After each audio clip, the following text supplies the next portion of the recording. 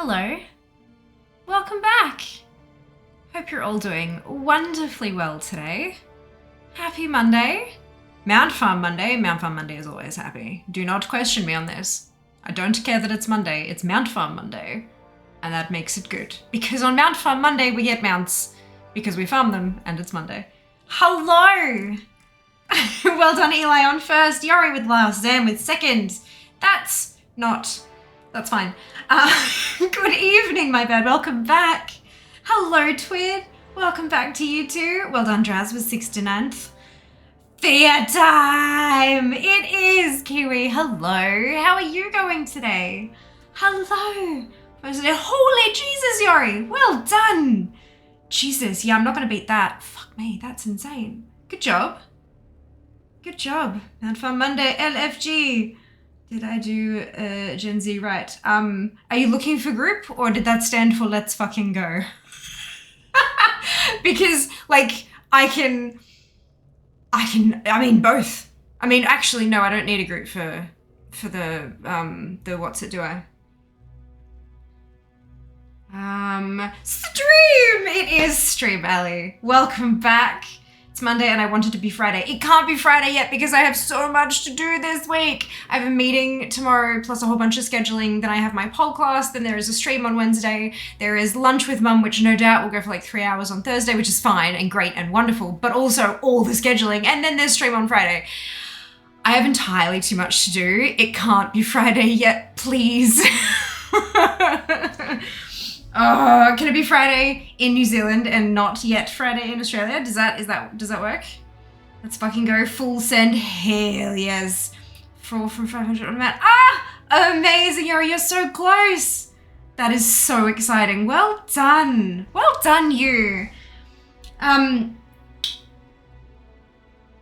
a little bit late today because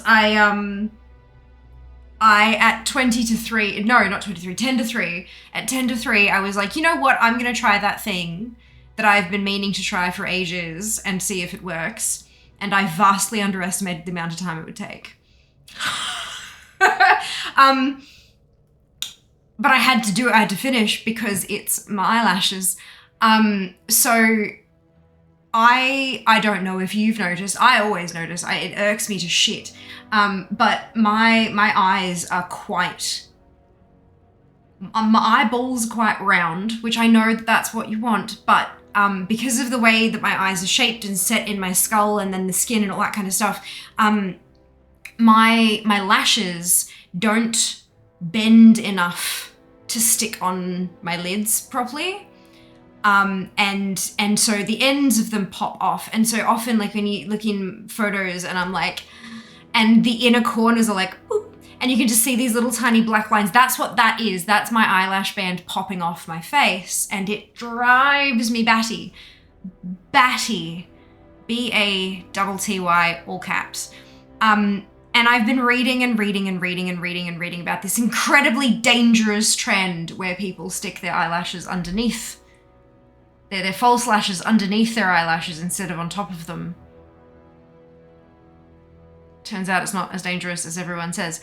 And I really, apart from the fact that these lashes are not designed to be put underneath, and so I've got these kind of like vroom, like the bits at the end are just vroomf. They're too long, basically. The inside bit is fine, but the outside bit is just too kind of woomph. What the fuck's going on here? It's like a fucking motorcycle ramp. But I'm really happy with how they're sitting. They're not poking me anywhere. And it was actually surprisingly, it was fiddly, sure, but it was easy to do. Most of the problem is that when I have 2 strips of lashes, it's like 30 seconds of drying and 30 seconds of drying. But I cut each, you gotta cut them up to be able to put them underneath. You can't just stick a whole, well you can, but it's madness, don't try it. I tried, it was terrible. Like a whole stick, like a whole strip of lash underneath your eyelash. It's insanity. It's stupid. So I cut each one into 6. So it's 3 minutes of drying on each side, which is so much more. And then and then you got to put the glue on and then kind of wait for it to dry and then kind of place it and then squish it. And you do that once for each side usually, but I did it 6 times for each side. And so I'm like, I was going to put like full lipstick and eyeshadow and everything. And then I did that. And I'm like, well, shit. But the fact that I've actually managed to do it and that I like the way that it looks and I was successful at doing it, I'm now wanting to look into DIY lash extensions. Lash extensions are, to me, prohibitively expensive. I've always loved the look of them, and I always loved the idea of the fact that you have false lashes that are quote-unquote semi-permanent, and you don't have to put them on every fucking day, and there's no chopping and changing, you can't accidentally get it in the wrong place because it's literally attached to your eyelashes, but they're so expensive. They are so unbelievably expensive. It's like 100 and something bucks to get them done the first, or a couple of hundred sometimes, depending on where you're getting them done and what brand they're using, all that kind of stuff. It can be up to a couple of $100 to get them done.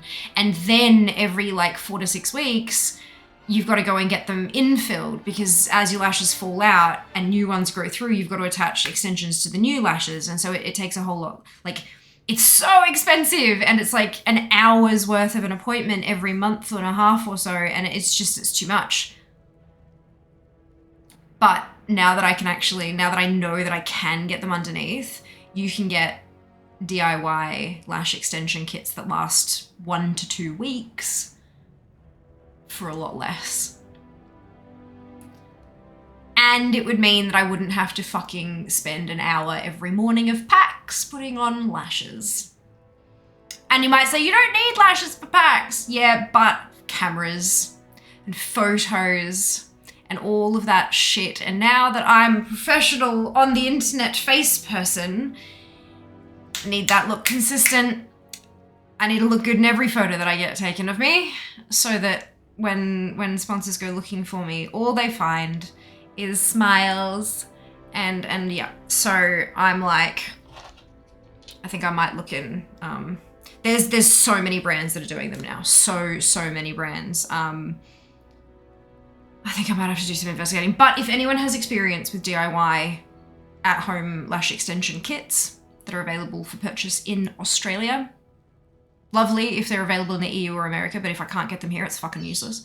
But if anyone has an experience with kits that are available for purchase here in Oz, let me know if you have any that you particularly like or have bad experiences with, so I can dodge them. I found a couple that are pretty reasonably priced. The problem is all of them are either sold out or have 0 reviews anywhere. I found one that I was like, this one looks kind of cool. Then realized that their Instagram page was created in August. And I was like, oh.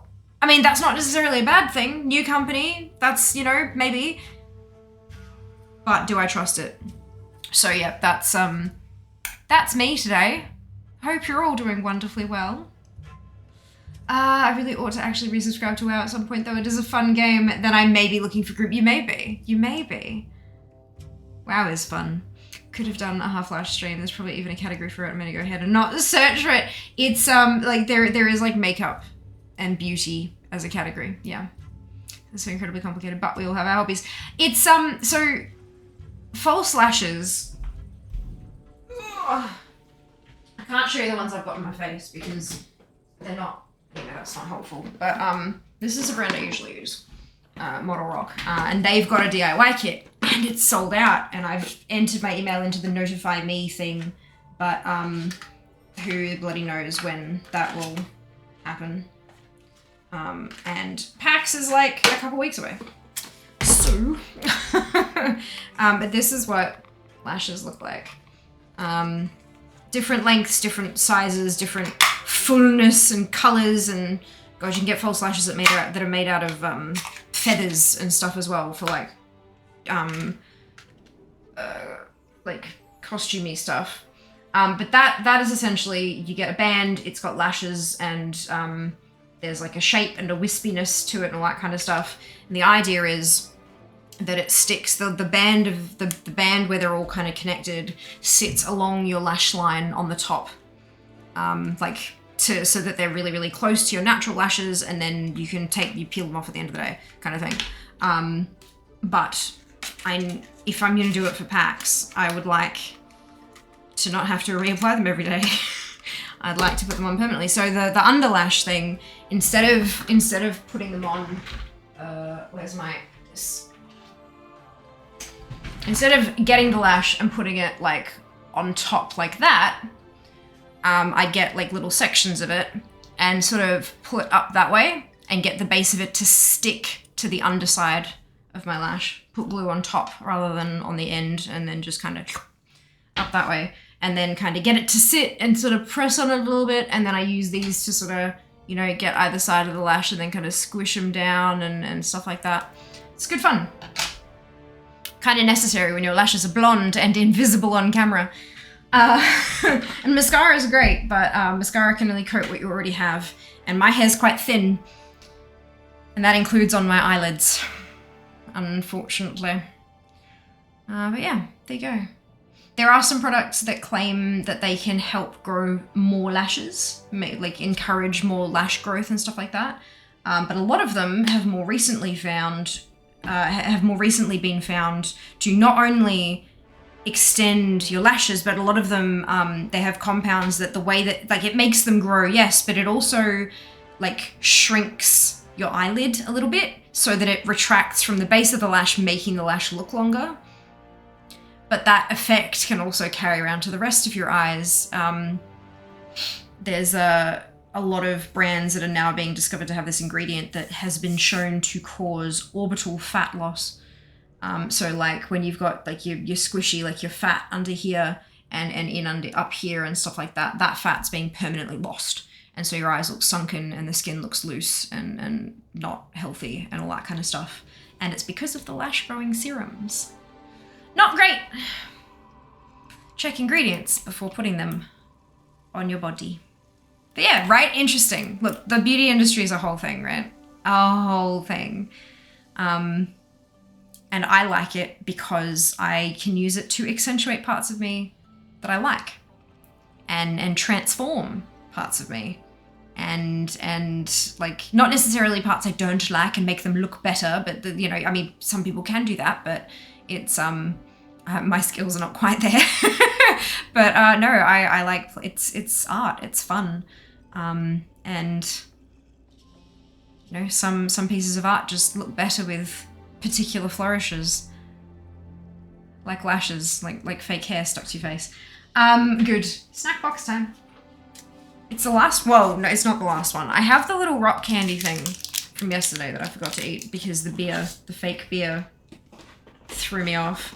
But I want to do this one instead because the rock candy's not on the list. This last one is called Naricho Soft Mini DIY, speaking of DIY, Mini DIY Candy Soft Serve Ice Cream Set with 3 mini candy ice cream cones, ingredients, I think there's meant to be ingredients, and tools, flavors, strawberry or soda. There's instructions here. Open the powder sachet and empty contents into tray provided. Add around 10 ml of water and use the provided spoon to mix well. Once the mix becomes fluffy, spoon into the mini cone, eat and repeat. Righto. Cool. So this is what it looks like. I've seen these like DIY candy kits before, but I've never actually used one. I've always been so curious. I used to be very up on all that cosmetic stuff because of my social group when I was younger, but alas, these days I'm pretty out of the loop on what the girls using. And every 3 days the industry changes. Like, it's not, you can't keep up with it unless you're in it, hey. It's not fat you want to lose. No, it's not. No, it's not. Greetings, dude. Welcome back. Welcome back.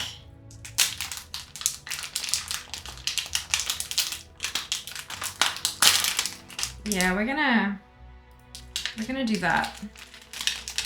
A little bit of a kick. Oh, has it not? Oh, God damn it. We're also gonna, give me just a second, guys.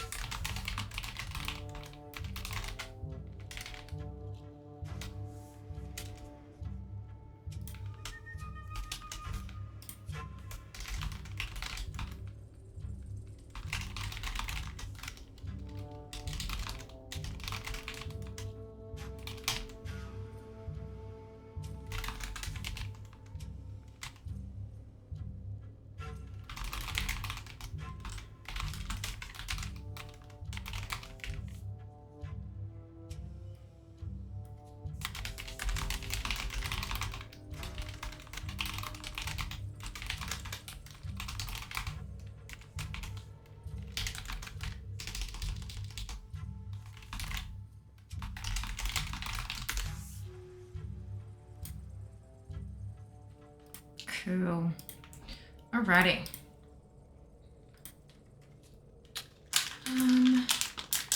Today. Amazing, dude. All right, yes, I can. Sorry about that. There's occasionally things happen and you need to deal with them.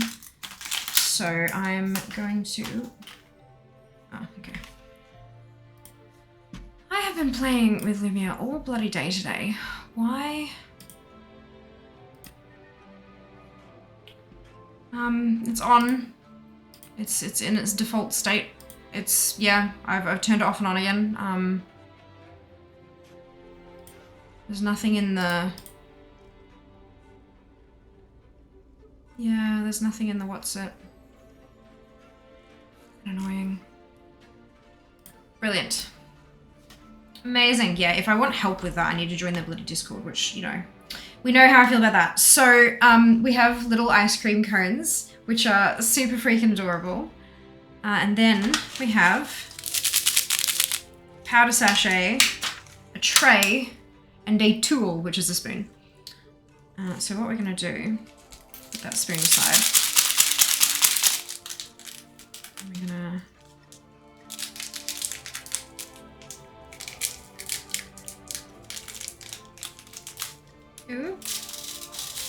pop this in the tray. I'm gonna not balance the tray on that rounded surface because that feels like I'm asking for trouble. All y'all out of the sachet, please. I think that's everything. All right, good. Ooh. It smells really good. So that's what it looks like. It's just like white powder. It's got those little sprinkly bits like the beer had yesterday. Making taste good. I am! It's a DIY candy kit. I've never before used a DIY candy kit and I'm so excited because I've always wanted to. I've always seen them in the like Sakura box and all those kind of cratey type deals. And I've always wanted to use one, but I've never had one before. All right, so the water is red because it's got my flavoring stuff in it. So I'm gonna stir it until it gets soft and fluffy. And then scoop it into the ice cream cone. I think it said flavors strawberry or soda. I think this is soda flavor because it's not pink. This is fun. I'm trying to figure out where the bottom of the camera is. It's quite fluffy. So I think it might be, but there are still bits. Oh god, it smells like lemonade. Like it just, like Sprite, not like lemon juice lemonade. But when it's getting kind of sticky, it's almost like watered down marshmallow. Yeah, and I think it's like holding soft peaks, like barely whipped egg. I think it might be done. I think that's what it's meant to. All right. We have an ice cream cone. Build a candy. I know, yeah, it is meringue-esque. That's exactly it. Loved these things. I've never, and I'm trying to do it and it's awkward. All right, maybe we don't do it that way. Maybe I just scoop it in here and then I'll show you. All right, so get in the thing.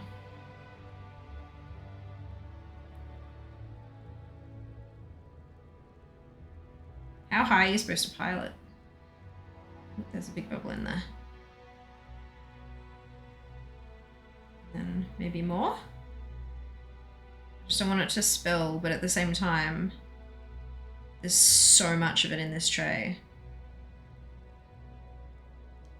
Am I supposed to have, maybe I was supposed to like, there's all massive air bubbles in there. I think it's the little piece, I think they're still fizzing.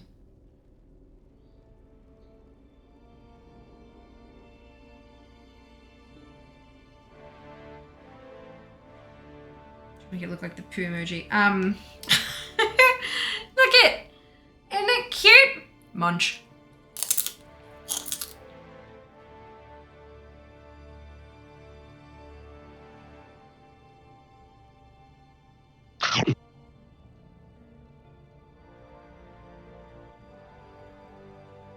I'm not sure I like that. Ooh, that tastes weird. It has that same acidy kind of flavor that the beer one had.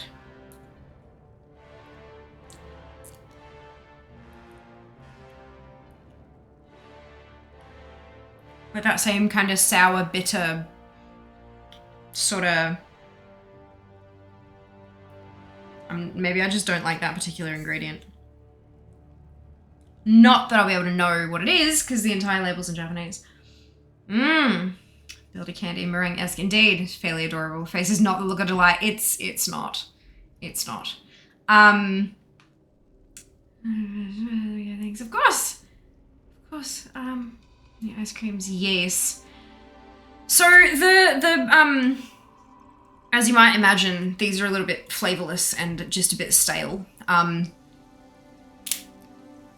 Like chewy instead of crispy.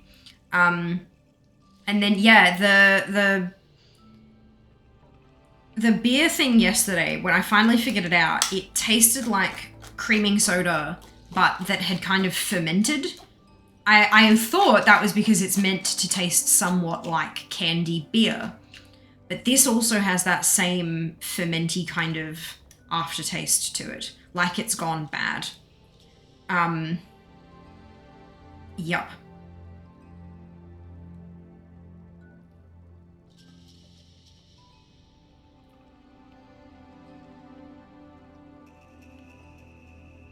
The little crumbly, because there's still bits in it, but those little bits are very much sweet. So that's like the candy side of it, and then it's the powder that did the fizzy thing, and it's just a bit too... Yeah. I think that's what the... I think that's what the issue is. It's not like... Really is fermenting. I don't think it's fermenting. I think it's bicarb. I think that's what it has to foam up with water, not vinegar though. That's the thing. But it has that kind of bicarb flavor to it. So I reckon that's what it is, or it's some kind of derivative. When I say bicarb, for those who are like, what the fuck? Bicarbonate soda, or bicarbonate of soda, otherwise known as bicarb soda, otherwise known as bicarb. But it's the stuff that you mix with vinegar to make the foaming lava volcanoes of year 2 science kind of deal. It's flattening quite quickly, isn't it? I don't know if it's flattening or if it's sinking into the cone, but it's very cute. It is quite adorable. It's just not as tasty as it looks.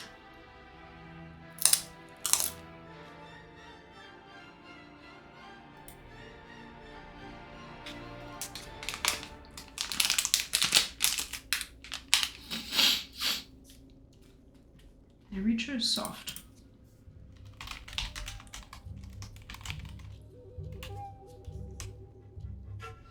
I did not mean Jericho.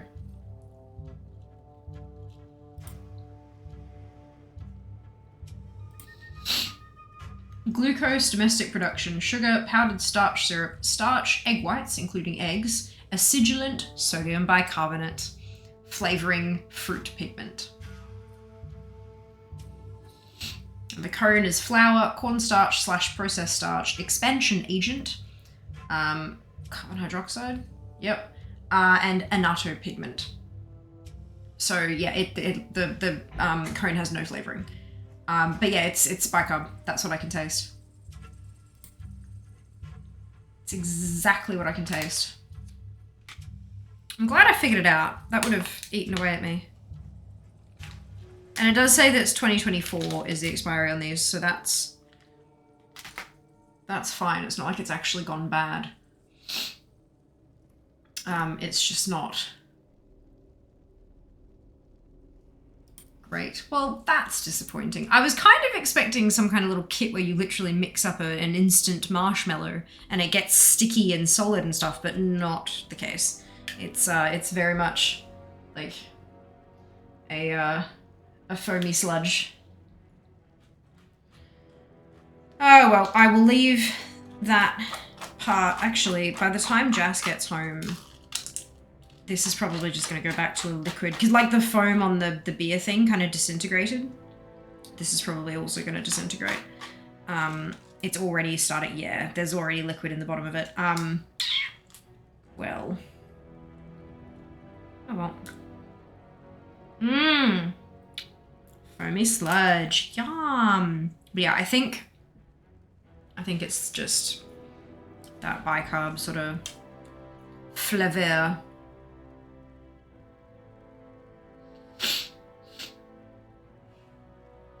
That's okay. I'll have the Hello Kitty hard candy after this.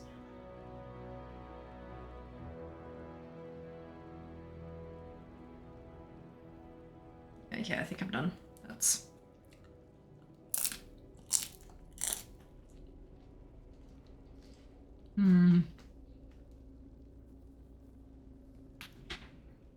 Tastes like I should not be eating bubble bath.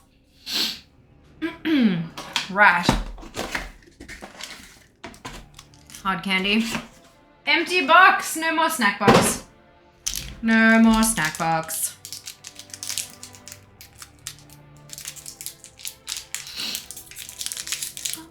Ooh, I was thinking this would be pink. It's not. It's yellow. Hello Kitty. I love penny candies because they're tiny and bright. Apple. Delicious. Alright. Much better. Oh no, stream readers. Crap. Oh, why is that not working? It's fine, I'll figure it out in a minute.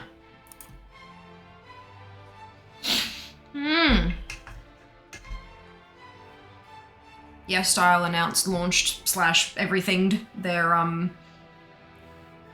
advent calendar today. I bloody love the Style advent calendars. It's all K-beauty, Korean beauty, and it's this big box, like huge big box, and it's all full-size products. Eyeshadow palettes and cleansers and shampoos and moisturizers and serums and lipsticks and just all like huge. And if it's something where a full-size product is a single mask, like a face mask, they give you 5 of them. It's spectacular. Like the boxes are worth like $600-700 Australian dollars. Everything that's 24 full-size products, they're usually worth somewhere around the 600 to 700 Australian mark. Problem is they also sell them for 280 Australian. And I do not need any more stuff. I want it, but I'm not allowed to have it.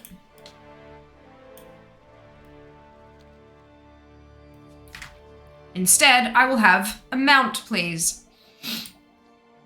And then another mount after that, and another, and another. That'd be great, wouldn't it?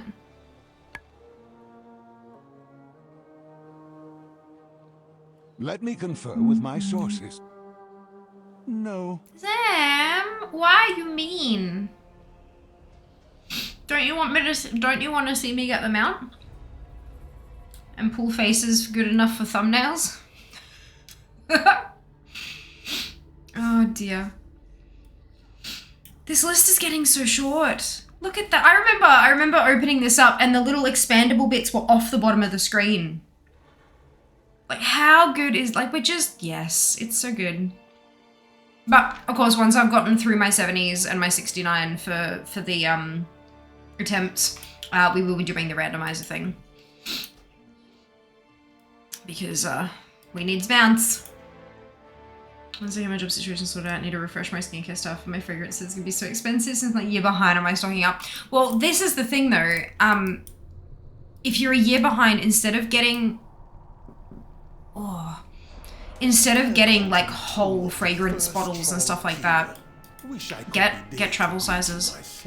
My power has already taken root, binding the ancient spirit. It means that you can like get something that's the same thing but smaller, and then just kind of wait while your finances build back up, And then once they've built back up, you can start building up the full size collection, because travel sizes last fucking forever. They really, I mean, I know that you're getting, it's, you know, cheaper per mil if you're buying the bigger sizes. I get that, totally. But if you are tight on cash and like, oh, travel sizes, man, so fucking good. I've got a Mecca gift card from, well, Mecca's like Sephora, but Australia only and better. And they have Floral Street. Brand Floral Street, and they do like a little sampler thing of literally vials that'll last you like a week for a vial, but it's like all of their bestsellers in one little kit, so you can sort of try all of them and figure it, because trying them in the store is not always enough, you know, or at least I don't think so. But yeah, skincare stuff, Christmas is the best time to stock up. If you're able to, especially like right after Christmas, if you're able to get a job by then, I hope you do. I hope it's much, much sooner than that. But if you're able to check out the gift sets after Christmas, like already a gift set is better value, buying like the whole set of a skincare routine in one kit, but then they mark them down after Christmas as well. So it's even better. Excuse me, so good. Also think like advent calendars, if you've got a particular brand that you're really like, this one works for me, see if they do an advent calendar. Chances are if you use any of their bestsellers, you'll get bits of that in there. And then also on top of that, maybe some stuff you haven't tried yet that might end up being a core part of your routine in future.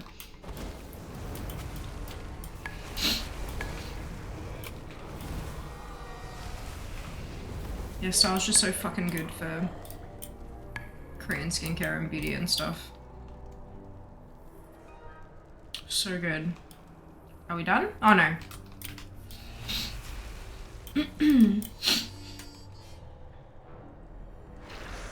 I'm wearing the obligatory uniform. Well done, dude. Well done.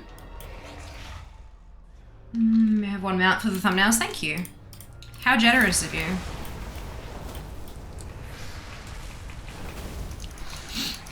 You always make me smile, Zam. I hope you don't mind me grabbing that screenshot of the message you posted in Boss Mods for Twitter. I was like, I can't not. The first thing I did when I saw it, cackle and then screenshot, snip it down and schedule it for the next day.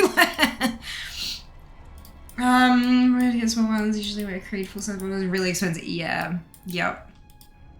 And gift sets. If a perfume has a gift set, like a fragrance, sorry, has a gift set that even if it's like a small bottle of the perfume, the fragrance, and then like a body wash and a hand cream, you would be surprised how much of the scent actually sticks around just you. And you can use less of the fragrance while you're using the hand cream and body wash and stuff too. It like, they're so good. People are like really underrate that kind of stuff, but as long as you don't layer them up too much, like body wash and hand cream every half an hour and a full whatever of the fragrance, that gets too much. But if you use them all in moderation, you can layer them to get like really, really good wear out of it. At least from my experience. Maybe I know fragrances behave very differently depending on the body. So maybe that's just my luck, but I feel like an adult because I got approved for a credit card. Holy cow, Eli. Far out.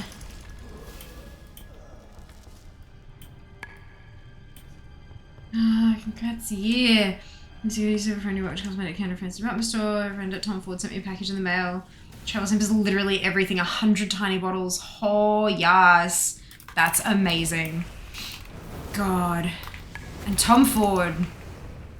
Dude. That would have been spectacular. I have, this is what's left. Shit. This is what's left of my, my, like, little bottles of stuff. That I've gotten in like little sample boxes and things like that. I had like a whole kind of couple handfuls of little vials, but I've used them now. They're all gone. And I'm working my way up. Like I use up the smallest bottle I have, and then I use up the next smallest bottle I have, and then the next smallest bottle I have, and just kind of get a real feel for it. because I used Verowang Princess for decades. And then I kind of got to my, like, I think 27, 28 and was like, I really feel like I need something new. And then I wound up getting all of these little sample vials and yeah, I still have like that bottle of Princess you saw on the top there, and then another one sealed in the box, and then a big one sealed in the box still, because it was just, that was what people gave me because I'd been using it since I was like 16. It's not terrible, like it's not bad at all, but it is no longer Thousands of really years ago, like a my blood contagion scent. almost wiped out the Zandalari. Atman for a visit or two. Enjoy, dude. Best of luck. You can see you God smiling. I of see you use broken any and everything I made as your content. Oh, thank you, Sam. Diseased bodies. I'm sure It was very kind of you. we'll have no problem disposing of you. Oh, dear. I'm sure not since used by Larry mostly sets of body wash, body scrub, crime against humanity. LM discontinued the coconut almond body scrub, crime against humanity. My oil cleanser that I used to use, and I went through bottles of the stuff, that got discontinued very quietly, and they just sort of, and there wasn't even like it didn't just get to it was the only, so it was Bare Minerals, and it was the only cleansing oil they did, and they just sort of almost like a reformulation, except it was a different name and a completely different, it wasn't just a rebalancing of the ingredients, it was completely different ingredients. And I was like, I was so low on my bottle, was almost run out, I didn't have a backup, and I'm like, I need to get something, and I need to use it, like, and I need it now. And so I just bought a bottle, and look, it wasn't terrible, but it was just not the same. And it made me really sad because I'd been using it for years. But at the moment, I've got a K-Beauty, a Korean beauty bottle of face cleansing oil. I find cleansing oil really, really useful. I double cleanse. This temple is under Cahoon's power. The cleansing oil takes off all my makeup. Because I don't wear bucket loads of it, but I don't wear nothing either. I definitely wear enough that it needs to be cleansed properly. And I've tried so many other things to take it off, and what I would always find was, like, if I did regular cleanser in the shower or whatever, I'd always be left with bits and pieces of it everywhere. And so when I read about people double cleansing with an oil-based cleanser and then a regular cleanser, whatever type of cleanser you use, cream or foaming or whatever, because the oil cleanser, you can really like scrub it into your eyes and stuff, and yeah, okay, it feels a bit weird, but it doesn't sting, it doesn't hurt like a foaming, like a cleanser does, and it means I can really scrub my mascara off. Like, my waterproof mascara just melts away with the oil. And it's fantastic. Very much recommend to anyone who wears kind of any kind of makeup that you would like to completely remove before going to bed. I'm a nighttime showerer, so I turn the shower on to get it all warmed up, and while the water sort of heats up, I pump and rub and I end up looking like the Joker, because like I rub it into my eyes, and then I rub it into my mouth because like the lipstick. And it kind of gets this whole sort of blah, blah, blah, and then this big black sort of thing because of all the like the liner and the mascara and stuff like that. And then if the shower's still not quite where I want it or whatever, I'll kind of like, you know, just play with the colors on the oils on my face and make it look hilariously ridiculous. It's great. And then hop in the shower, and it emulsifies with water. So warm water, I just kind of, and I know you're not supposed to stick your face under the shower, I don't care. And just, yeah, get it all emulsified, rinse that all off. All the makeup's gone, and then I actually cleanse my skin underneath, which is really nice. I have way too much product. I really want the iStyle Advent Calendar, but I cannot justify it. I have a lot of makeup. I have a lot. The only thing I'm starting to run low on is hair care. I have so much skincare. I have so, like, there's like toner and micellar water, I go through so much of that I don't have any backups of those at the moment. I just have what I have. And so once that gets low, I'll pop an order in for a replacement and then it'll come as it runs out kind of thing. But everything else, things like eye cream, I've got like a decade of eye cream just like sitting in, yeah, it's... There will be no escape for it's the whole thing. I'm not allowed. I'm not allowed to have skincare or makeup advent calendars anymore. I want them so bad, but I'm not allowed. Stand aside and witness greatness. I mean, God, even fragrance, I've probably got too much of that. Remain far from these imbeciles. When I was in my 20s, I think I wore Armani or something, but when I hit 30, it was time to go. Time to age up, so I switched to Creed Green Irish Tweed and Creed Royal Oud. The only fragrance I have left is some of the Labrador Rose. Ooh. Oh shit, that stuff's so good though. I had this teeny tiny little vial of it that I got in as like a sample with order kind of thing. And then I ended up, because I had, it was a gift card thing, and I placed an order and then was like, shit, I ran out of this as well and placed another order and shit. And so I placed like 3 orders in a fairly quick succession. They were all over free shipping cap, that's fine. But, and all 3 of them came with a little teeny tiny Rose 31 vial. It was like 0.7 of a mil. And when I tell you that I rationed that shit like my life depended on it, Rose is my thing. Rose is my thing. Rose bubble tea is one of my favorites. Turkish delight and all that kind of stuff, yeah, sure. But also like scented, yeah, rose is everything. Everything. And finding a rose perfume that doesn't smell like grandmother is really difficult. Really difficult. So the Le Labo stuff was just divine, but fuck, I could not justify purchasing it, my lord. I don't have that kind of money. And even if I did, I'd probably feel guilty about it and then never use the stuff. I have found that I really like orientals, like oriental scents, spices, and then like deep florals, like a rose. Yeah, so good. But yeah, I've been, because I've got all my perfumes in my spreadsheet with my skincare and makeup and stuff, so that I can see what I have. And I keep noticing like the ones that I really like all have the same kind of notes in them, and I'm like,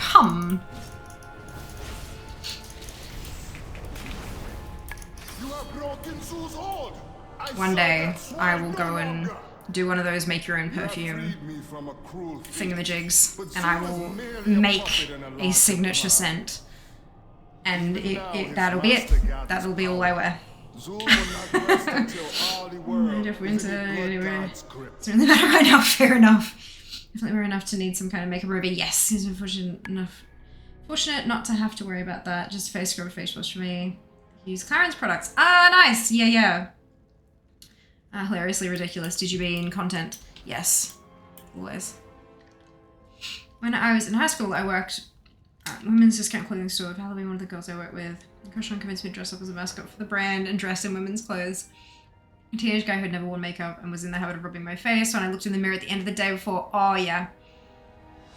Gas station parking lot freelancer. Oh no. I bet it's cool, they compound at the store. Kind of fancy around the common things to the front. Commonly done around here, yeah. Obviously in Australia it's a little bit different, but it was like little baby samples, and oh, they were so good. So good. Christmas. You know, it doesn't smell like anyone's grandmother. No, it does not. Well, I mean, maybe a very, very stylish grandmother, but yeah. What have I got? So, where's...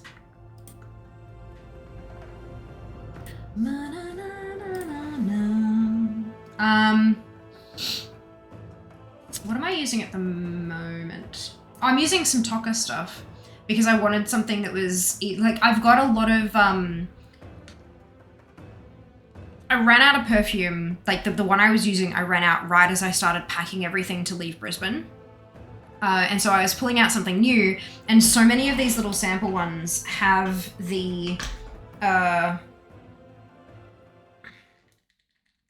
you gonna open, or are you gonna be a dick? You're gonna be a dick. Sorry, I'll figure that out later. These babies. The little dabber doodads. But while I was doing the move and unpacking and all that kind of stuff, I didn't want a dabber. I wanted a spray. And so I had to go like halfway down my list of perfumes before I found one that actually had a sprayer rather like a atomizer rather than a dabbing implement. So I'm using a Toka one at the moment. But I've got quite a few Toka ones, a few Calvin Klein, because I got like a set of those at one point. Marc Jacobs, Coach, Chloe, Versace, Bulgari, Yves Saint Laurent. Oh, Black Opium, that's a good one. I quite like that. There is one that I've found, and it's quite embarrassing, but there's a set, and I haven't yet found one in the line, because it's not just one, it's like they had one and they've started morphing it, you know? I haven't found anything, yep. haven't found anything in the line that I don't like. But it's Carolina Herrera, and the line is called Good Girl. And that, I don't know, I don't know how I feel about the name, but the bottle's like the super high heel and everything, and it's just beautiful. The scent is just fantastic. There's a particular one, which one was it? I know the base one was brilliant. Where's Fragrantica? Sweet, white, floral, warm, spicy. That's, Yep. That's it. And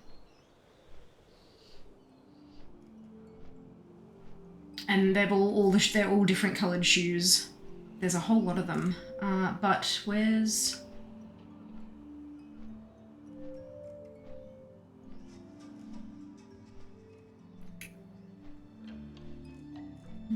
I was hoping they'd have a... Oh, here we go. Then there's like Very Good Girl Blush, Very Good Girl Glam, Good Girl Supreme, there's all of these, and they're all just fantastic. Well, at least to my nose. Wait, where am I? Okay, I thought I'd gone over the wrong place, but I haven't yet. That's good. Breakfast Tiffany, she was a very stylish girl. Is embarrassing, you're contractually obligated to tell us about it. It's pro content creator toss. I know. It just, like, saying something like that, it's like none of you have permission to use those words to describe me, right? But it's a banger of a perfume. Like, yeah, it's really, really pretty though.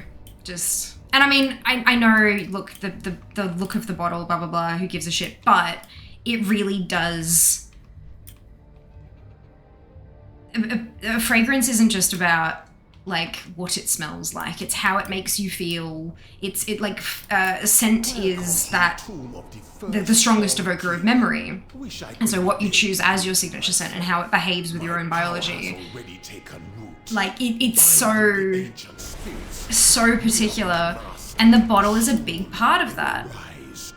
The bottle is a big part of that, because before you even put it on, you see it, and that the icon of it inspires a feeling, and then the way that you hold it and the way that it feels in your hand inspires a feeling, and then whether or not the fucking bottle is functional, it just, the whole thing. Fragrance is such a big part of, and it doesn't matter how expensive it is either. Cheap perfume can be just as good as an expensive perfume. You'll just have to probably apply it more often, because it's that the scent throw, like how far away people can tell that you're coming, and how long it lasts for throughout the day. Those are the big things that are like that price affects. But the actual scent itself, you can absolutely go with a cheaper thing if you find one that suits you. Oh shit, Twitch allows us to run 3 minutes of ads every 60 minutes in order to turn off pre-rolls. Oh fuck, I've still got my speed gear on. Turning off pre-rolls can be beneficial to a channel, as it can help facilitate channel growth. If you don't want to see ads, you can either subscribe to the channel, which may help us down the Path to Partner Plus here above my head, or you can subscribe to Twitch Turbo. which will get you ad-free viewing across the entire platform without affecting creator income. If you do see ads, you may not see the full 3 minutes. There's a variety of factors that can influence that. And if you do see the full 3 minutes, you could see 3 ads, you could see 30. It's not about the number of ads that you're seeing, it's about the total duration of the ad break. And because it's a bit of a longer break, it's a really great opportunity to get up, stretch your legs, grab a drink or a snack, take care of yourselves, and we will see you when you return. I very much appreciate those of you who stick it out through the ad breaks, as my ad revenue for the month of August was 9% of my total Twitch revenue for the month, which is certainly not insignificant. So thank you so much for watching, and we'll see you after the break. Tell us if you get any perfume ads and how ridiculous they are. Perfume ads are fucking bonkers.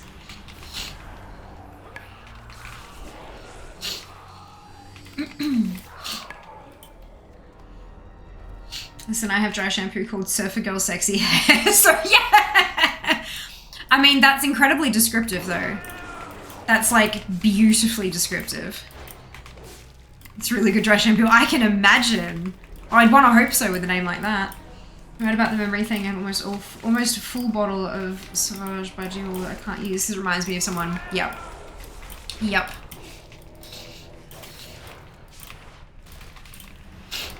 With something like that, I'm not sure, like, and you don't have to share, so I'm just gonna, like, talk at you and everyone else here. Like, don't feel free to not engage with what I'm about to say, because I know it can be, you know, I know what it can be like.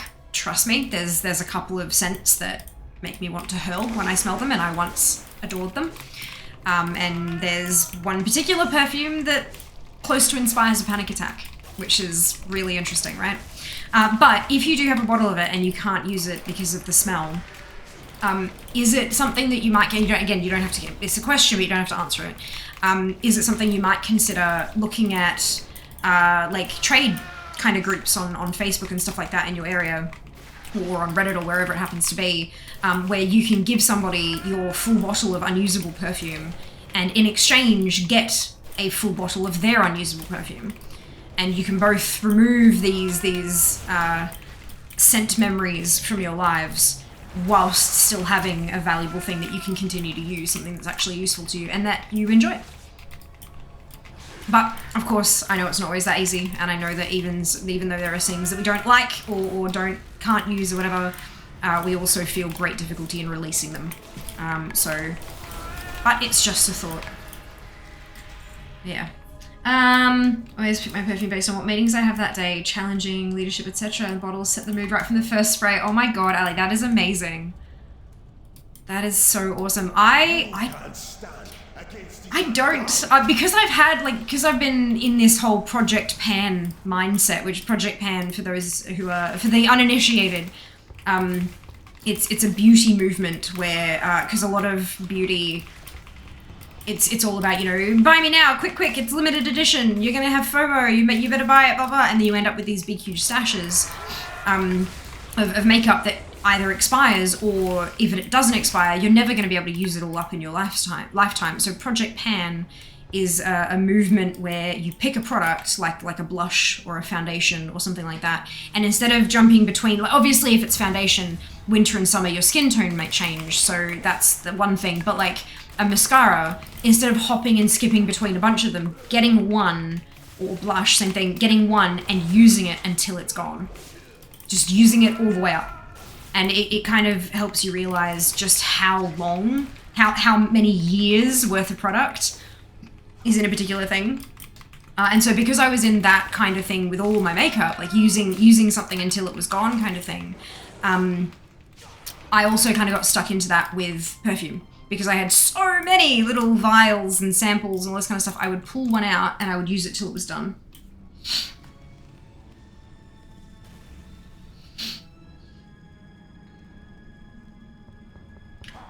So yeah, I don't tend to have more than one on the go. I just, what's the one I'm using at the moment? Oh, it's one of the chocolate ones, but... Oh shit, ow! I just got the back of my heel caught on the corner of the whiteboard. So it is one from Tocca. It's actually a hair fragrance, and it's called Giulietta. And I've got that much of it left. So not too bad. That has lasted me about a month and a bit at this point, I think. It is a hair fragrance, but bugger it. I've been kind of, you know, like one to each shoulder and then one over my head kind of thing.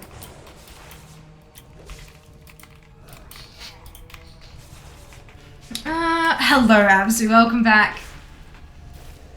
Thank you for the ads command there, Zam. It's a real thing. Sometimes the smell of fragrance, it brings back a lot. Oh yeah. Oh yeah.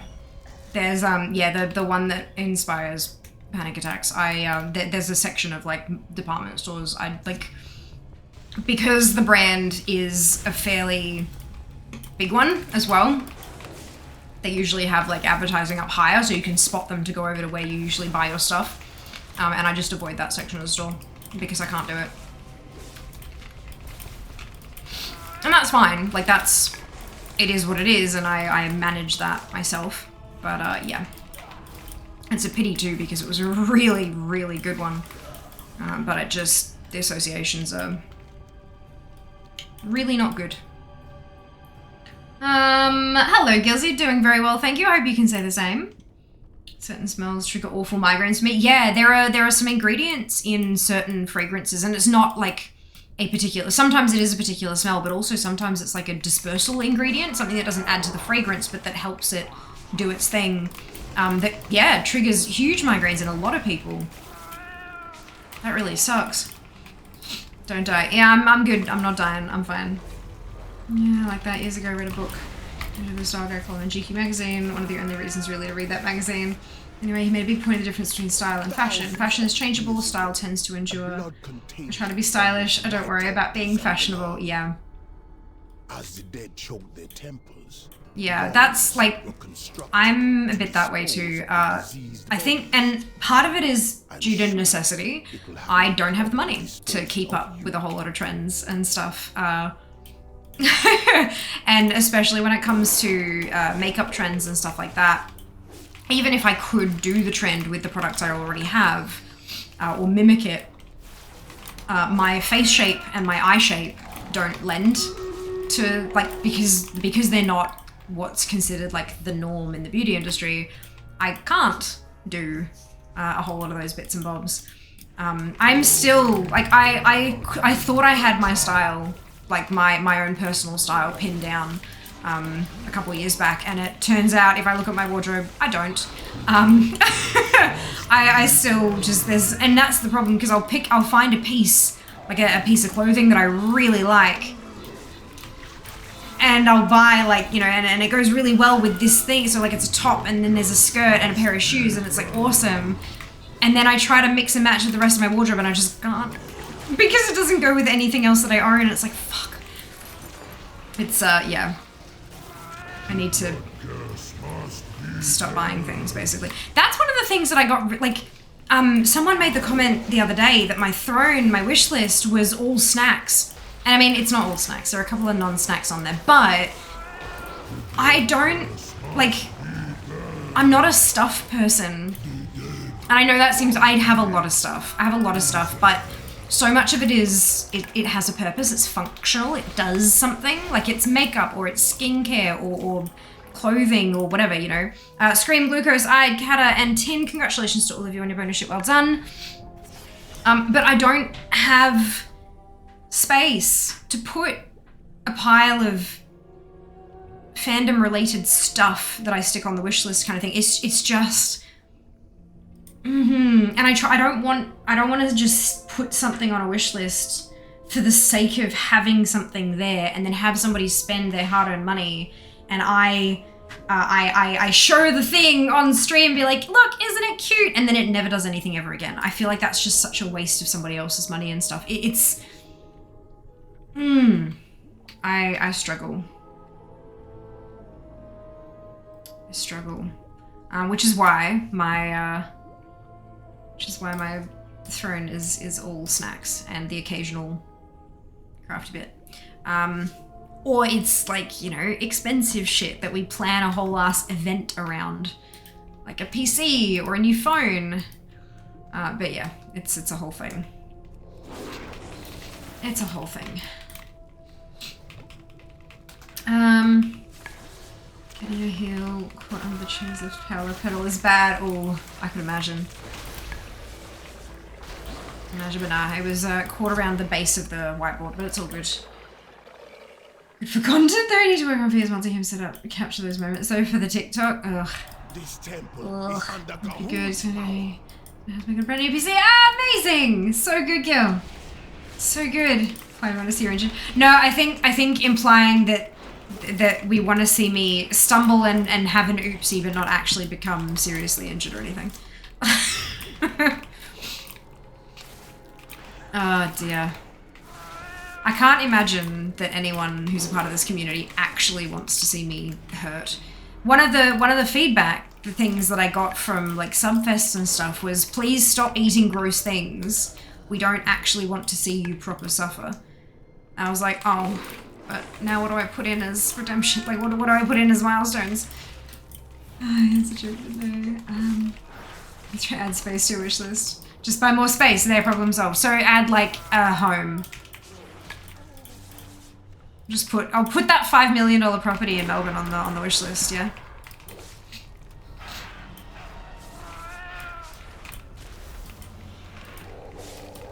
Commitment to practicality is not a bad thing. No, it's not. It's not. It's not. Good evening, Ob. What was that game? That was Stream Raiders. Sorry, I lost the word for a second. That was Stream Raiders. You can type !battle into chat and you can get the link. You follow the link, you log in using your Twitch account, and then you can drag and drop units to the battlefield to join us. You can drag a new unit to the battlefield every 5 minutes, and then every half an hour I push a button and the battle plays out like it just did. It's very cute. Very cute and fun. Chat, yes, that's it. Indeed, I find it actually quite upsetting if something would happen to you. Pretty cool chick, not that I wish injuries on people who aren't cool, but you know what I mean. I do. It's one of those, oh, that sucks, versus, oh shit, are they okay? What's happening? Kind of responses, yeah. Yeah, I get it. $10 for this, figure another 5-10 years. Amazing. Oh dear. There are definitely some things that I am considering putting on the wish list once I find a more permanent place though. So, obviously there's the desk. I want to get a sit-stand desk, but I don't want to just get one just to so that I've got it and then have to replace it with a better one down the line. I would prefer to invest in the one that I want first off the bat. It is expensive. It's an expensive desk, but it's good. It's Australian made. It's got a lot more space on like as an actual desktop than this one does. It's got a massive weight rating, so that I could get literally a 4-screen setup and have everything be just fine. My whole, like all the lights and everything perfectly fine. And it also has inbuilt PowerPoints underneath the desk. So it has cable management, but it also has PowerPoints in the desk. So I could have I could have 4 screens set up. I've got my lights, I could get a DSLR camera and the microphone and my ring light with my thingy and just all the bits and pieces everywhere, and have one cable that actually leaves the desk. Yep, that's what I want. Once I have the desk, which won't fit in here, so I can't, there's no point in trying to get it now, it just literally won't fit in this room. So once I have the sit-stand desk, I also want to get a portable, like, put-awayable treadmill. I don't want to go for runs, I don't want to, sprint while I'm at my desk. It just needs to be one that I can walk on, so that I can exercise while I work, instead of having to have time dedicated to each of them separately. Obviously I have my gym classes and stuff like that, but I can set up the treadmill and I can have a bit of a walk while I'm scheduling tweets, or while I'm editing Instagram videos, or whatever it happens to be. So that's something I want there. There is a my little makeup desk, my new makeup desk that I got when I came down here, because I left my old one. In fact, it was kicked to pieces in Brisbane because it was very old and it was like very cheap. It would have been cheaper to repurchase it here, but it was big as well. It was a bit bigger. So this is a little compact one, which is great because it fits in the room nicely and it encourages me to keep the space clear because there's not much space on the desktop and stuff. But there is not quite enough space for my makeup, my makeup and my skincare routine specifically. So there's a product from a company that I trust. I know I can get it elsewhere for cheaper, but this particular company I trust a fair bit. I've got a few of their products and they are bloody good shit. And so it's basically like a 2-tiered Lazy Susan that rotates. So there's the one on the, and it's got an edge on it, so it's not just completely flat. You can put stuff in there and spin it around to find the product you're looking for. So you put your shorter like tubs and serum bottles and stuff like that on the bottom shelf, and then your taller, bigger bottles on the top shelf, and then spin it around, rather than, at the moment, they're all just kind of stood up next to each other in a corner, but if I make one wrong move, they all fall off the side of the desk. So having it in something like that would just be really, really convenient to have it neat, presentable, Instagrammable, but also functional. So that's something that I'm interested in, but it's like just over $100, so it's, you know, it's not something I can just go get, you know. I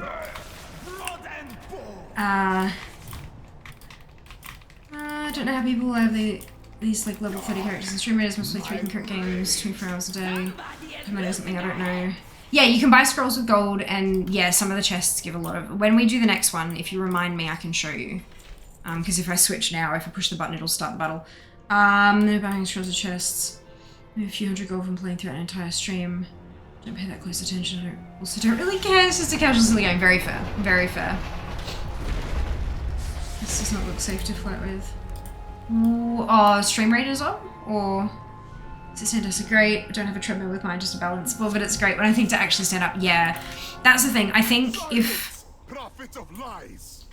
with the actually remembering to make it sit or stand, the one that I'm looking at, it's electronic and it's got 4 programmable heights that you can put in. So I can put one in for sitting and streaming, and then I can put one in at my height for standing, which is going to be lower than a lot of people's. But then, like, I can just hit the button and do it, and then not put it back down until stream time. You know, like I can make myself do the thing. And quite often I'll be like, I'll come and do something, and then while it's happening, I'll go and do and come back, and sitting down and then getting up to go somewhere and then coming back and sitting down and so it's a lot. So actually having it at my height, I think would be great. Not only that, but the desk I'm looking at is big enough that I can actually have my laptop there as well, not just the desktop setup. So because there's enough space, enough extra space, so that'll be really good as well. If the PC is, you know, if I'm sitting here camping something on WoW and then doing something on the laptop next to it on the, like, you know, it just, yeah. It would be great. Be great indeed. Stream Raiders, yeah, it's a lot of fun. It's very cute. Very cute. Hello, Maverdi, welcome on in. Hope you're doing well today. The other thing that I'm thinking about, like the other thing that's kind of on my wish list is something that I would like to get eventually, that's not necessary but would be really nice, is a new pole. So the pole that I have at the moment is a static pole. So what that means is it stays still. It doesn't rotate in place. It just is as it is, kind of thing. So we have 2 words for poles. There's the static ones or spin, static or spin. And so my current pole that I have, that's not set up because I can't set it up here, is a static pole. But because it's a static pole because all of my original training was on a static pole. I didn't use a spin pole very often at all. But now my classes are all done on spin.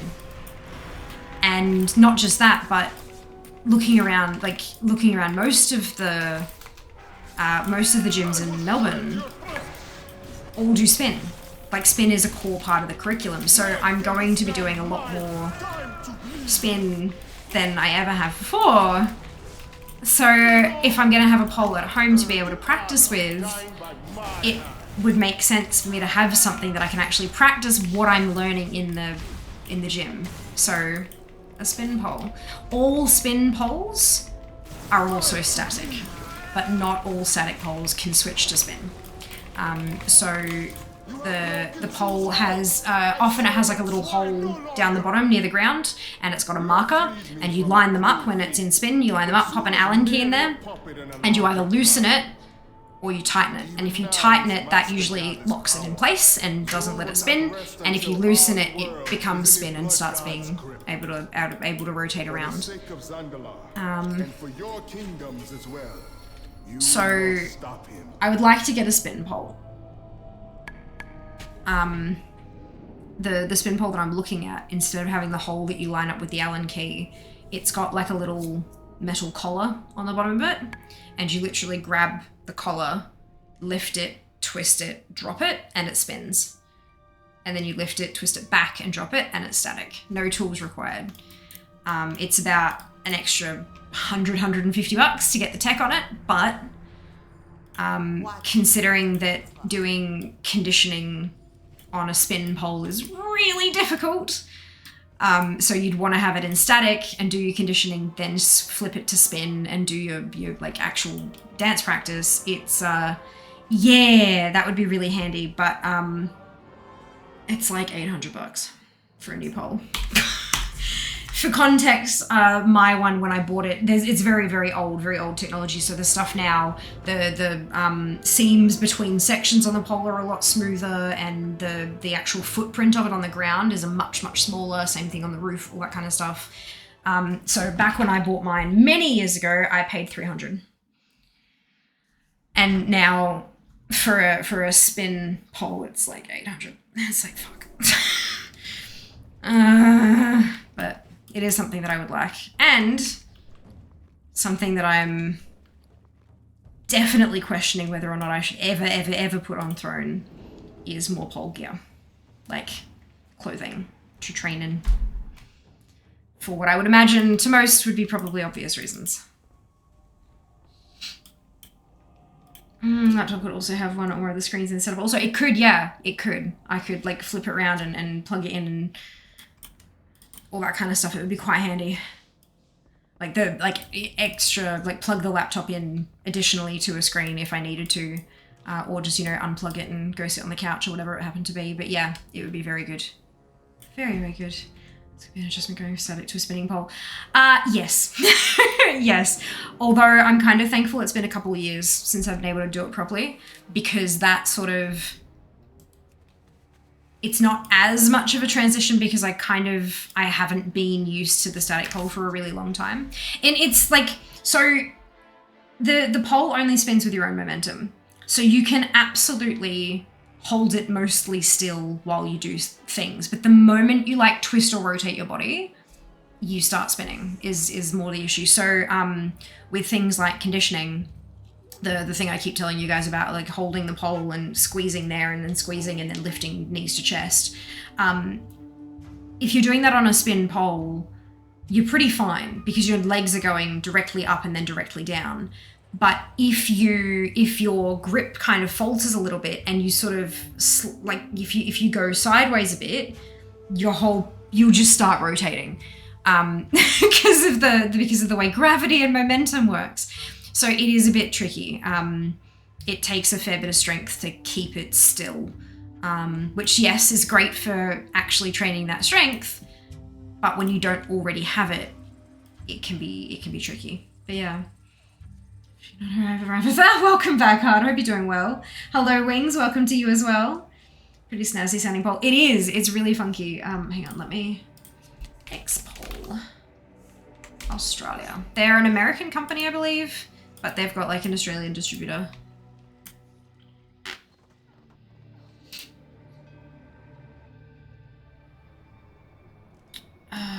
Portable stage. No. Yes, pressure mounted poles.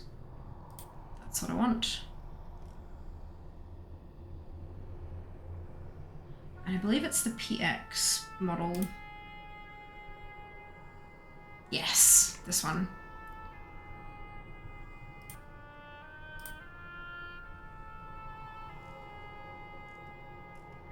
It's sold out.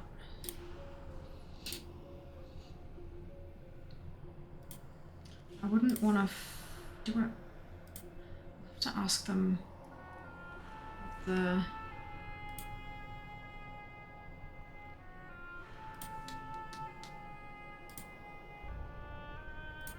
I'll have to ask them tomorrow what the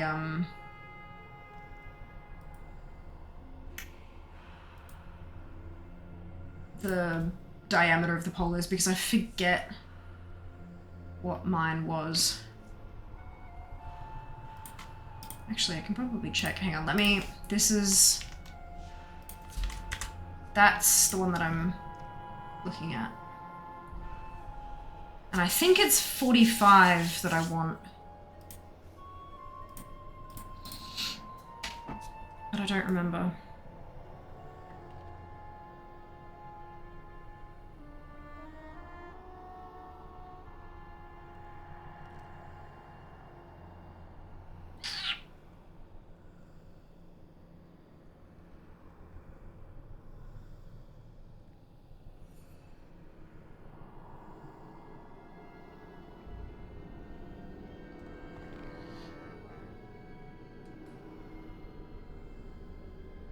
Yeah, I've got a 45. Oh, and mine is in chrome. I thought I got stainless steel. Clearly not. Regardless, they're both sold out. But okay, so 625 or 775 if it's high grade stainless steel. But mine's chrome and it's perfectly fine. But yeah, 45 mil. So the measurements of the diameter of the pole. Thicker pole can be easier to grip for some things. Getting your hand all the way around it can be tricky. And so, like, for some people work better with a 40 or a 45, some people work better with a 50. 50s give you more surface area for grip, but competition poles are 45. All of them. They're all 45s. 40s are way too skinny for me, but a 45 is like a sweet spot. And 50s. 50 is what I originally trained on, but now they feel a bit thick. Yeah. Interesting, right? This whole world that people don't even know about. This is honestly not the kind of item you want to skimp on quality. Correct. And yeah, so it was $295 for the one that I have at the moment. Which is not manufactured anymore. They don't make that model anymore because it's quite old. But yeah. You don't want to skimp on the quality. You also don't want to shortcut the installation. Most of the time when you see those videos of people pole dancing at home and the pole falls down and bashes someone on the head, puts a hole in the wall, that kind of stuff, that's user error. That's people not setting them up properly. Crap.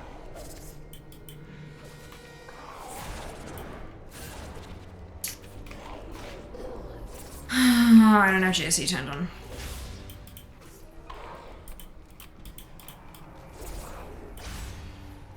Actually, what I could do...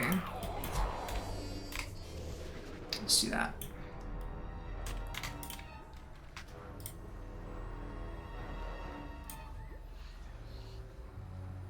I can see how that may or may not be something you'd want to crowdfund. Yeah. I figure, like... It's...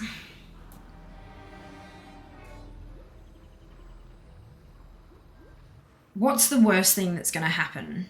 Like, when I really think about it, like, what is the worst thing that could happen if I put pole gear on, like, specific items of pole wear on a wish list?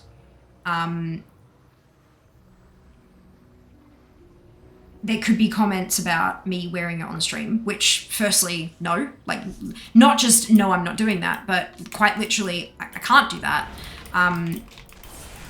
Because unless I'm doing pole on stream, I can't be wearing the gear.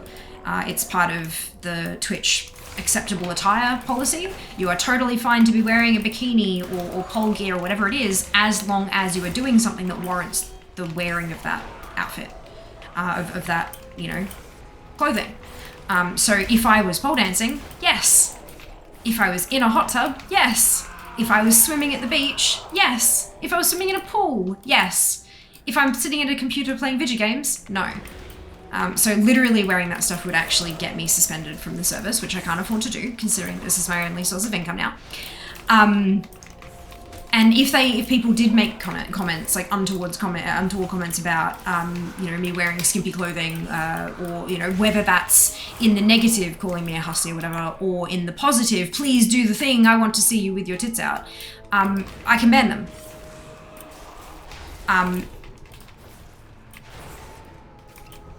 That's kind of, you know, like, so what's, I already have Twitch DMs locked off. Like, no one can DM me on Twitch unless I DM them first. So for like giveaways and things like that, I can message a person, but you can't, like, people can't message me unless do you know what I mean? So that means that I don't have to deal with that shit already. What is the worst that could happen? Is there something worse than that? Because it's a wish list thing, I don't get their payment details and they don't get my shipping address. I'm not sure. I'm sure I could probably open the package on stream, because the package comes directly from the manufacturer. It doesn't come from the person gifting me the thing. Because it comes direct from the manufacturer, there's no chance of anything weird being included in the package. And I think I can unbox them on stream. Like, if it's purchased via Throne and arrives, I'm pretty sure I can open it, I just can't model it. Especially if I then kind of go, oh, this is this particular piece, and then like, link it in chat, and it's very clear that it's from a you know, a fitness website kind of thing, or a pole wear kind of deal.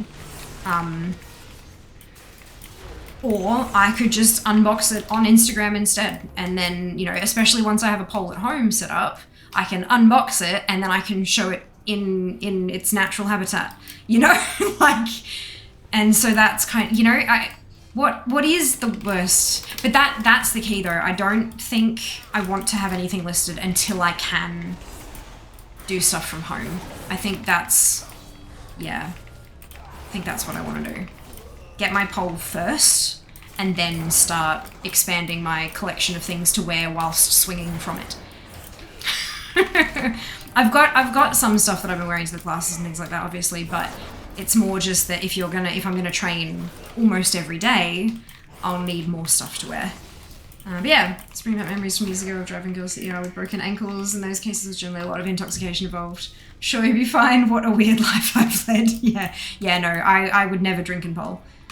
I know I've come quite close to having pretty terrible injuries, but my reflexes have saved me. Like, my reflexes of like, right, I need to, you know, turn and have my elbow hit, my shoulder hit the ground, or I've tilted my head to the side so the pole has hit my shoulder rather than my head and stuff like that.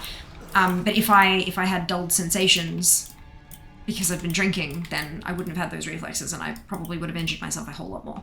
So, yeah, nah.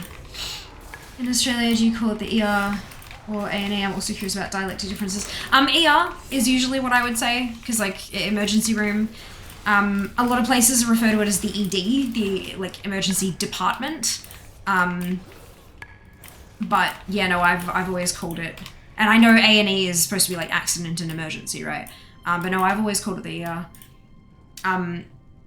I think, so in Australia, when you see the signs for the hospitals and it has, you know, the hospital's logo and then arrow this way for this department, this way for this department, and then the big red band with the big red arrow, well, not a red arrow, but like, you know what I mean? Big red band that says emergency and then with the direction there so that people can find it easier. But it always says emergency, just the one word. So I think that's sort of shaped. And that's all I've ever seen on any Australian hospital signage, has always just been the word emergency. So maybe that's shaped how we denote it as well. So it's cool, right? It's cool, and it does come in like powder coated and different colors and stuff like that. The powder coating helps with grip. A blood contagion but almost you wiped can't, out like, there's no these powder-coated poles in competition. As the dead choked their temples, So, golems were constructed. excuse me, Dispose of the ED diseased usually I think bodies. emergency department. Oh, interesting! I'm sure. Yeah, I've always called it the ER. I wonder if that's like a locational difference too, dude. Funky. 45 is the same as Olympic weight class. Oh, interesting. I didn't know that. Yeah, that makes sense. A good natural sort of size for a pole to grip with one's hands. Interesting. EDs are not supposed to never come to call themselves. In conversation, people still call it an ER. There's somebody who actually works in one who might then refer to it as the ED. It's just always the same. Worst that can happen is spontaneous human combustion. Oh dear. Well, that reminds me, I haven't redeemed that giveaway yet. Thanks, past fear. Which what?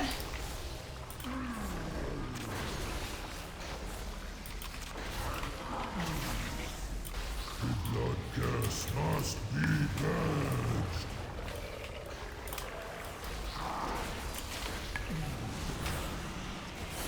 Her.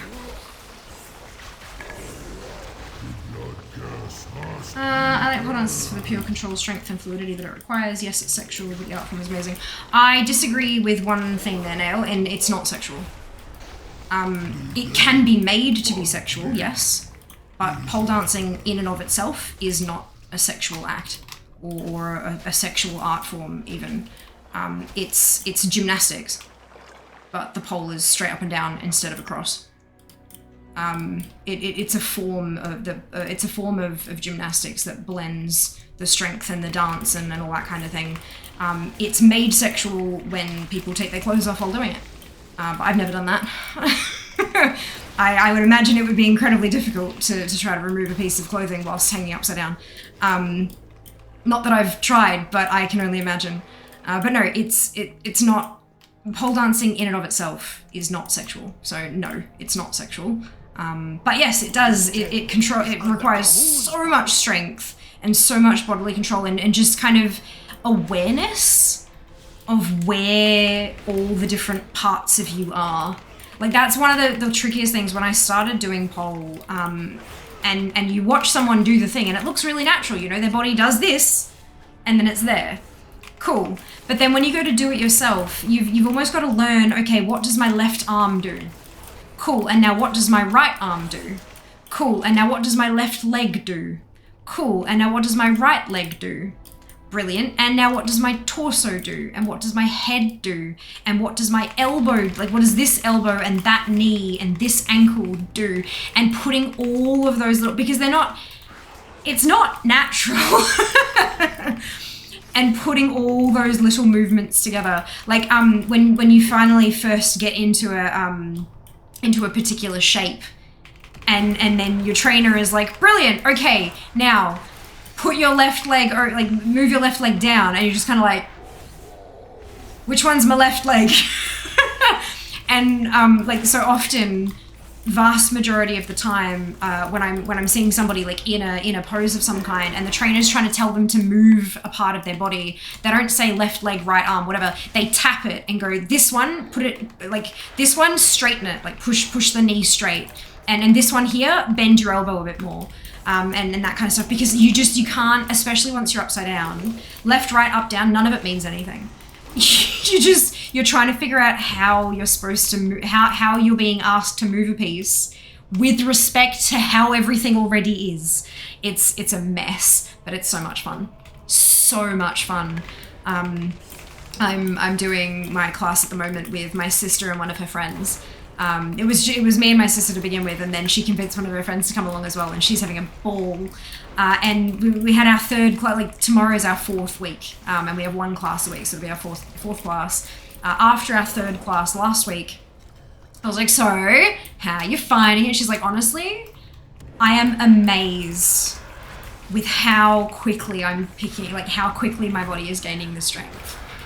She said, you know, there was a trick that we did last week that we started attempting in week 2, and we formed the basis of it in week 1, and then we started trying to actually do the trick in week 2, and then we went and did the trick in 3. And she's like, like week 2, I couldn't do that. I couldn't fathom how I was supposed to do it, and now only 1 week later, it just happens. I'm like, yeah, It's cool, right? Like, and that's with no additional training in that week. It's just, yeah, so we're going to go and do 2 classes this week. We're going to have our regular class tomorrow, and then on the weekend, we're going to go in for like an open practice session where we can just kind of practice what we want to practice kind of thing. But I'm very much looking forward to it. Because it's really cool to sort of see what your body is capable of. You never know until you try, right? I would be most annoyed to see someone making those comments, but I might well pay to see if you're on a crush such little people with logic and wit. Nah, I just ignore them and hit the ban button. So much easier. Takes less energy. Nah, it's I did put a video in the, I think it was in the health and fitness channel? Health and wellness, sorry. Health and wellness. Yeah, it was only last week. And it's still right there. So if you're in the Discord and you haven't seen it already, there's a video in the health and wellness channel in Discord of a trick that I did last week. Yeah, and an example of the kind of clothing someone might wear whilst polling, and the example of the kind of clothing that I may consider putting onto my throne wish list in future. Never drink and poll. Correct. Correct. It's really, really, really, really good advice, Hard. Really good advice. I think the concern is that it may create an expectation that you're going to start pole dancing on stream or something. I don't think it would be an issue with any of your regulars. I could see someone not familiar with the style and brand purchasing it with an expectation you're going to wear it on stream. I wouldn't wear it on stream. Well, look, we did a poll stream and it just didn't, I don't know. I wasn't happy with the setup, firstly. Like, I wasn't happy with how it, like, the production quality wasn't there. There you go. The production quality I was not happy with. But I will absolutely put videos in Discord and on Twitter and Instagram and stuff like that, 100%. So they will still get that content, just not on Twitch, I don't think. So if they are expecting to see the piece in action, then they will, 100% they will. I will make a point to have a video where I, you know, unbox the thing and put it on and be like, hey, look at this, and then do some fancy pole shit. Like, for sure, they will absolutely get to see the piece that they purchase in action, just not live on Twitch. The environment here is too uncontrolled, I think. Whereas on something like Twitter, I can record a video and I can edit the video and I can post it, and it's all, rather than having it live, it's a little more controllable. INE's accident emergency, it's a British term. Oh, there you go. Always curious about whether Commonwealth countries go American or British with their vernacular. Yeah. I think you can put a disclaimer like, I can't wear these on stream because Twitch tasks on pole-related clothing on throne, and that should deter any assumptions. You're right, that might actually really help, Zam. That's a really good thought. Thank you for that. I didn't even think of doing that. Something like, Twitch tasks will prevent me from wearing this on stream, but you will see it in action on most other social media channels. Like, rather than, I can't do this, having like, no, but, customer service thing. Always end with a yes. In South Africa, it's also just emergency on the sign, and we would usually just say, I took them to the hospital. We don't usually specify, since it's usually obvious from context whether it was scheduled or not. Yeah, that's very true, Sync. I think you're right here as well, because when Jas had to go to the hospital, I think I did say, like, we had to go to the emergency department at 3 in the morning, but it was more for emphasis. It was more for drama than it was for actual explanatory. I think you're right there, so yeah, for sure. I agree, Zam, putting that on the throne page should solve it. I reckon so too. Brilliant! Now I just need to get the home poll. Because I have agreed with myself that poll first, gear second. But I need a place to put the poll first, a new place to live, so.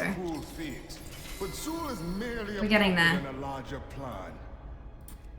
Step by step, maybe our terminology, I meant viewed as primarily. Yeah, but it still isn't viewed as primarily in most circles nowadays. Like in terms of a poll being, yes, it's sexual, it's still not sexual. Most places are seeing it as a form of fitness now, rather than like you go to a strip club, you don't go to a pole dance club. You know, that's the emphasis is on the fact that they're taking off their clothes, not the way that they're dancing. At least here. I don't know, maybe it's different elsewhere, but no, in Australia it's very much not primarily seen as a sex thing. There are some people who, you know, make herder kind of jokes about it, but that's because they're immature fuckwits, not because that's how it's primarily seen. There was a trend during the COVID years where famous dudes tried to remove their shirts while standing upside down on their hands, and yes, it was extremely difficult. I mean, I wouldn't be on my hands though. I'd be attached to a pole by my legs, and then so I'd have my arms free to do stuff. But still, I don't do the removal of clothes whilst dancing thing. Nothing against those who do, of course. This is just not my kind of jam. And we all got so bored, didn't we? Hell yeah, we did. Oh. What's he have got? Oh, the steam scale incinerator. Yep, that'll be it. Yep. Amazing. Got the dependency chain figured out for your son on social media poll sprint tasks. Brilliant. Brilliant. Oh my god. So, get home. Get home. Like, get a home. Get a poll. Get pretty dancewear. Brilliant. Oh, excuse me. This one. Ride, Artist, and Jeff, congratulations to all of you on your bonus ship. Well done.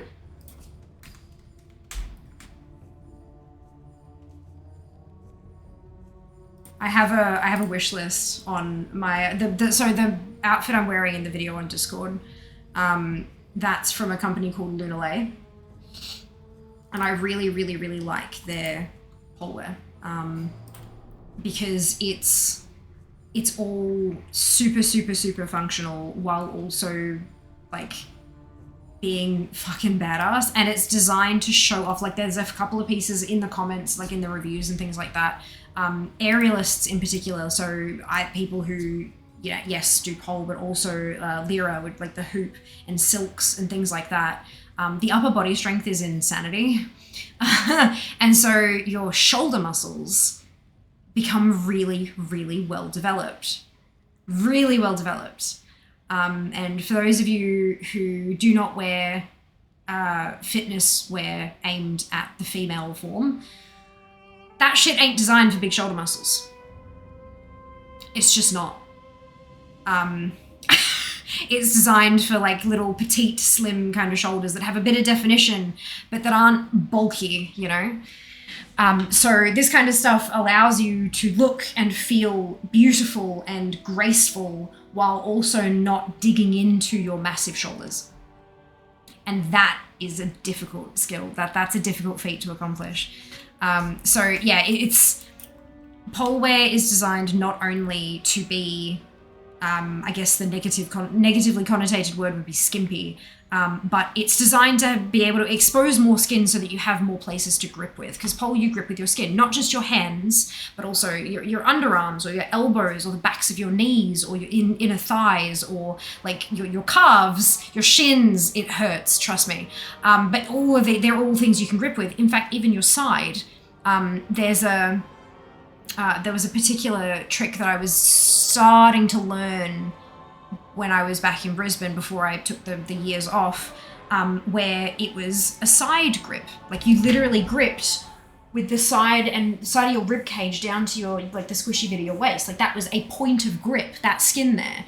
So you have to have it exposed. You can't, there are bodysuits that you can get that are like high neck right to the ends of your wrists and your ankles, or like in 2 pieces or whatever, and it's covered in like a silicone print so that you can grip with your clothes instead of with your skin. But it feels weird. I have pants that do it, and it's weird because they need to be, firstly, impossible to get into because they have to not move once they're on your body. The fabric needs to be squeezing you tight. It's almost like compression stuff because it has to squeeze you tight enough that it won't shift and rotate as it gets wedged between you and the pole and then moves. But so yeah, the ideal way to do it is with skin grip. So the outfits are small and they expose a lot of skin so that you have a lot of grip points exposed. But it's also designed to be supportive of different parts of anatomy, not just breasts, but also, you know, arse and thighs and all that kind of stuff. Your body parts need support. It's a thing. But also just looking good, not just strapping everything in and down so that it's, yeah. But Lunalei do some beautiful shit. They do also do lingerie, but their pole gear is very much separate from their lingerie. And it's quite obvious as well in the designs. But yeah, it's really funky.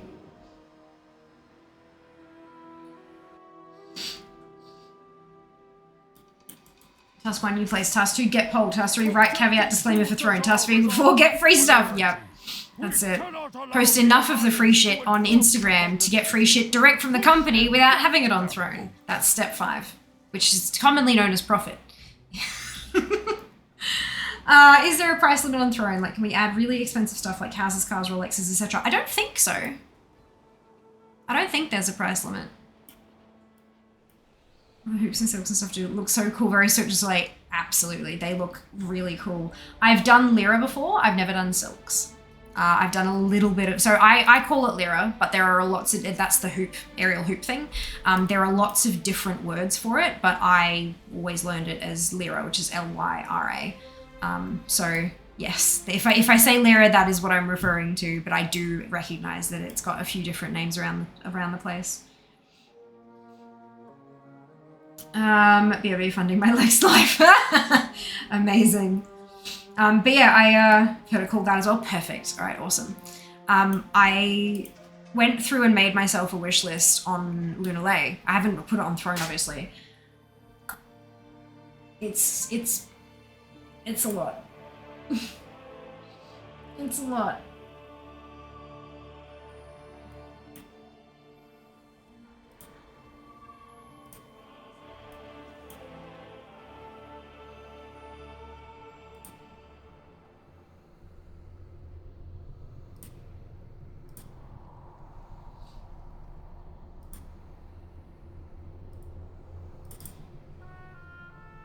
One of my friends who attended broken cashier. Beautiful. Love that. Where's my... So, my wish list from Lunalei is Welcome to $2,534 long. Wish I could be there to greet you myself. My power has I know that's ridiculous. I know it's ridiculous. But it's so pretty. Everything is so pretty. This return and to watch profit. Yes. Amazing. Yeah. It's like, the stuff is just so gorgeous. I couldn't. There are a few designs that I'm not really a fan of, and a few colors that I'm not really a fan of. But when I went through and like looked at their whole, like everything that they did in poleware, yeah, $2,500 worth. It's a bit. It's a little bit. But like there are bodysuits that are like whole pieces that are like 100 and 130. But then there are a couple of tops that are a little more expensive at like or tops and shorts that are like $80, $90 each. But most of the stuff is like $60 a pop. 60 for top, 60 for bottom. So it makes sense that a bodysuit's like 130. But yeah. It's just so pretty. Need a whole new wardrobe for all this shit. Usually this is something about my Warcraft studio way more than 20 minutes. Yeah, but that's not clothes. it's not like workout gear. Electronics are expensive as hell. Most of them make it until I got a ball looking for stretching them. Lululemon is fucking expensive. So expensive.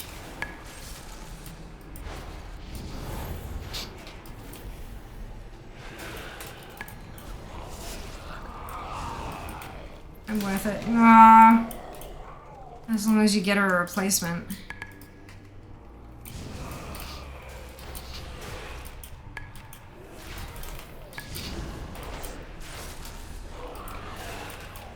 No, get her a replacement. I get a replacement for her.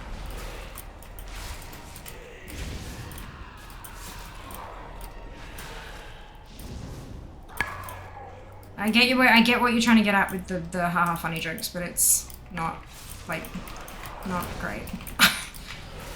Making a joke about purchasing a new wife is, yeah, not really,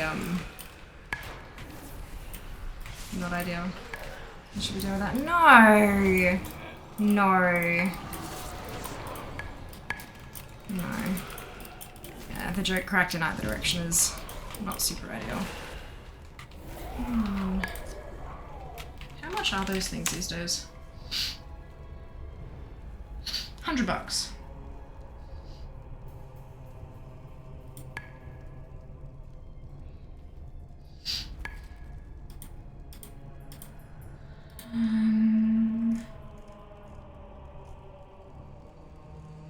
This is a tank top for 89. Crop top for 79.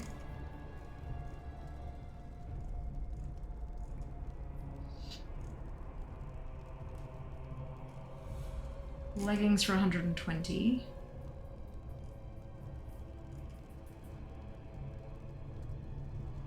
Thigh length shorts for 80. There's another crop top for 79. Yeah. Yeah, I'd be pretty pissed too. Shit's not cheap, yo.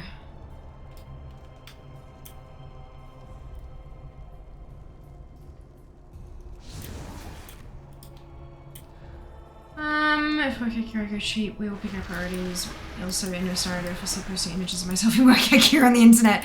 Yeah, honestly, I've got like running leggings and stuff like that that are not expensive. They're mostly cheap. But pole gear specifically, it's. I have pole gear that is cheaper. Like I've got, you know, short shorts from Cotton On and things like that that were $20-30 sort of thing. But the pretty stuff you can also perform in.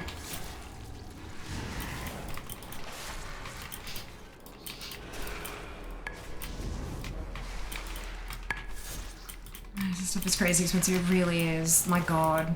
I mean, I'm sure it's really lovely. I'm sure it's like, it's really comfortable and, you know, moisture wicking and all the fancy things. I'm sure that it is spectacular. Otherwise, it wouldn't still exist. Unless people are literally just paying for the brand, in which case, oof. But yeah, no, that's a bit rich for me, unfortunately. Maybe one day. Is there something in particular you're saving up to buy? Yeah. Yeah, there is. So we're currently looking to find a place that's more permanent to live in. And eventually I do want to buy a home. But in terms of shorter term, yeah, there's a sit-stand desk, a treadmill, like a portable treadmill thing to go under said sit-stand desk. I would like to get 4 screens for my setup with monitor arms and all that kind of stuff. There's a little skincare organizer doodad that I've got my eye on. There's a home pole that spins because the current one that I have that I can't set up here, but when I get a new place again, I want to get a spin pole, because the one I have at the moment is static. And yeah, pole gear. Pretty shiny things to wear whilst exercising and performing, of course, because it is a performance art in a way. But yeah, first thing is first though, unfortunately. All those things, all those wonderful, amazing things that will improve my life in one way or another need to wait until after I find a more permanent living situation. Yeah. Twitch allows us to run 3 minutes of ads every 60 minutes in order to turn off pre-rolls. Turning off pre-rolls can be beneficial to a channel as it can help facilitate channel growth. If you don't want to see ads, you can either subscribe to the channel, which may help us down the Path to Partner Plus above my head here, or you can subscribe to Twitch Turbo, which will get you ad-free viewing across the entire platform without affecting creator income. If you do see ads, you may not see the full 3 minutes. There's a variety of factors that can influence that. And if you do see the full 3 minutes, you could see 3 ads, you could see 30. It's not about the number of ads you're seeing, it's about the total duration of the ad break. Because it's a bit of a longer break, it's a great opportunity to get up, stretch your legs, grab a drink or a snack, take care of yourselves, and we'll see you when you get back. I very much appreciate those of you who stick it out through the ad breaks, as my ad revenue for the month of August was 9% of my total Twitch revenue for the month, which is certainly not insignificant. So thank you so much for watching, and we'll see you after the break. I am also going to take a quick break after this thing is dead. Stretch my legs. Thank you very much, Duke, for the ads command. Much appreciated. Good morning, Ori. Welcome back. Right, that room's cleared. I'm going to park myself here, and I'll BRB. Stretch my own legs. Run away, little girl. Run away.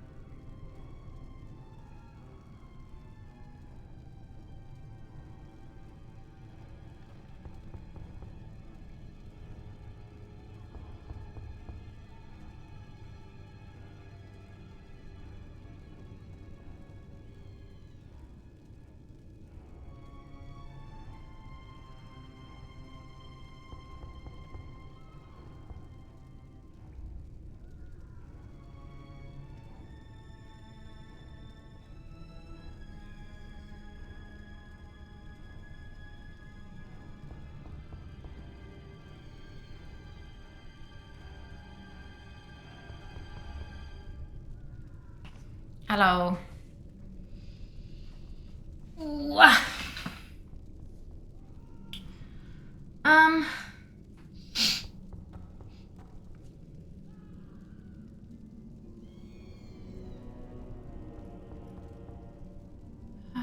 We have a guy at work who does pole. I had to ask him as a male, is there not an inherent risk? He said most fit pole for males.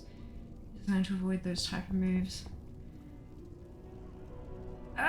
Yes and no. Like, I mean, yeah, of course, like, just like, you know, as pole with a person who has boobs, we don't do moves that are gonna crush our breasts because it hurts. Like, if you do a move and it hurts, don't do it. Or you're doing it wrong kind of thing. Like, yeah.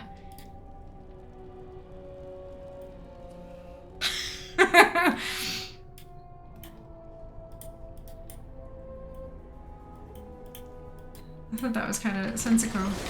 It's just looking to update this keyboard. It sounds like it. Sounds like it. Still using old letters. It's just getting sticky keys. Yeah. Sticky keys are the worst. Really old GMT. Interesting. Hello. To Owen's Merlot population. Oh no! Yeah, Jas has started playing Classic. I'm an influencer. Thank you. Don't you dare to die. I told him yesterday, Sam, if he gets me killed, I am going to be very, very, very angry. Too holy to die, that's not how that works. I'm not a paladin.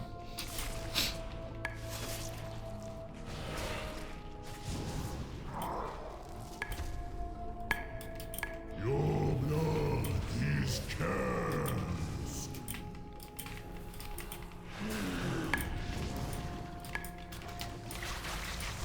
The blood curse must be purged.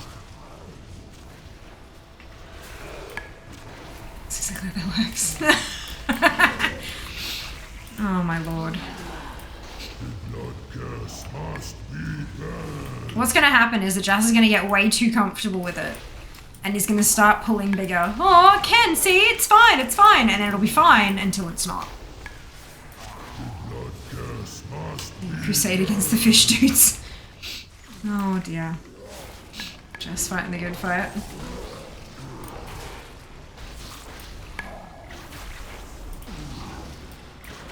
blood curse must be dead. Must be preserved.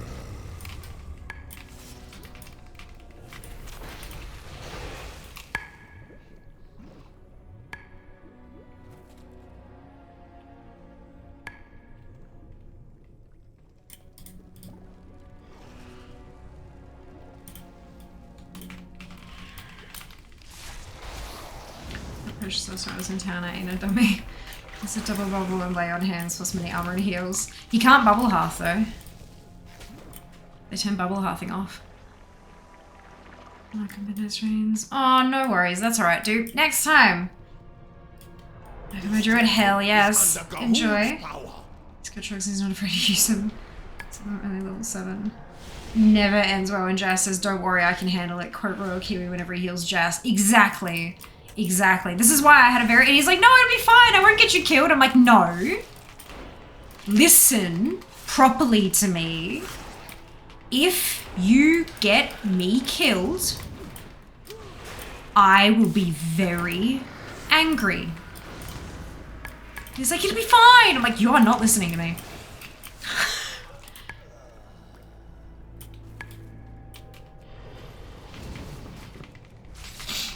Shit, Eli now. Yes, now I want to see classic hardcore.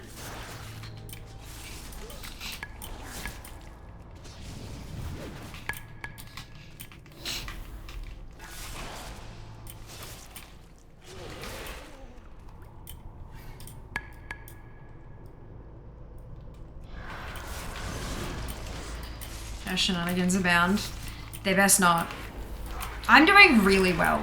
Like, honest to goodness, I'm doing really, really well in Classic. I'm very happy with my progress, and I will not be impressed if all my progress is down the drain because of somebody else's actions. If I fuck up, totally fine. If I'm the one who makes a mistake, then it's just, that's it, you know? I made a mistake and I wear the consequences. If Jas does something fucking stupid and gets me killed, that'll be it. That'll be it. How did he get you killed? Is he playing your team? No, he wants to group with me. He wants to play with me.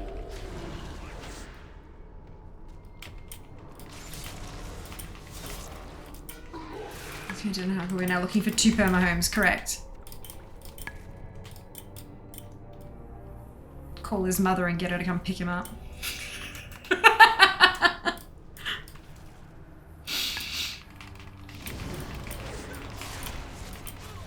No, I know that he can drive himself to places, that's not the point.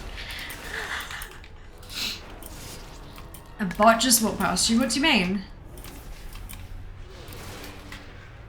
Jas kicked out, hashtag not clickbait, hashtag police involved, hashtag hardcore deaths. Yeah! Oh my god. Hello, I'm Fear, welcome to my VOD, I'm pissed! Yep. Vlog, sorry, not VOD. I just time to get good first. That's what he's trying to do at the moment, artist. He's leveling currently, trying to catch up. Because I'm 15, he's 7.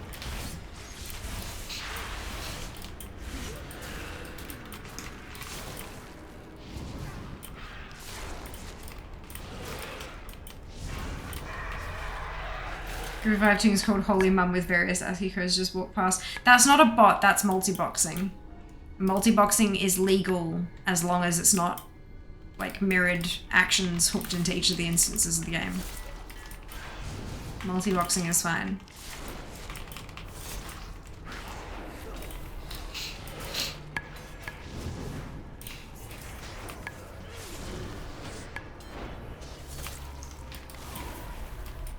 I don't know if I don't hear from Jas. We need to check the river, correct.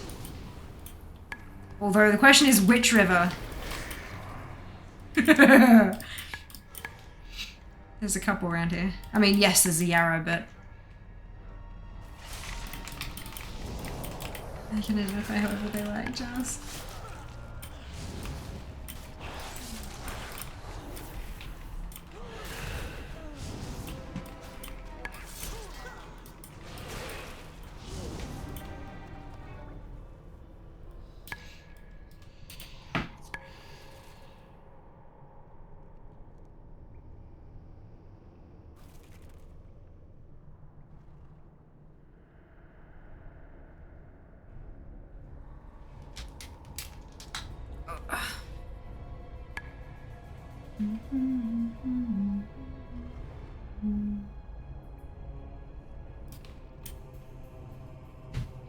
I need to close off these bloody wish lists because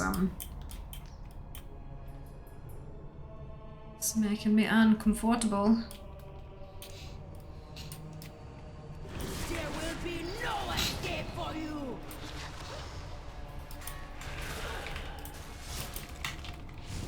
Time to get the axe.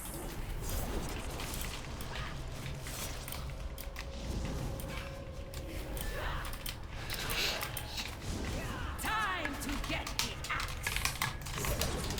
Somebody is losing a head.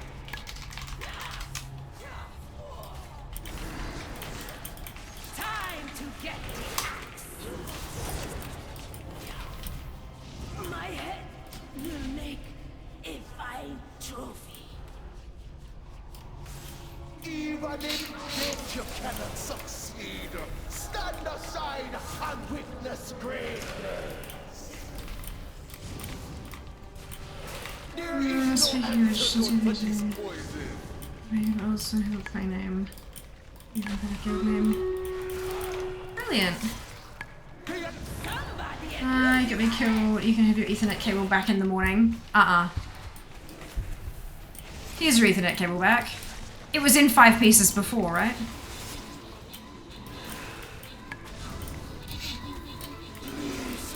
Bury me far from these innocent. You all as worthless in death as you was in Just life. from the looks of it all. Hello, Ines. Hope you're doing well today. Koalatron has popped the response to the command there. Hopefully that's come through all right on your end. But yeah, the Partner Plus program is from Twitch, and basically allows me to earn more with no additional action required on the viewer's part. Once we get there, once we get the points, it's a larger percentage split for the creator. Spider's bad. Yes. Yes. There is no antidote for this poison. Right. Artist, Go, and Cade, congratulations to all of you on your bonus ship, well done. There's some serious hostility, just gonna need an EFP even if he doesn't group, lol. I've played with Jas before. And the number of times he's run off to grab something that he's seen without paying attention to the fact that I pulled something that he was going to help me kill, or he pulls something and then runs off and then it aggroes onto me and all this kind of shit. It's just... it's not okay.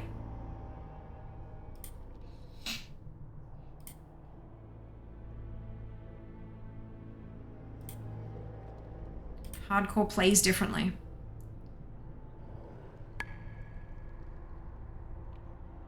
And again, like I said before, if I died because of my own stupid mess up, then that's fine. Like, that's on me. Totally fine. I can wear that. But if somebody else got me killed, that's just not okay.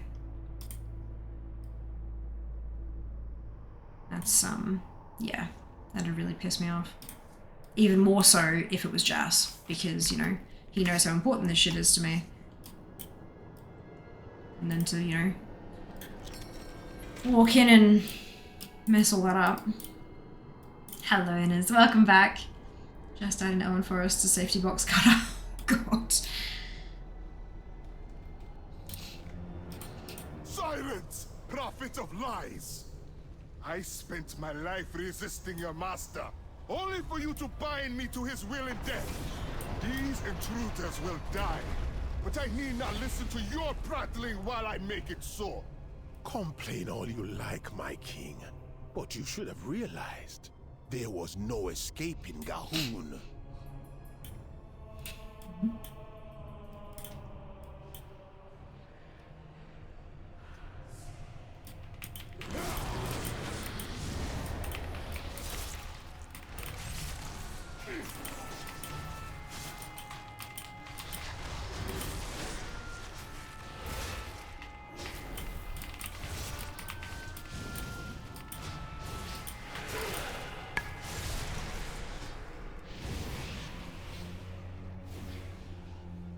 Alrighty, here we go. Mount Get time. Attempt 111. Good evening, Seeker Mikarina. You will pay for desecrating my temple. How are you, my dear? How is life? How is work? None can withstand. How are the humans you share an abode with? Time to bleed.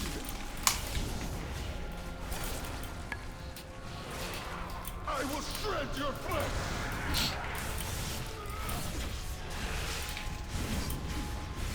Even death cannot break the bond between us, my pets. Now feast, Azala. Time to bleed.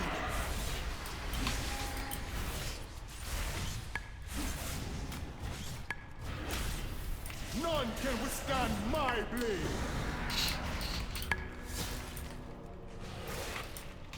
Time to bleed. You have earned the honor. Seeker busts into the room yelling hello at us. Yeah, I mean, that's on brand. That's on brand for Seeker. All of the panic. I will shred your flesh. You have broken Zul's hold. I serve that swine no longer. Mount Get. You have freed me from a cruel fate, but Zul is merely No, a puppet. 111. Even now, his Oh, master room scurries gathers into a power. corner. Zul will not rest until Oh, our dear. world is in a blood god's grip.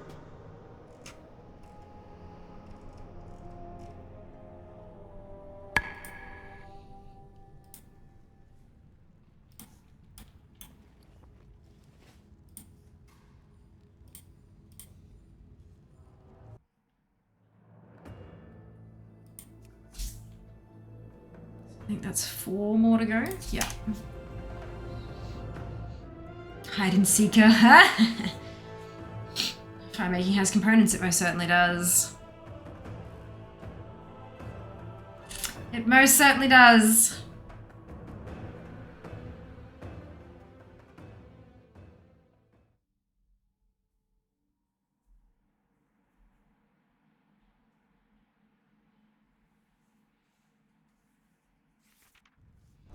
Alrighty.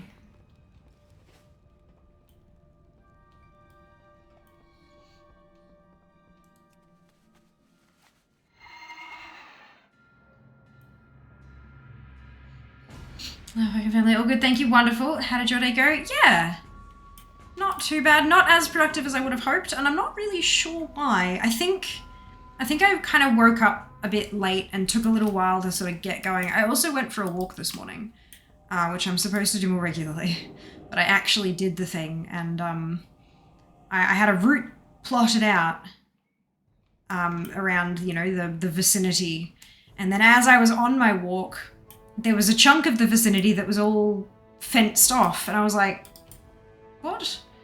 And I read some signs nearby, and I'm like, okay, so there's some like work happening, and I was like, god damn it. So that cut like a K off my walk, and I was like, fuck, man. So I sort of meandered around, just trying to get more steps in, kind of thing, but I wasn't really sure where I was going, so I think it took a bit longer than maybe it should have. But that's okay. It's okay. Is our top priority. It is what it is. We cannot allow the Alliance to encroach upon the city. Push them back to their boots. Any mounts yet? None yet. None yet. I'm halfway through my attempts on the mummified raptor skull. I've done 4. We've got 4 to go. I think Zam was saying that the drop will happen at 129 attempts, so that's not gonna. We're not gonna hit that today. We're gonna get to 115. But I think Zam is wrong. I think he's gonna drop. So but we'll see. That's what I think every week, and I'm yet to be correct.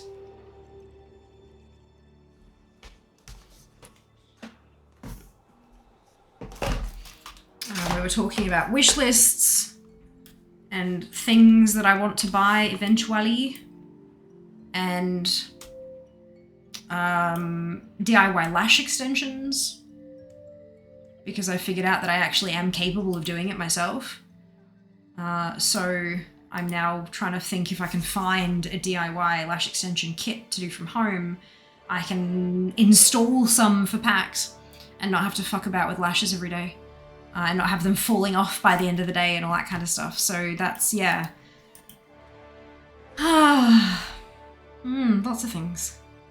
Just what does Amnest know? There you go. Well, okay. Apparently would know how to kick your ass in a 1v1. Welcome to the Spectacular. First Troll King. Wish I could be there to greet Zem knows some things confirmed, My correct. power has already taken Correct. binding the ancient spirits to the will of my master. Yeah, the mummified raptor skull is gonna drop. And then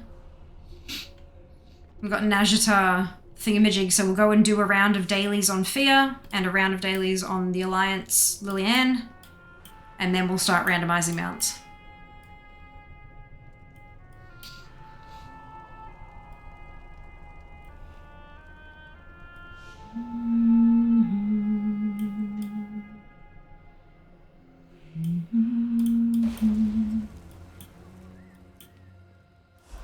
This temple is under Gahoon's power. We're in a Fear pin. So I'm just about farming. Yes! Amazing. I have to find those and get them out for packs. Sticker sheets.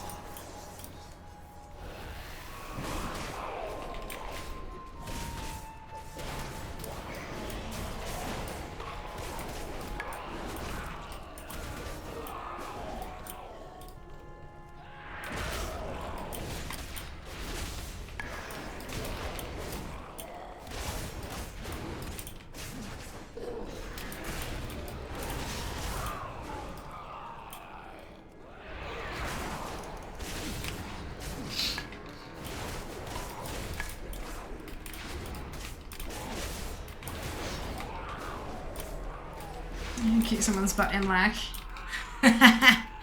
You're gonna run some lacks of your own, are you? I love how much you're enjoying them, Seeker. That's really, really cool. What is it about the Loot Appraiser challenges that's really got you hooked?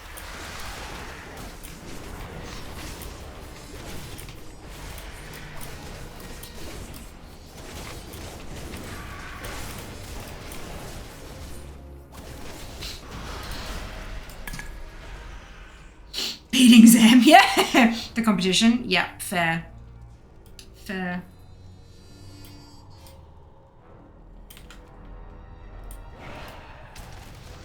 You can't stand against the Zandalari.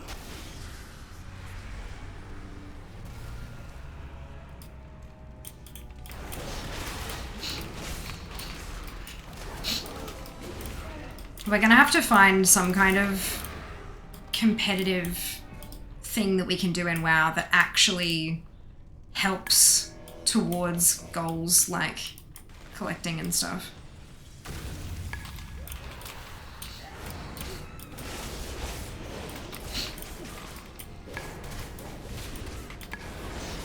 Because like the Loot Appraiser challenges are so much fun, but I feel like we spent, you know, 4 hours getting 4 completion points, and that doesn't feel good.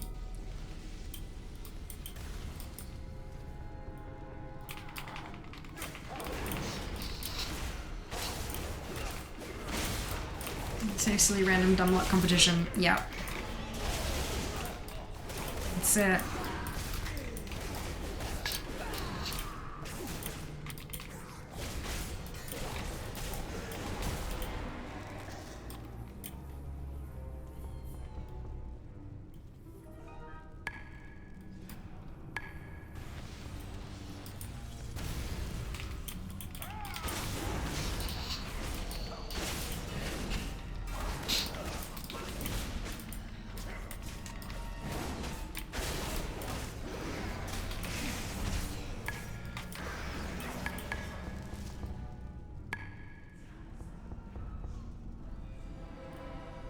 I don't have any achievements left to get though yet. No, I do. I do. Like, there's grey bars at the end of these.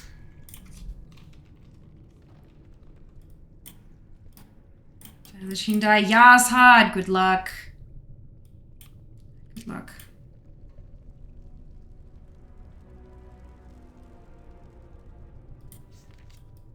I mean, the randomizer last week showed us that there are plenty of achievements I don't have. Bloody dragon racing. Only 375 things until 68. Contagion almost wiped out the Zandalari. I'm wondering if like what we could do is get like Golems were constructed to dispose of the diseased bodies. get people to take a screenshot of that header bar It will with the have total and like the number they have and the total and the percentage, and then like see who can add the most points to their total in a stream, in like a 6-hour stream. But that's a little, I don't know, not as fun as having the display thing up, you know.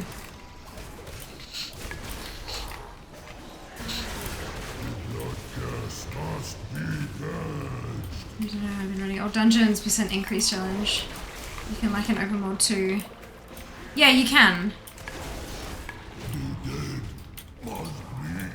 But it's not just about the gold you're making though, that's the problem. It's, I don't know, I'm just trying to find a way to focus that on collecting rather than just collecting gold, you know? But I don't think there is really anything like that. Because people who, like, for those who have got quite low percentage completion, it's going to be really easy to rack it up because there's so much quick and easy stuff they can knock out. But if people are higher percentage, it becomes a lot more difficult to get those last few points because they've knocked out everything that was easy already. But, like, I've, for example, for my outdoor zones in Kalimdor, Darnassus has no quests left. Orgrimmar has quests, but that's the repeatable dual crafting quest, so I can't actually do that until I buy all the shit. Exeter, no quests left. Thunderbluff, no quests. Ashenvale, no quests. Ajara, no quests. Azure Mist, that's another repeat. That's a quest that rewards a shiny bauble that's a craftable thing. So that's, and I've actually done that. Blood Mist, no quests. Caverns, no quests. I'm up to Darkshore with all these quests to do. And basically I just need to load up my Zygor guide and go through and do it because I'm missing pretty much everything. But it's, you know, like that's so satisfying. Watching that whole list just wither away into nothing, like popping out just the quest list like that, and watching this, like, just watching that percentage climb and climb and climb. It's so satisfying. And every single one of those, like that's over 200, it's over 100, so it's at 103 quests, right? 103 quests is 1,030 completion points on DFA. And then so 1,030, 1,031, 1,032, 1,033, 34, 35, 36, 37, 38, 39, 40, 41, 1,041 completion points if I can clear that list. And it's low level shit, so I can knock it out in a couple hours. You know, that's what I'm trying to... That's what I'm kind of aiming at, but it's not super... Is that interesting to watch though? Is my question, you know? People enjoyed the world bosses, they did.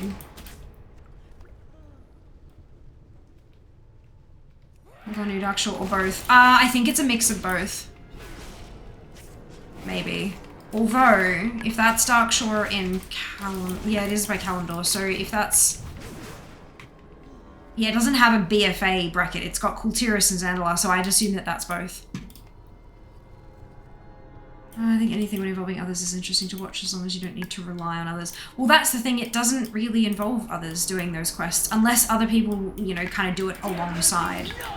Not with, but at the same time kind of thing. Yeah, others choosing to do the same thing kind of thing. Especially if they don't have Zygor.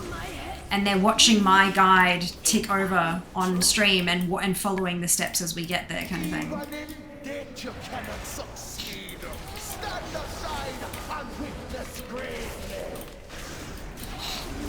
Although quests like that we probably could do in a group.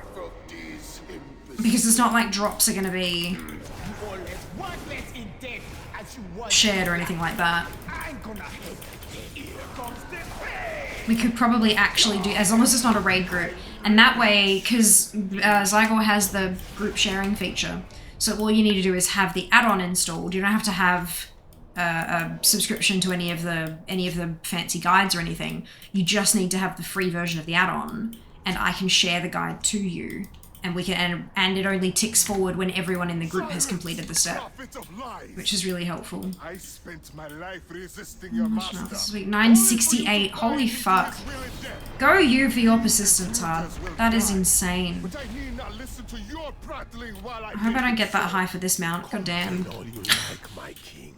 I mean, it could, right? Because this is a 1 in 200 mount, and that's just a 1 in 100. So like, RNG.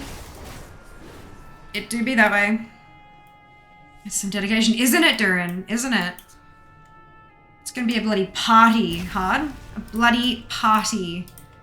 When it drops. When it drops. Hunting season has begun!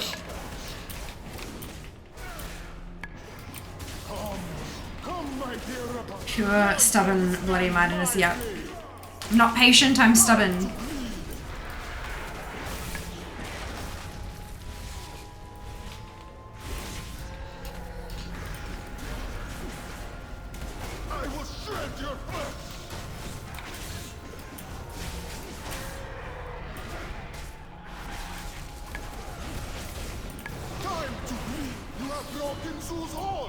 Hey, Cam, welcome back. You have freed me from a cruel fate, but No, Zul is 112. merely a puppet in a larger No mount. plan. Even now, his master gathers power. Zul will not rest until our world is in a blood god's grip.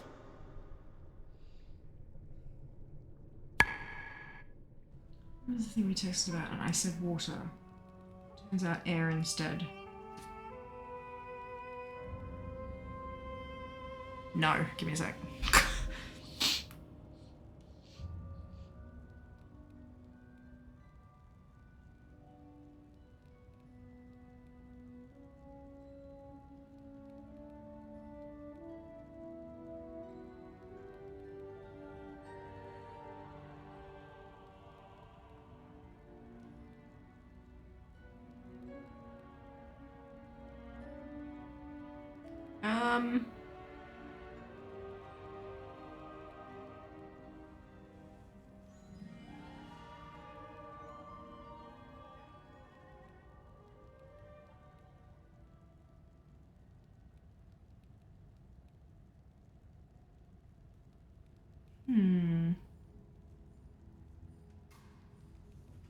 I'm still not sure I comprehend, but that's fine. We'll figure it out. From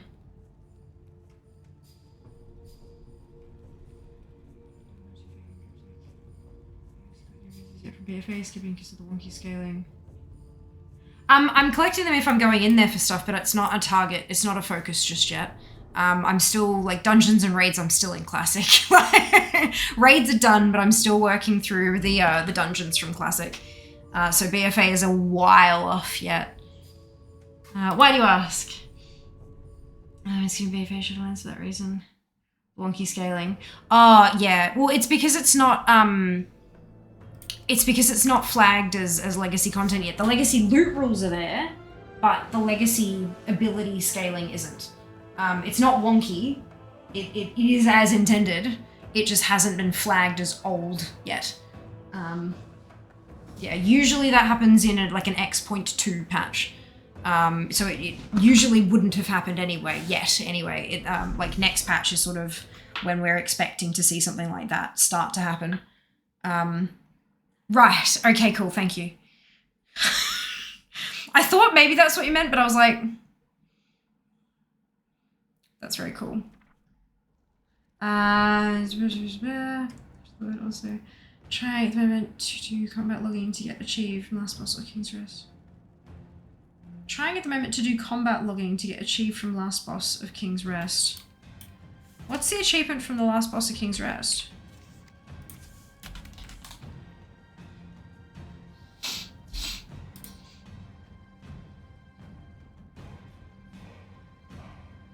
Is it this one? Bringing Hexy back? Oh no, that's a Taltazar. Sorry, not ancient trinkets. Mimi the Mummy. What are you combat logging for? Expansion, at least collected runners. That problem? Yeah. Also, when I was going by least collected percentage, when I was doing that, I was stopping at Legion. Nothing beyond Legion. Up to and including Legion. That's why my spreadsheet is set up to only go to Legion. Gotta train weapon skill. You do indeed, Jazz. The mummy one. Right, how to keep a mummy. Yeah, so why combat logging? Give me a second. I did it a very long time ago, so I can't remember how to...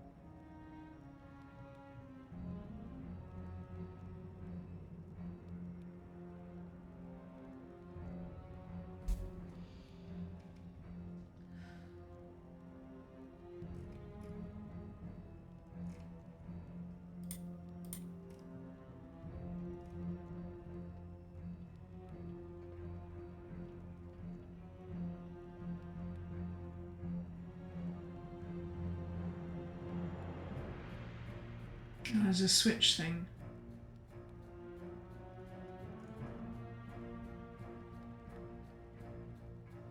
Well, if it can't be soloed, just see if there's anyone in the community. How does combat logging But I'm very confused. Combat logging is using something like Warcraft logs to log everybody in the fight's abilities and when they use them and how much damage they did and stuff like that. That's what combat logging is. How would that help with standing on switches? Is it just using the wrong word?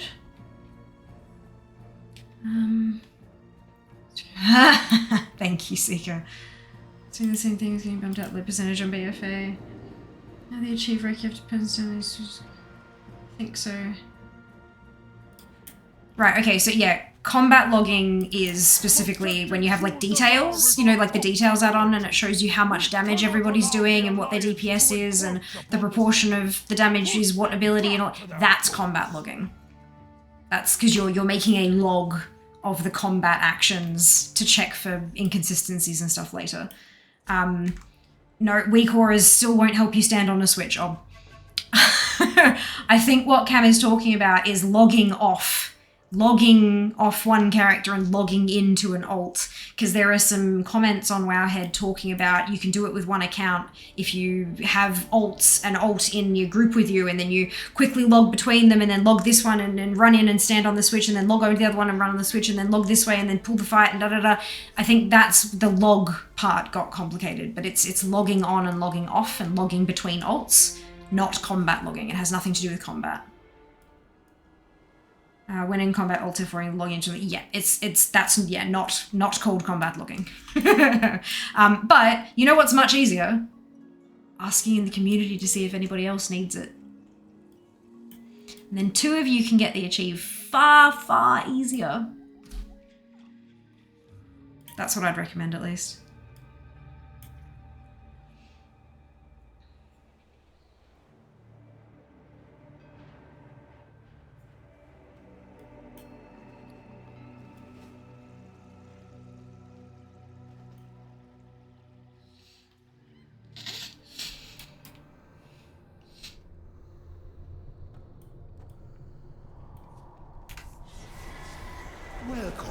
There we go. Cam Shady is looking for somebody to help with the achievement called How to Keep a Mummy. If you do the achievement, it is a very simple achievement to do, and if you do it, you get a pet. The pet is called Mimi, and look at how adorable that is. Look at that. So if you would like that pet, let Cam know in chat, and the 2 of you can in fact, you could get a whole group of 5 people and all get the achievement. You can, yeah, get your own Mimi. He's very, very cute. Kriv, thank you so much for the raid.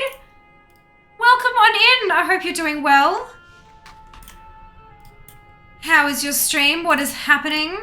If you haven't been here before, I'm Fia. It is lovely to meet you. I am playing World of Warcraft. It's Mount Farm Monday. We're farming a mount. We're farming the mummified raptor skull, and when it drops, once we're done with the toons that can do attempts today, I'll be using ATT random to pick the next mount. I'm working my way down the rarity list, but if I exhaust one particular one, then we randomize, because as we refer to it, COAS mode. I misspelled chaos once and it stuck, so now we have COAS mode. There's even there's a bloody emote for COAS as well.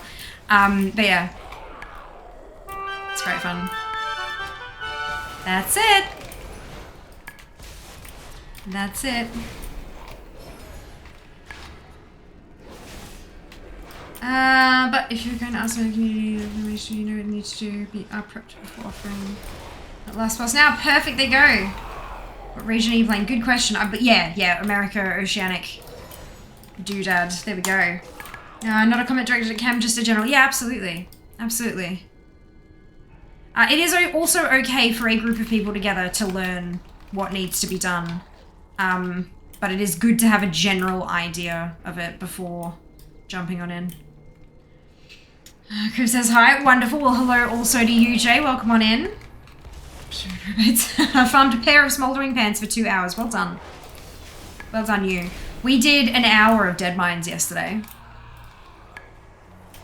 Because I don't usually, I was done with Dead Mines, except now, you know, Cataclysm stuff, good. And we got 3 of the 4 I was missing. And I got double ups of one of them as well, the gloves. I needed the woodworking gloves and I had two, I got double ups. But I got the Defier's rapier, the Defier's staff, can't remember what it's actually called, and 2 sets of the woodworking gloves, and a couple of other BOEs as well that I apparently already had from other, because I do shared appearances, not unique appearances, because that's enough for me. I'm already far enough behind without looking at uniques. Maybe one day. But yeah, how bananas, like, I was just staring at my screen, like, jaw agape for half the bloody run. We do love us some ATT, indeed. There you go, Hardcore is happy to help, fantastic. Hello, Kenzie, indeed, Coas. Hello, Yori, with your Coas as well. Ooh, that's a button push. Ally. Have you used ATT NWP yet? I think I tried to and it didn't. Hang on. I think I tried to earlier today and I couldn't find. I don't think I must have. When did it get added? Because what have I got? Have I got an update for it? Maybe.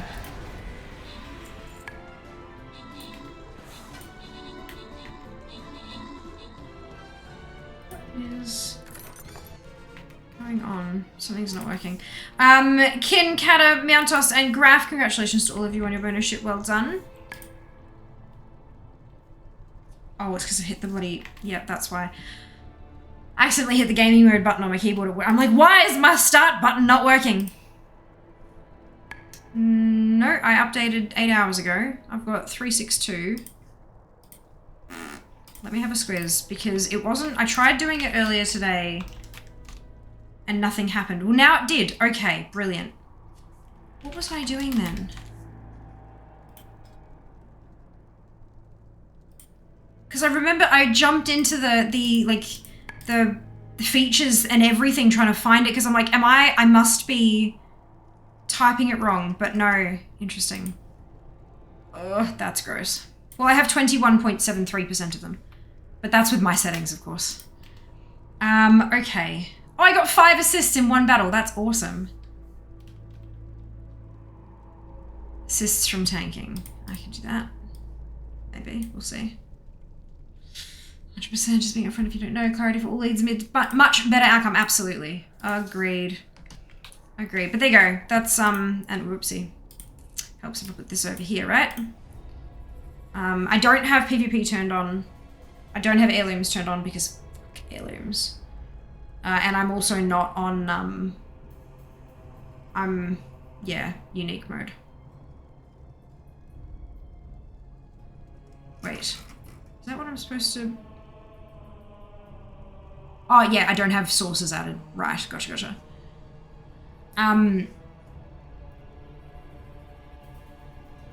Actually, while I've got you, Criv, I might ask you a question. So I've got that sources box unchecked, right? As you saw, because I might be a little bit insane, but I'm not that insane currently. But new sources still trigger the happy brain juice noise. Is that meant to happen? You can't stand against these Zandalar. These randoms taught me about some achievements I didn't even know existed. I thought I knew things pretty well. I guess I wasn't paying too much attention during the Forbidden Breach patch. Right? How awesome is that? Like, random is amazing. We love our Coas mode. And we do all the things Coas. Like, we go full on, wait for it. If I actually spell it correctly, then it will function. All the things. We literally go all the things as well. I remember the first time Kriv came by and we were talking about it and how I said the first time I ever used that, it selected like the whole entirety of Argus, all 3 zones. And Kriv was like, how? That should be such a rare role to be able to get or whatever. I'm just like, well, I'm special. It's just the game, it hates me. C62, perfect, yes, that's what I've got. Wonderful. Wonderful, awful tool of wonderfulness. If only it didn't lead to such addiction. More seriously, very grateful. It was the first add-on I downloaded around a year ago after playing for many, many years. There you go. There you go. But you still get jingles from shared appearances. I do. So, for example, that's not helpful. Show me something that's not a unique appearance. Those aren't appearances. This is not helping. There we go. Right. Okay, so gold for the boots. I've got the gold for the boots, and I've got the mercenary miner's boots. I don't have the sand shined snakeskin sandals. Jesus, that's alliteration and a half. If the sand shined snakeskin sandals dropped, it would play. But it's a fake one. It's fake. Ah, fuck. I forgot she did that.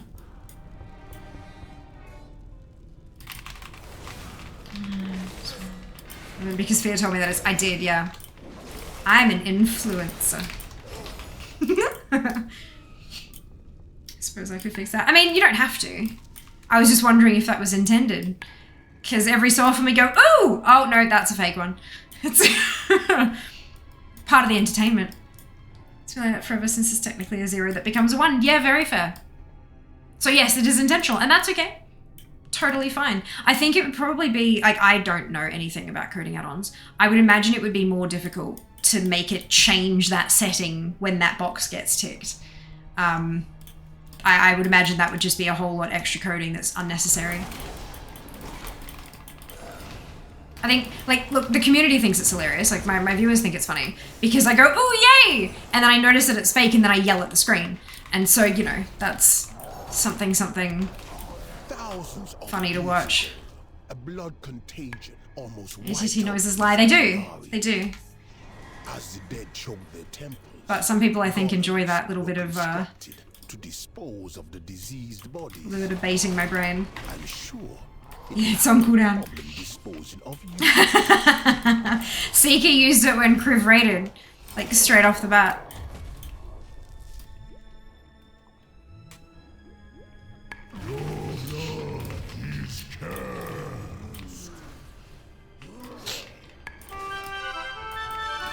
There we go, thank you. Does it have all the variants? It doesn't. It doesn't. My bot's not smart enough to be able to pick a random sound and play it on a command, unfortunately. It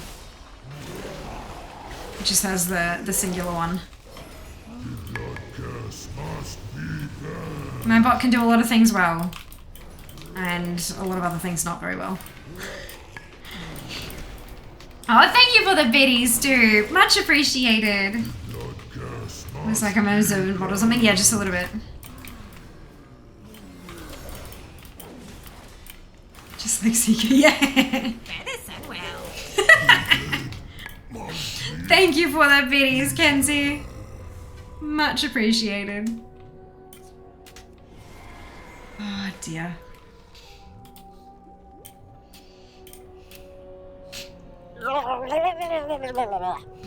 That's actually Seeker. Under Gahoon's power.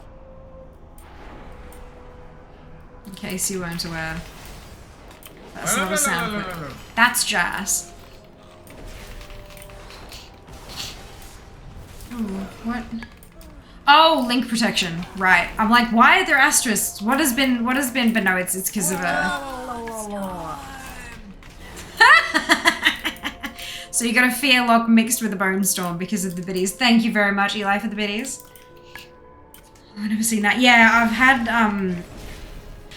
I've had a handful of sponsored streams in the past where they've, like, part of the contract is to use Twitch's inbuilt link protection, or whatever platform you're streaming on, use their inbuilt link protection as one of the conditions of, like, you know, the thing. And it began happening so regularly that I just kept forgetting to turn it off again, and then turn it on again, and then turn it off again. It was like not worth the risk in having a link come through during a sponsored stream and then not getting paid because of it. So I just left it on.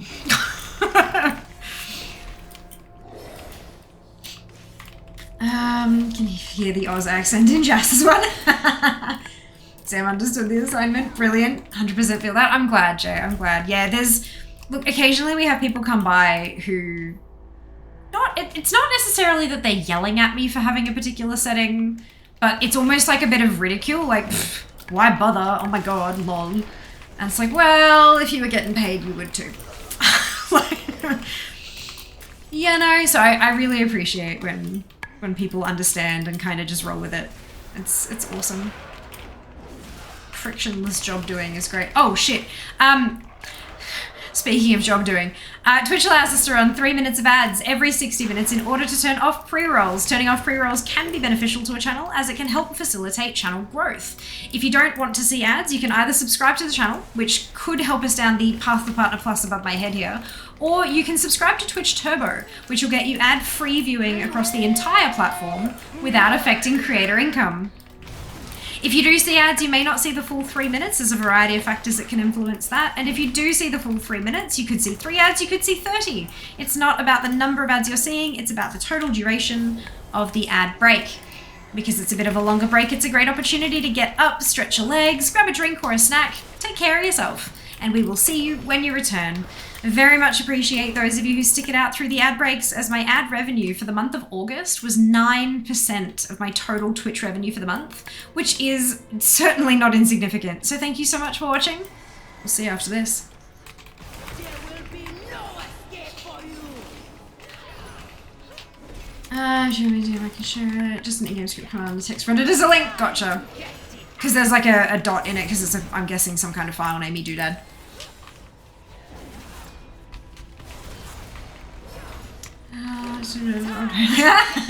Thank you for the ads, command seeker and dupe. Much appreciated. The secure oxygen mask before assisting someone else with theirs. That is the second time this week I have been compared to a flight attendant, and I'm loving it. I'm gonna take it as a compliment. It is a well-practiced spiel. I still occasionally mess it up. It's great.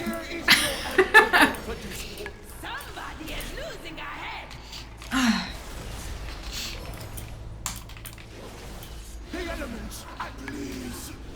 The accent delivery is key. Thank you. Thank you. I managed to get that one out, like, with the flow. But occasionally I miss a paragraph or like get them flipped around or whatever. It's fine. It's fine. But yeah, fun fact though, in case you didn't know, if you are subscribed to a streamer and you have Twitch Turbo, the streamer gets your sub revenue and your Turbo ad revenue. Twitch lets us double dip. I didn't know that until a few weeks back. We found it in the FAQs. I was like, surely Twitch is not gonna give us extra money. That's no, never. There you go. If you have both, the streamer gets both. The event of a water landing, your neighbor's body can be used as a flotation device. But only really after a few days. Complain all you like, my king. But you should have realized there was no escaping Gahoon.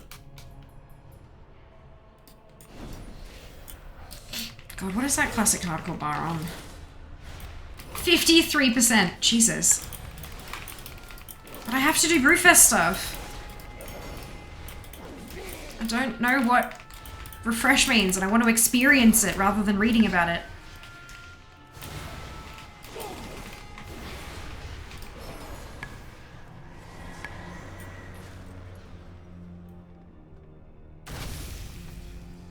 Just live for weeks. Yeah, I know, but I have other plans on the other stream days. Friday in the schedule is Brewfest.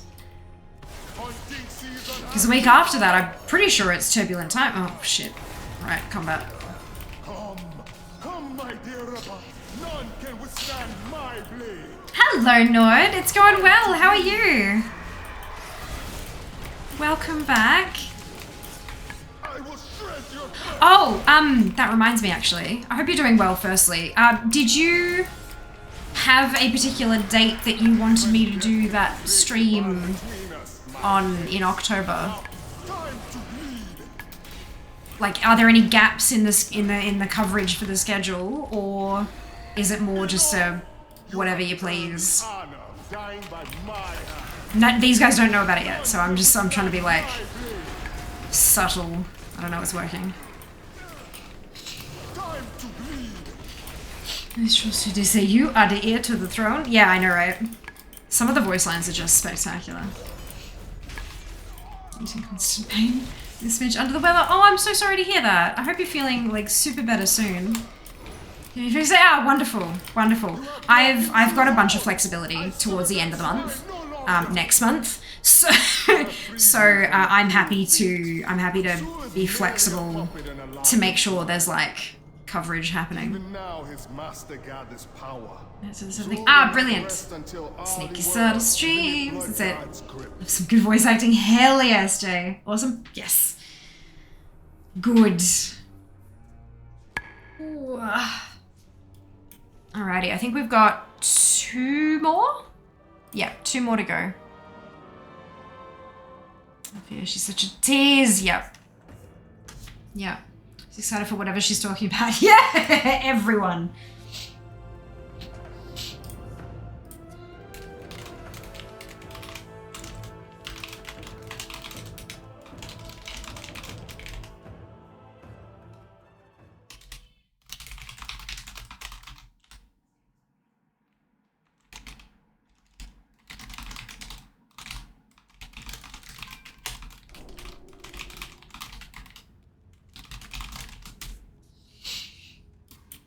Alrighty.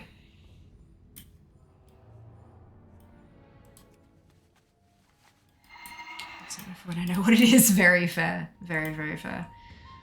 God, the schedule, man. It do be packed. Do be packed. The rest of September is more just like prep for packs, and then I was wondering why the colors locked for a second there. Like, I'm in prepare for packs mode, then it'll be packs mode, then it'll be prepare for this next thing, then, yeah, I'm not sure. And then I think, some point in November is probably going to be 10-2. And then here's, fingers crossed, we've got a Subfest, like, late November, early December, but who knows? That's a Twitch thing, so that's up to them. But yeah, it's a whole thing.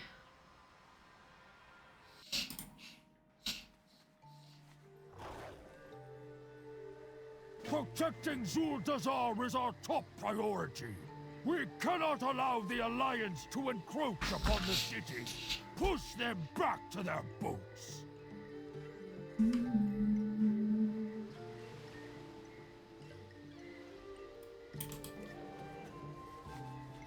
And it's lax again. Did you say lax? Twitch and me don't usually get along. Fair enough. This one. Yeah, there's all sorts of events sort of doing the thing.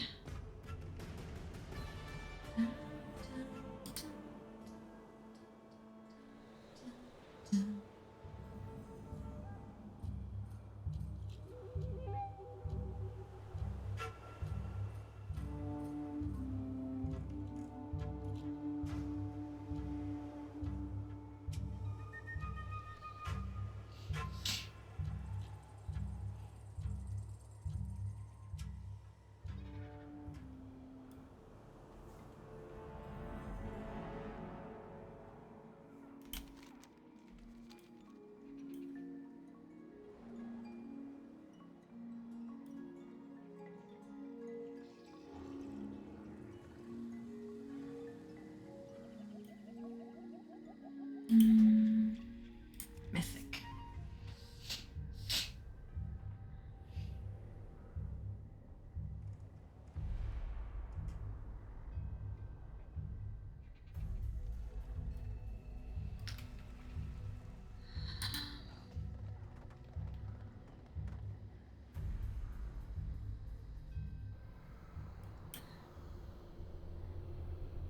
Do you make more money in September due to September compared to other months?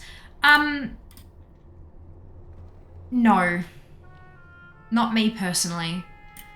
Welcome to the tomb of the first Troll King. Wish I could be there to greet The like gift subs are cheaper at the like binding the ancient spirits. September is normally geared at new subs. This is the thing. So I've got a lot of regulars who sub like every month kind of thing. The discount doesn't affect them.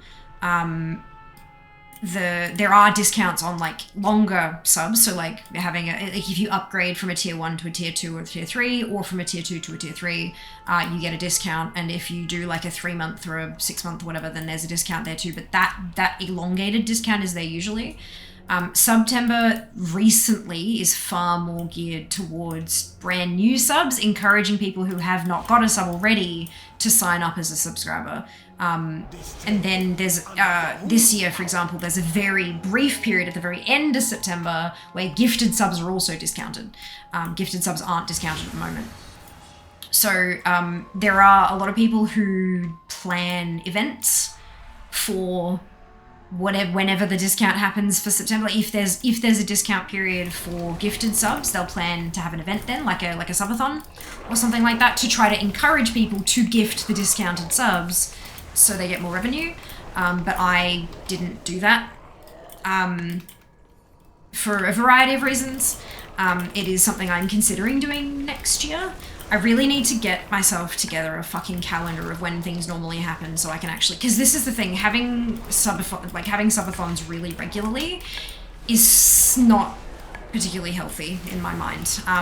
It just kind of, people get drained and stuff, and then you never really get those like big results. Like if you have one twice a year, like holy shit, everyone goes bananas.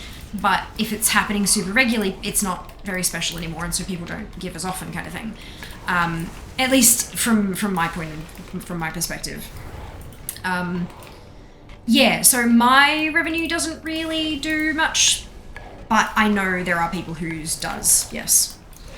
I hope that's useful information. Just a Pizza Hut. It was not a Pizza Hut hat, it's actually just a random hat off Amazon that that one of my mods sent me. For funsies. And yeah, we had pizza from Domino's last night. Leftover pizza. We had pizza originally on the weekend, and then we had leftovers last night. So we had pizza on Saturday, then we had leftovers yesterday. We got more leftovers for this evening. And so Jas decided to put the hat on my head as he was delivering me my dinner. But look, I'm not angry at it. Ooh. There's a missed opportunity to represent a lemon savory pineapple pizza. We just didn't have any pineapple pizza.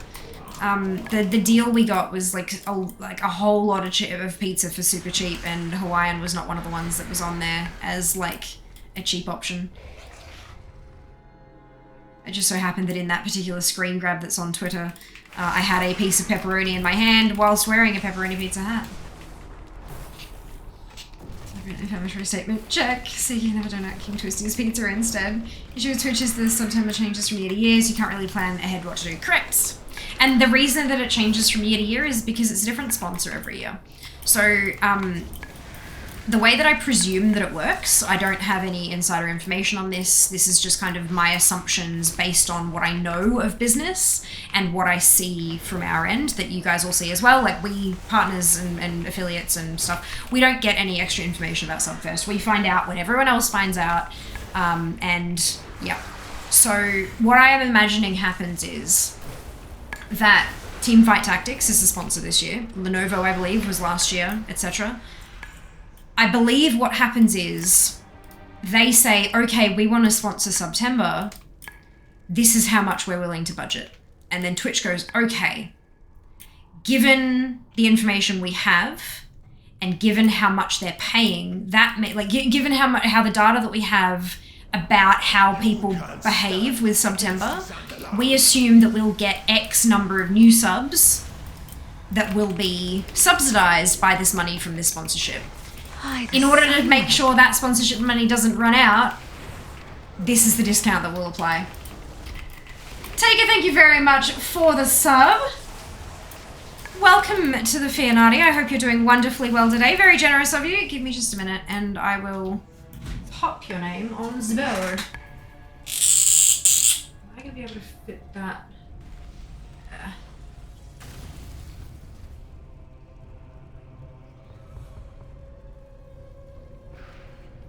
Perfect.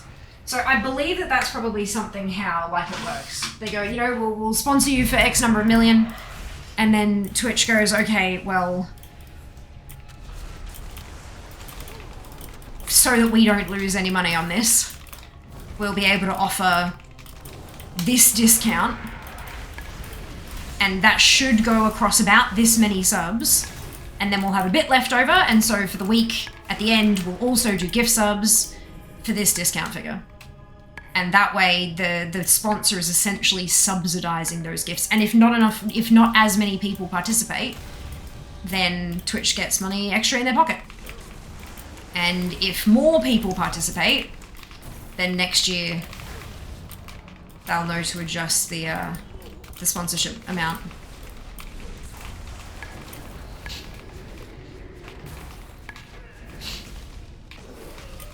Hello, Dunno. Welcome back. Doing well. Hope you can say the same. Right. No, so the deal that we had was for value range pizza. So there was stuff like cheesy garlic and margarita and simply cheese and ham and cheese and pepperoni, just like the basic of basic bitches. And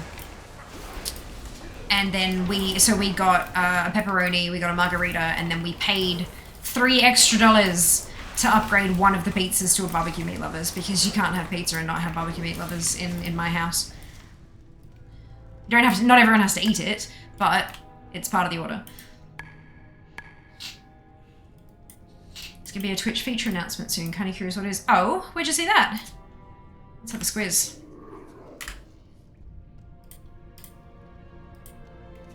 Twitch blog.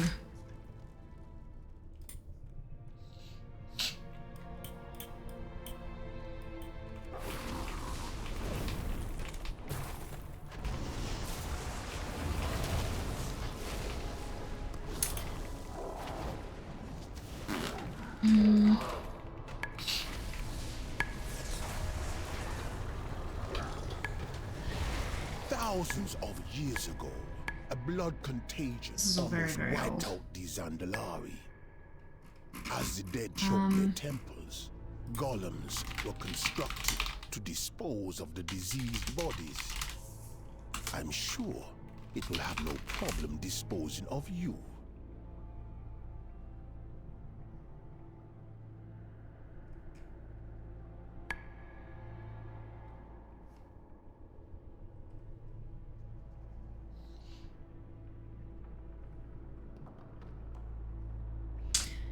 I mean, there was the thing in January, they had that monetization blog talking about a bunch of stuff, so I wouldn't be surprised if it's one of those things. I hope it's the fucking soundboard. Of course, Take, not a worry at all. Thank you so much for being here. Welcome on in. Barbecue Meat Lovers is good. Barbecue Meat Lovers is king. Queen. Non-binary, regal, I forgot what the actual term is. Just everything. It's everything. He's gonna be the one announcing each post on Facebook. Ah, amazing! Indy's fucking great. Nobody's there, the infection. God, imagine you're talking about she who was previously known as Indy Garena. I think she's just Indy now.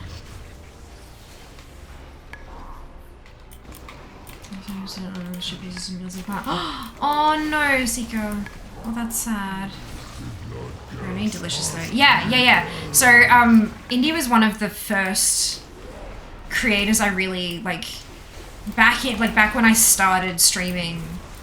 She kind of found me and I went and, you know, hung out in her streams and she hung out in my streams and stuff. Time zones made it a little bit tricky and stuff, but like she was one of the very first people I really connected with on purely on the platform, and then kind of went elsewhere from there kind of thing. Yeah, she's awesome. She rocks. Very, very lovely. No pineapple, perfect, Sika. Love it. Yes, Sika is allergic to pineapple. Very, very allergic. Yeah, anaphylaxis allergic. Yeah. This temple is under Gahun's power.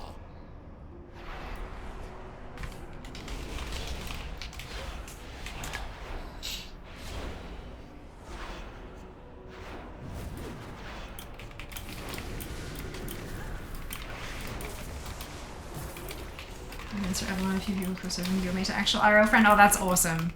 Yeah, she's great. Never met her IRL, obviously, just because, you know, oceans and shit. But, if I ever made it over to TwitchCon, she's one of the people I would definitely really, really, really, like, make an effort to try to connect with.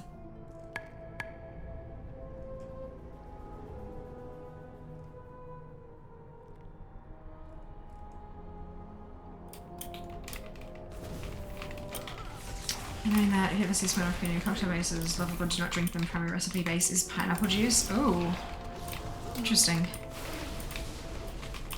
I would imagine that Seeker would check ingredients labels of pre-produced bits and bobs. I hope at least.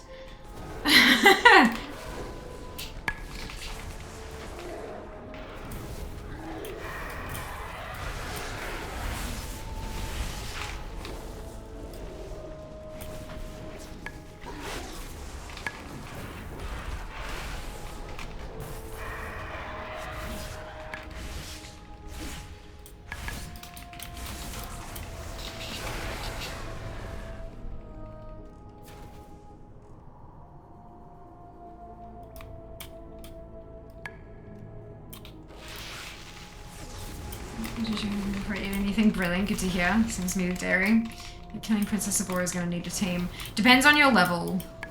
I did it solo, but I also had... I was up by like the porcine entourage were grey, Princess was green, and I had polymorph. Porcine entourage, like when we were playing both nights that we played, it kept coming up. Porcine entourage, killed, new person, blah blah blah. Yeah, constantly. I would definitely recommend getting a group.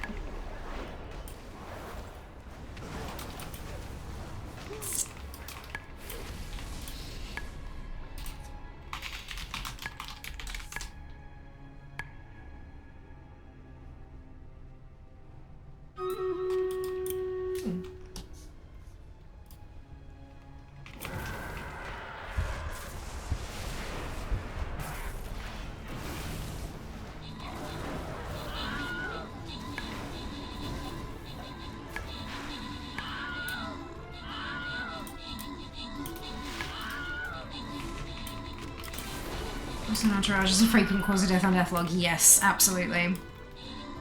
It's a pain in the ass.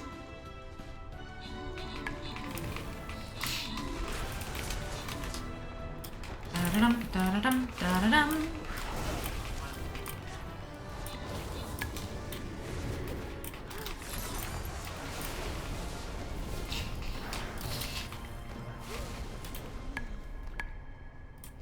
Septic, Rosh, Zep, Graf, and a name I'm not able to pronounce. Congratulations to all of you on your bonus ship. Well done.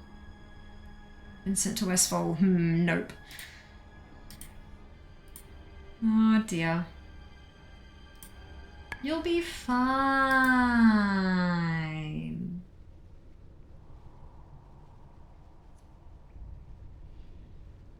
Oh, excuse me.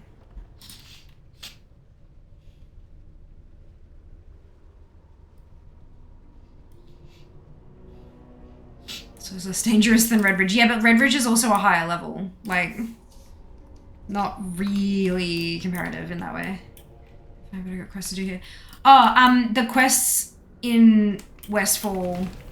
Oh, wait, you got quests to do in Elwyn still? Yeah, do everything you can in Elwyn before you move on. And even, there's also the option for you to take the tram to Dummerog as well and quest there too, if you want to get some more experience under your belt, and part of Lochmadan and things like that as well. That's what I did. Once I was done, once it wanted me to run to Westfall and take the port out to fucking Darkshore, instead of doing that, I just stuck to Elwyn and I'm moving to Westfall soon. I'm running at mood, do some fishing, for sure. I haven't done any professions except for, I've done cooking and first aid. But that's it. It's for Lochmadan, I know, right? There's an actual lock, yep. Time to get it. Somebody is losing a head.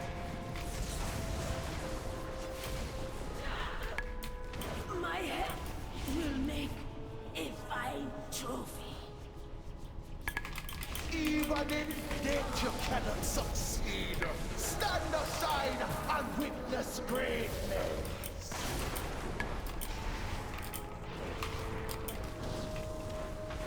There is no antidote for this poison. Somebody is losing a head.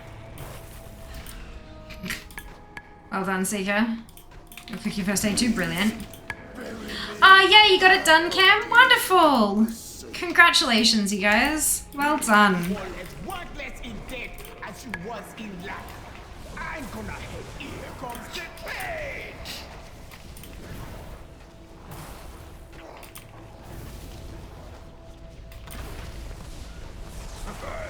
Blood and bone.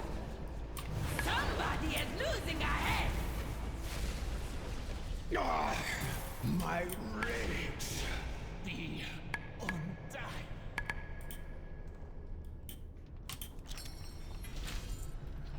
Alright. So, our second last kill for this week. Hey, Edtree, welcome back. Hope you're well. Prophet of lies. So, if you smelt the 60 copy in my bag, sounds like a I plan. spent my life resisting your It's master, 7:30. only for Food you sounds to like a good bind plan. me to his will and death. These intruders will die, but I need not listen to your prattling while I make it so. Complain all you like, I my plugged it for a king, second. Oh no! but you should have realized. Every stuff. As you're not, yeah, so far so good. Would be better if this mount dropped. Generally concerned was like, how the heck do we reset? Oh no. I'm glad it worked. That's fantastic news. But yeah, big thing, like anyone who's here at the moment, you are a part of a community here. This is not just like, I mean, yes, okay, it's all of us sitting individually in different rooms and stuff like that, but it is a community. So if you are trying to collect something, if there is something you are trying to achieve, collect, whatever, in-game, and it's not something that you can do solo, ask. Ask. You can ask in the Warcraft channel in Discord if we're not live, or you can ask in chat. This whole community, so many of us here are here because we want to collect stuff and we are collectors at heart, right? And it's, some people just look for mounts, some people just look for pets, whatever it happens to be, but like, there is always a chance there's going to be at least one other person here who needs what you need, and you can go get it together. You are always open. This is not just a chat box for you to interact with me. It's also a chat box for you to interact with each other if you so choose. You are always welcome to ask for help with bits and bobs in chat. And I will repeat it aloud as well, so that if people aren't reading chat, they'll hear the request as well. So by all means, take advantage of the community that I've cultivated over the years. Grab some of this streamer privilege for yourself. None can withstand my blade. Hotel California. I joined a community on the DK. Oh, yeah, there, I know that there's a link in the, or there's like instructions for the community in Discord, like the first page of like the welcome channel in Discord. The community in game isn't used super muchly. Like it was for a little bit there, and then it sort of people mostly use the Discord rather than the in-game community, which I know is frustrating. It is good to have something in game that you can use to connect as well, but from what I've seen, the majority of people choose to use the Discord instead. But they are both available to you. Cruel fate, but Zul is merely a puppet in a larger Grumble, plan. grumble. One more shot at it this week. Master gathers power. Zul will not rest until all the world is in the blood god's The grip. crafting so decent armor still running around. The scraps, brilliant. Amazing. Wait, why are you running around in leather scraps? You're a paladin. Were they upgrades over what you had? Wish the in-game communities weren't character specific. I disagree. I wish you could choose to put all your characters into it or not. I wish that if you had joined a community on one character, when you opened communities on an alt, it would say something like, this community can be joined, and then has like a list of your alts that are already in that one, so you can jump straight into it if you choose to. Sometimes I like being on a character that isn't connected to all of that other stuff. But that's just me personally. So that's why I like it as like an opt-in, opt-out kind of, like give you the option of opting in, but also don't like force it. Yeah.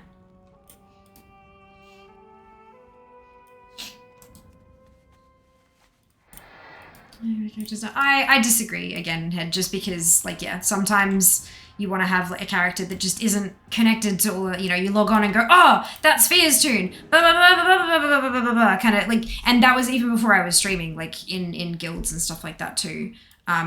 There was a guild that I was in that enforced being like friends and stuff, and so if you logged on an alt, you couldn't log into an alt. It's like, why are you playing your alt? You should be playing your main. You need to get that thing for raid or whatever. It's like, fuck off. Like, I will do it when it's when I'm ready. Like, yeah. Oh my god, Zamnist. I'm gonna...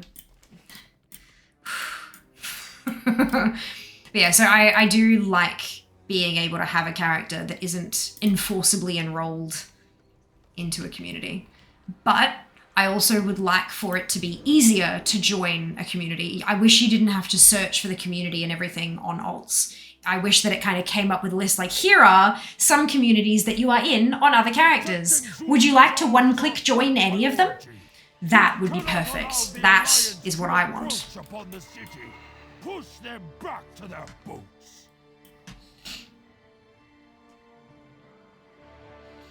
Not like that much. It's an interesting use case. I hadn't really considered the idea that you want a single safe alone character or multiple safe alone characters, but yeah. Yeah, for sure. Interesting, right? For some, like, sometimes we are just so connected that occasionally we want to be not connected. Just have it have an invisible option like Battle.net, maybe. See, that's the issue that I have, is that when you're invisible on Battle.net, you're still visible in your communities and stuff. They need to fix that, firstly.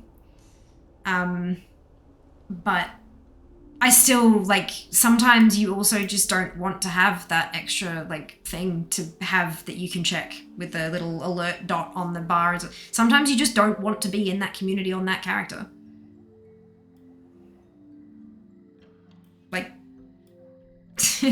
you know, it's like, what if it's an RP community and you have characters that you specifically don't RP on, and then you're forcibly enrolled on those non-RP characters into an RP thing because your main tune's in it, and then, you know, they start trying to RP and it's like, that's not what I'm here for tonight, like, that's not what I'm doing today. You know, it's, yeah, no. I much prefer the idea of having an easy one-click join list for all the communities that you may be in on other tunes, in case you want to add additional tunes to it. I prefer that option, personally. But that's, of course, just my opinion. You are free to disagree with me. I'm just explaining my position as best I can. In case, because, you know, when that's not your position, sometimes you can't imagine why anyone would want it differently. And so, here are some examples.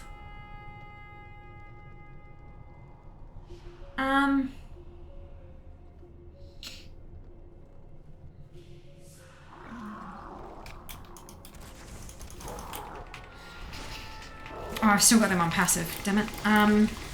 Let's try not to use ableist slurs also, folks. Keeping the vibe friendly, absolutely. Absolutely.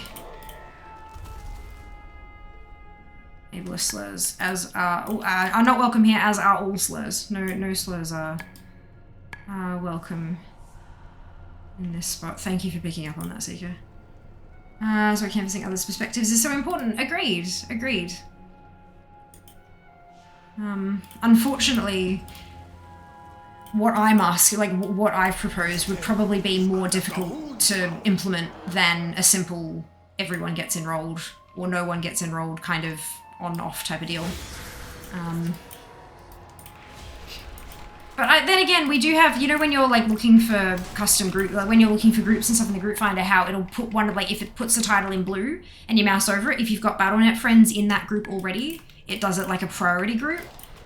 Then maybe they could repurpose that tech for, like, make a community name blue and say, you know, you already have a tune in this community kind of thing.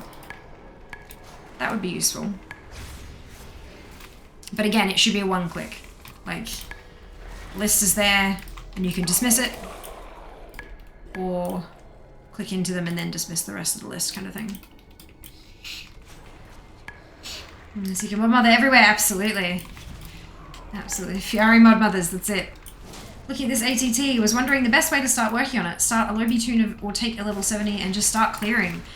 Good question, Galamax. I think it depends on what your goal is. There's like,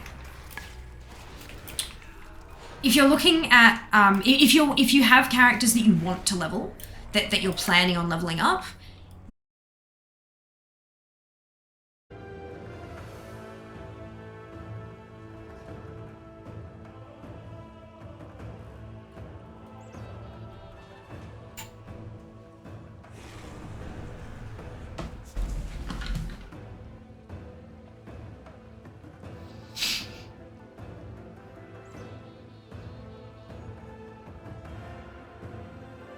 we're good now.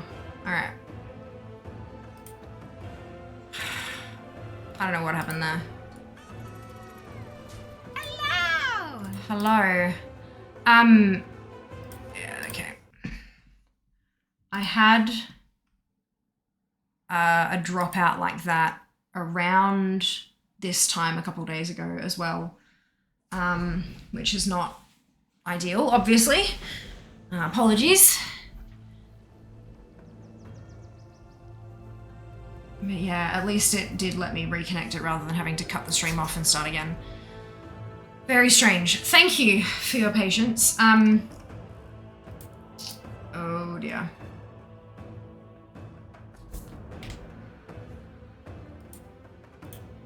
Let me just... There we go. Right, okay. Cool. I love this feature from Twitch where it gives you like a couple pages worth of chat when you zone into chat. And so like when I do a refresh because of the disconnect, it doesn't completely wipe out a whole patch of chat. Cool. Right, so Galamax, looking at this ATT, was wondering the best way to start working on it. Start a lobby tune or take a 70 and just start clearing. So there's a couple of methods there. If there's a character that you have that you're wanting to level anyway, you can use ATT to kind of help guide you. Like if you're thinking, okay, there are a bunch of Burning Crusade dungeons that I have a whole lot of plate in them that I haven't collected yet, and I have this paladin that I wanted to level. So let's level that pally through dungeons in BC time walking. BC Chromie time, so that you can kind of work on it as you climb, sort of thing. But also, you can just take a tune in there and go arcane explode your way through, or whatever the class's equivalent is, and clear it really quickly and get a bunch of collectibles super fast. It really depends on what you're aiming to collect and like where you want to focus first, sort of thing. If you're a little bit overwhelmed, like holy shit, where do I even start? ATT random is slash ATT random is a great little tool that's inbuilt into the add-on, and you can randomize literally the entire game and just pick something, anything, anywhere, or you can pick a dungeon, you can pick a zone, you can pick a mount, a pet, a toy. Like there's a whole bunch of really great options there to help you start targeting your collecting, depending on, again, how you want to go. So I have nothing because it's too hard. At least we have communities. It's an improvement over just having guilds. I agree. I think communities were a good addition. They are very basic functionally, but I guess they don't really need to be very complicated. But yeah, there are a couple of little things that would be quite helpful, I think.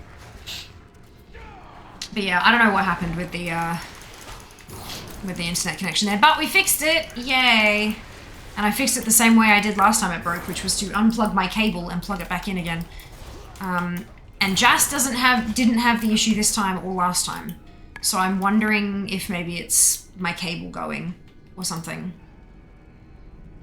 The only other thing I can think of is that there's a critter under the house chewing on the cable that we ran. I might shoot Dad a text and see what he reckons. Because he's the one who helped us run it. Just checking my middle. Oh, no, Cam. Yeah, no, definitely my end. Definitely my end. These webs, that it was me and refreshed. Where the webs is at?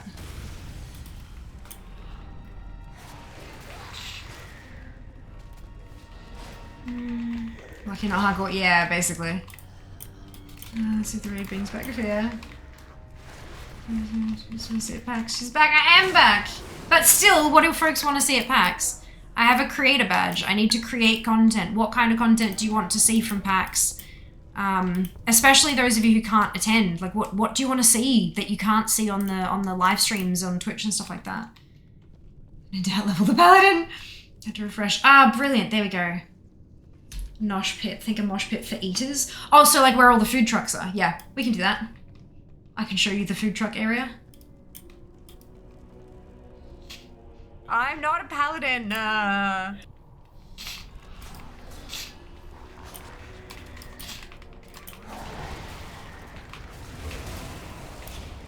Thousands of years ago, a blood contagion almost wiped out the I am a paladin. Zandavari. As the dead choked their temples, Zoom zoom. walls were constructed to dispose of the diseased bodies. I'm sure it will have no problem disposing of you. Your body is there, the infection.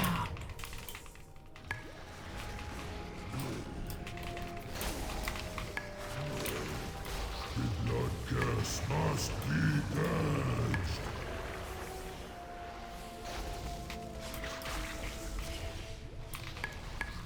The dead must be preserved.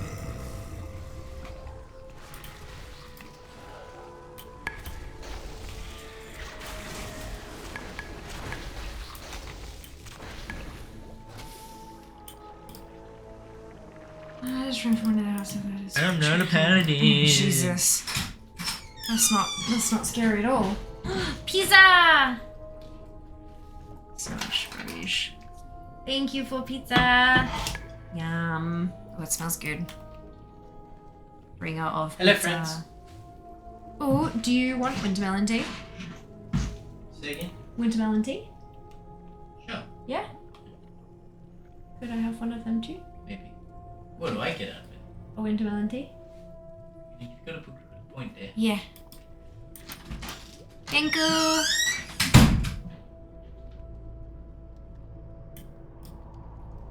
This temple is under Gahoon's power. Ooh, hot.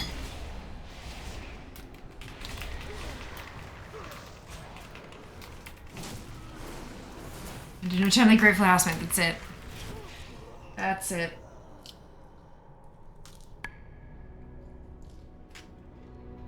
Mm.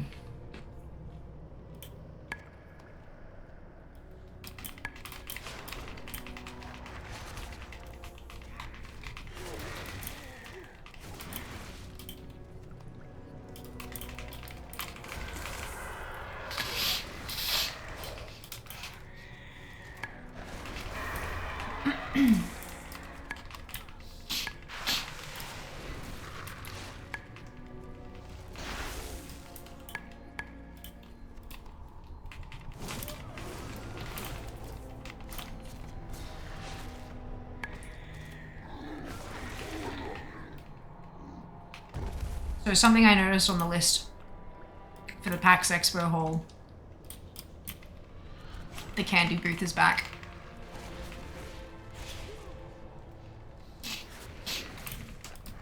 The candy booth is back. And I'ma be broke. Oh, I can't believe I ordered a kale salad. Oh, but kale salad, good on you, Saz. I actually quite like kale. A lot of people like seem to not like it very much, but I quite like it. Really tasty. We're revisiting. We will. Last time I was really, really good. Last year I only got one little tub of watermelon candies. I'm look.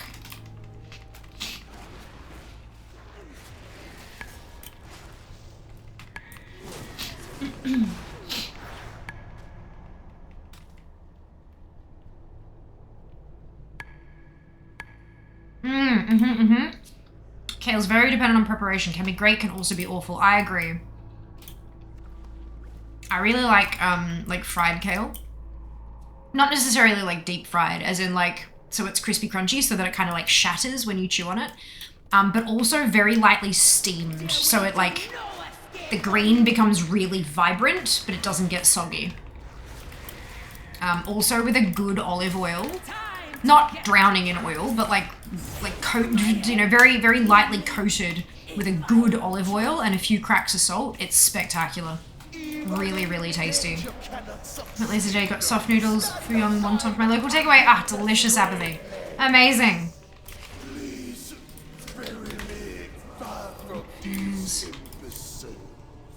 Egg. So not for Seeker. Kale mashed with potatoes. Just give me up. Oh, interesting. Kale mashed with potatoes. So is it like little bits of kale that's like mashed all through, like, so like flecks of green all through the mash? An omelette with bean sprouts, meat, another veggie. Yum. Seeker would not like that, but that's okay. More fast. Shredded with mashed potatoes. Yes. That sounds really tasty. Silence, prophet of lies! I spent my life resisting your master, only for you to bind me to his will and death. These intruders will die, but I need not listen to your prattling while I make it so. Complain all you like, my king, but you should have realized. Well done, Duran. Winning the free-for-all. No escaping Gahoon. Hello, Daz. Welcome back. I was like hopping on a bit. Was it with big sausage? Delicious. Doing MC Ulduar ICC for Legendaries weekly. Yeah, Ulduar Legendary ICC Legendary. Still waiting on bindings to drop. Got some for the other week. With the bindings, for me, I was running any character who could equip it. I ran it until one of them managed to get both, and then I just focused on that toon. It worked so well. It only took me a couple weeks because I had so many fucking toons who could use them. It was pretty good. Third win today. Well done. Mashed potato with cabbage. Oh, interesting. Probably be a very different flavor to like cabbage versus kale. Hey, that's really interesting. I fucking love sauerkraut. Oh my god, sauerkraut is the bomb. I should eat more sauerkraut.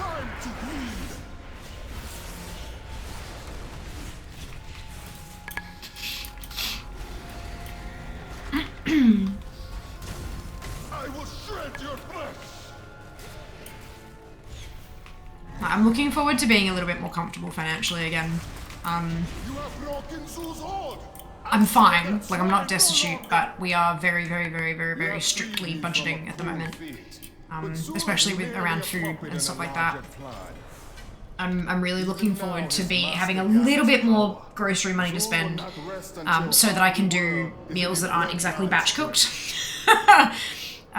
So that I can do meals that have like 2 or 4 servings and stuff like that, because and have things like kale and sauerkraut and stuff like that, because at the moment we're eating very cheaply because it's one thing that's really easy to cut back the cost of, and still be relatively healthy.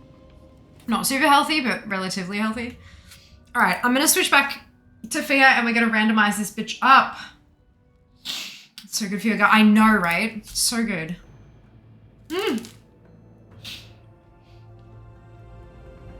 Sponsor Fia for more likes. Drops on IC. It is, yeah. It is.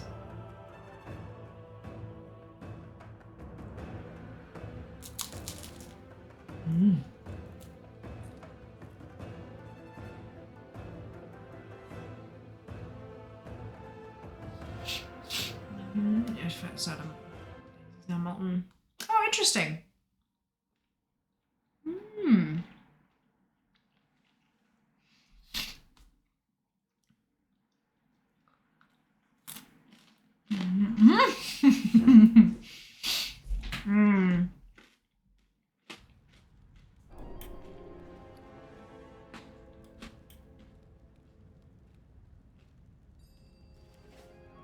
Okay.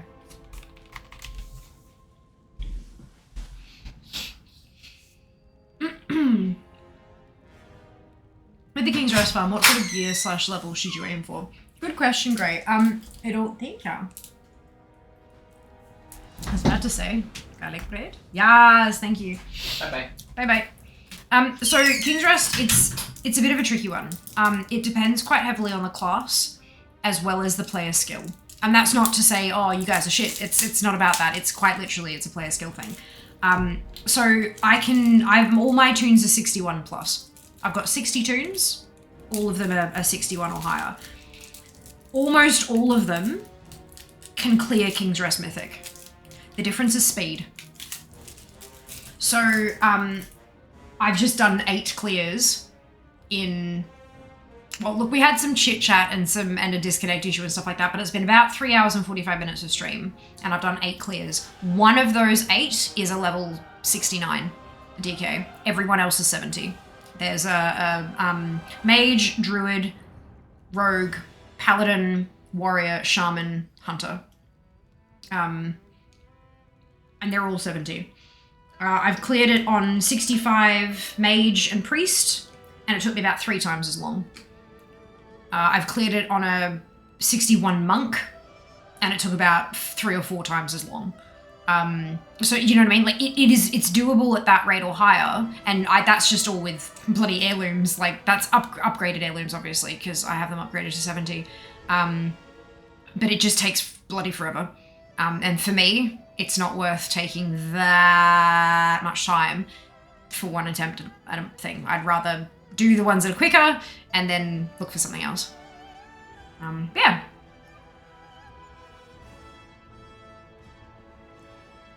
Anything, and my level 70s are not, my mage is pretty well geared, she's my main.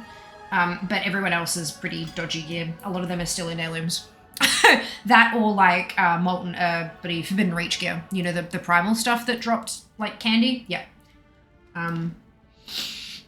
So yeah, you don't need to be super duper geared. It's more about the level thing, I think.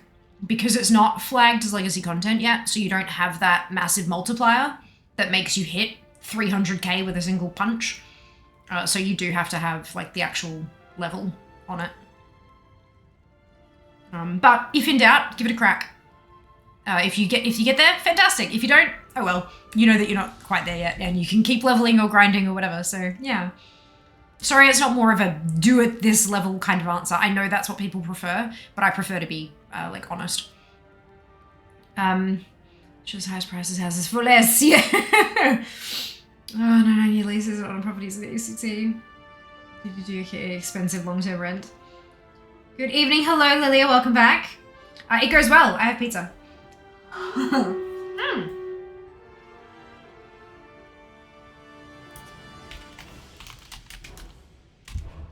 Sorry, I won't roll the random until you guys can see it.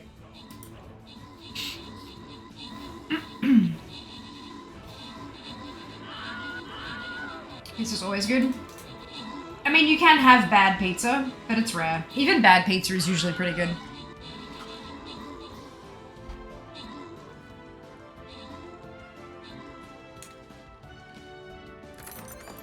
Because we can't trust her. What? Look, Island Expedition. I'm done with islands. No more island mounts.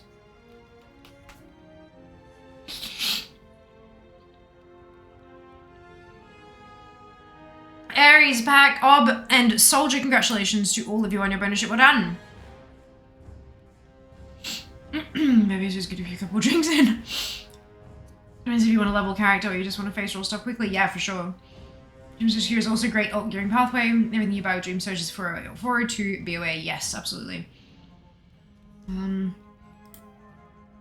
trust me, Zam. You trust me, right?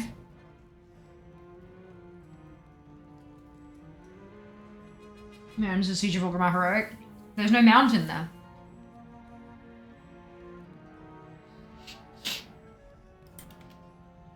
Oops. It has to specifically, it's gonna roll, we're gonna roll mount, guys. In case it wasn't clear. We're rolling a mount. It is Mount Farm Monday. Not Coas Farm Monday. That's not alliteration. Alright. Here we go. Mount. Oh, shit. Okay, this is the Pestilent Necro Ray.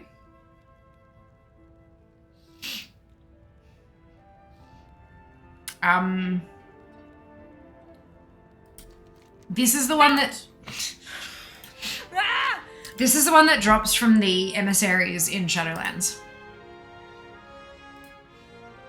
So I'm trying to figure out...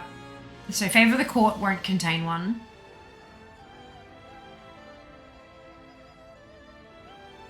Grove Wardens can't contain one. Ambitious can. Tribute of the Ambitious. Shit. Okay, that's fine. So the Necro Ray Egg, there are 2 mounts that can come from that. There's 3 total. I've already got one of them. I still need the Infested Necro Ray and the Pestilent Necro Ray. But this is a pain in the butt one. So you do your calling. You do your emissary, whatever you want to call it.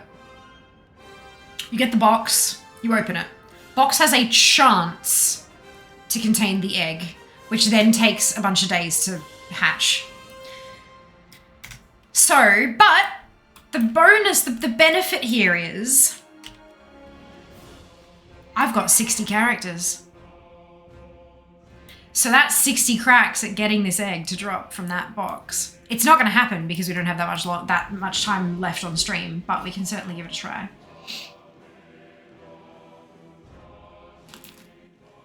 Chaos Farm Tuesday. Well, you can do that on Tuesday. I'm going to not stream.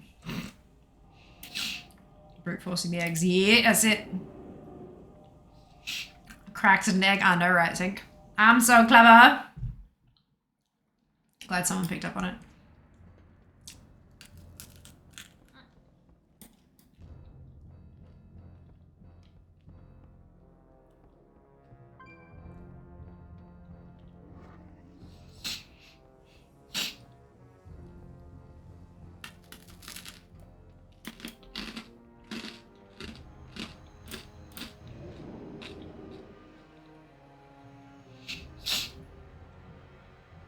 The eggs have to actually drop for me to be able to make the omelette, Sam.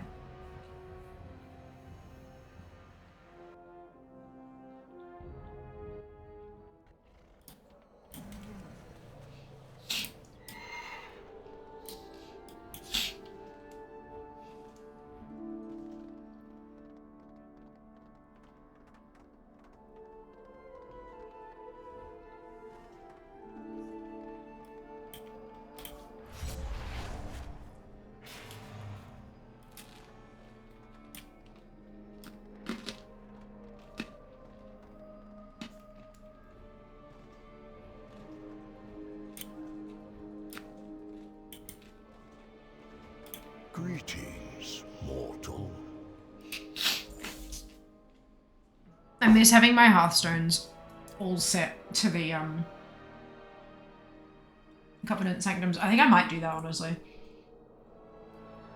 At least until we start working on BC raids for collecting. Because there's still so much to collect from Shadowlands. And the passive Polished Pet Charms might really help too.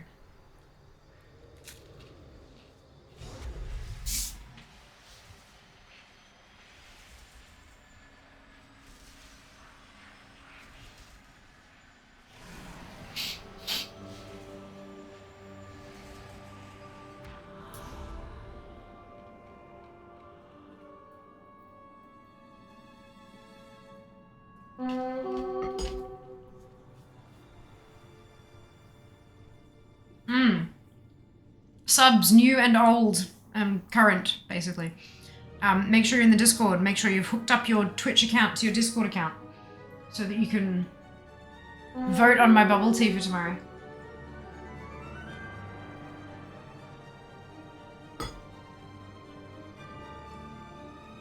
I'll drop a message after stream. In the sub-only chat channel.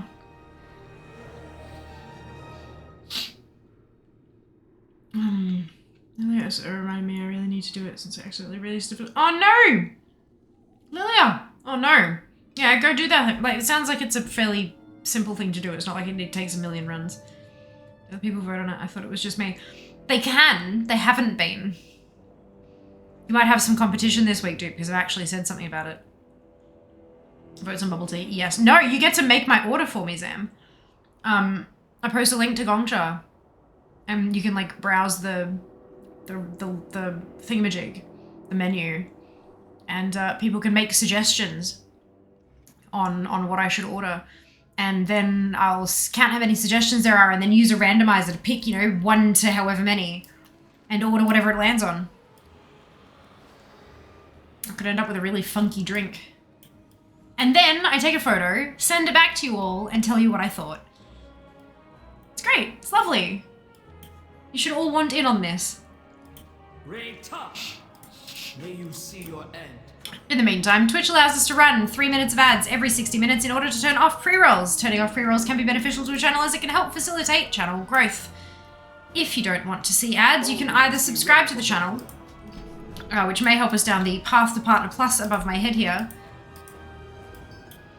or you can... Why can't I delete that? Or you can subscribe to Twitch Turbo, which will get you ad-free viewing across the entire platform without affecting creator income. If you do see ads, you may not see the full 3 minutes. There's a variety of factors that can influence that. And if you do see the full 3 minutes, you could see 3 ads, you could see 30. It's not about the number of ads that you're seeing, it's about the total duration of the ad break.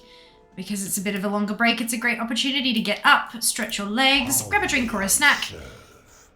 Take care of yourself, and we will see you when you return.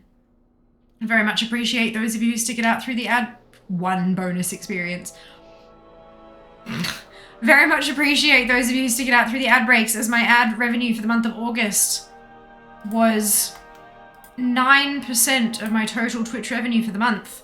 Fucking Mortanas.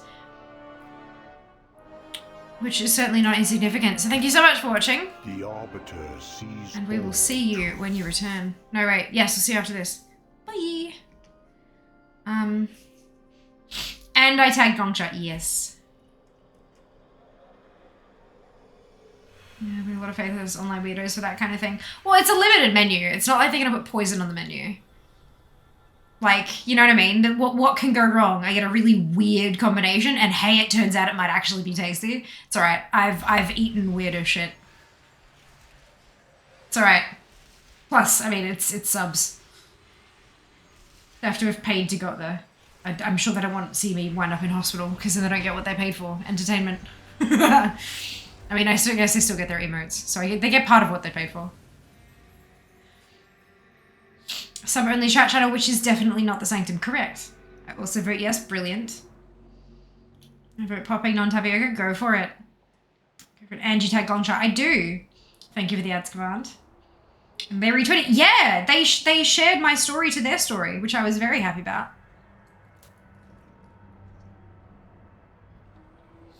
One bonus experience. As a level 70. About 1,000 pictures of Real Brick Road and Wizard of Oz, complete with song and dance. I mean, absolutely. They don't have poison on the menu. Unsubscribe. I know, right?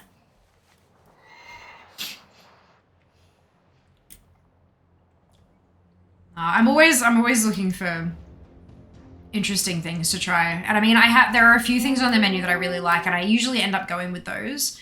But if someone can get me to try something new, and it turns out to be really good, Rich with anima, that's awesome. like it was dust.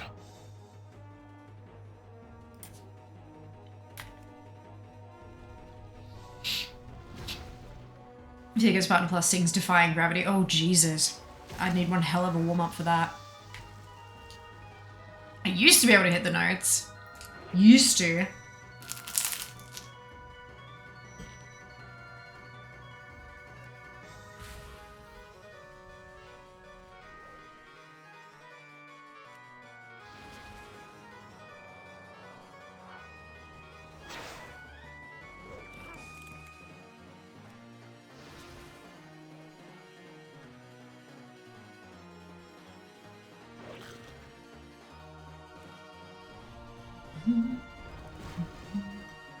It is a hard song. Most certainly.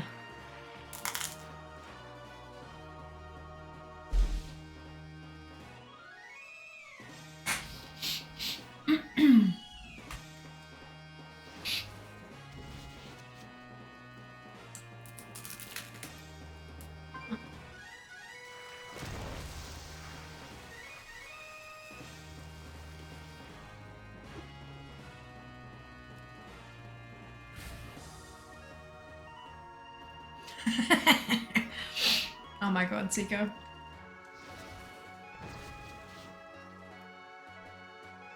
You're amazing. So for good. Oh dear.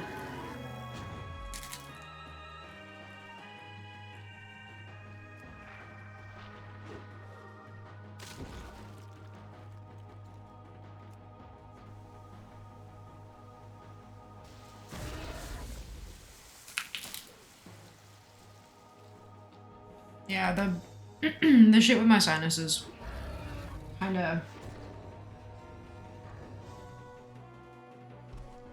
messes with my throat enough that makes it quite difficult to hit notes properly. Why, the Sunwell. Lilia, thank you so much for the Prime Gaming resub. Much appreciated. Bezos money acquired. Yep, don't let him buy another yacht. I mean, not that any of us can stop him. That's 2 L's in the middle, isn't it? It is. Okie dokie.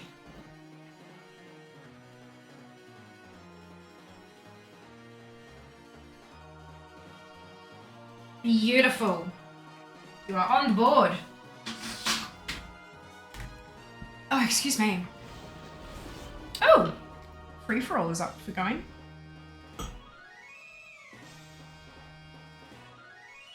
I'm no longer. Oh no.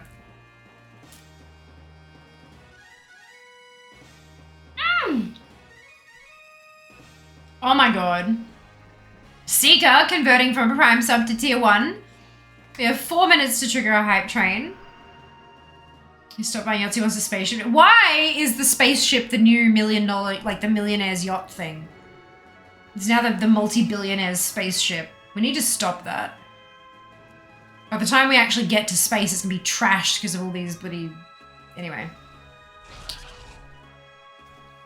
And by we, I mean like the lowly us. I am aware that humanity has gotten to space. Oh my goodness, Dupe with the biddies! Much appreciated. Thank you so much. We have a hype train. Chugga, chugga, chugga, chugga, choo choo! There you go. My goodness gracious. Is he already on there for the... I don't care. Where's the thing? Ugh.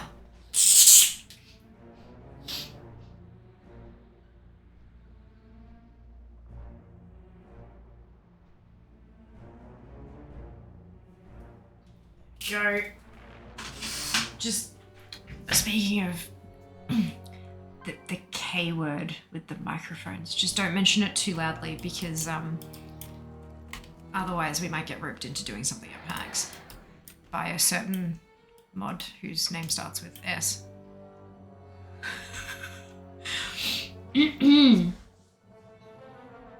Well, have you seen what Blue Origin rockets look like? No, but I'm gonna guess if they look like anything else, they probably... if they look like anyone else's, they're gonna look like Peni.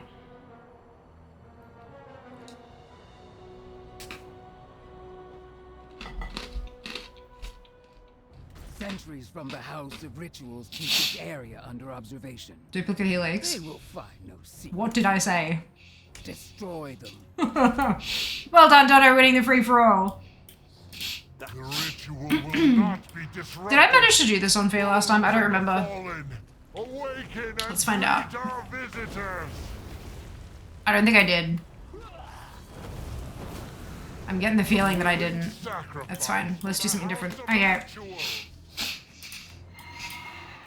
Oh, there's a new anima one. That's good. Like, if I'm gonna do these, I might as well get might as well use them to get anima. Considering how much anima I still need. Look at this, look at this, look at this. Reservoir anima. I currently have 4,915 on Fear. I need. Estimated amount needed to obtain remaining things. 1,391,000.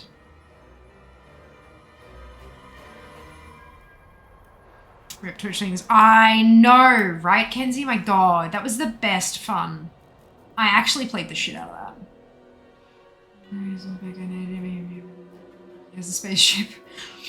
The commercial place of the moon nearly affordable 90% Earth's population for like 10 generations. Yep, that's it. That's it. This side is so in DF when your ghost has to run around and back in BC. Uncool. Oh no. I'm playing ticket to Aussie land. Yep, that's it. Hello D, welcome back. Hope you are well.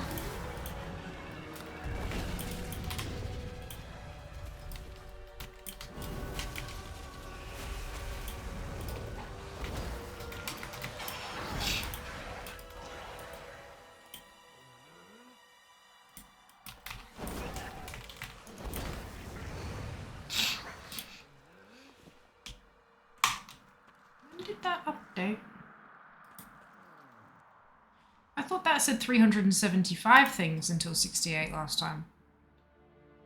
I didn't change anything. Weird.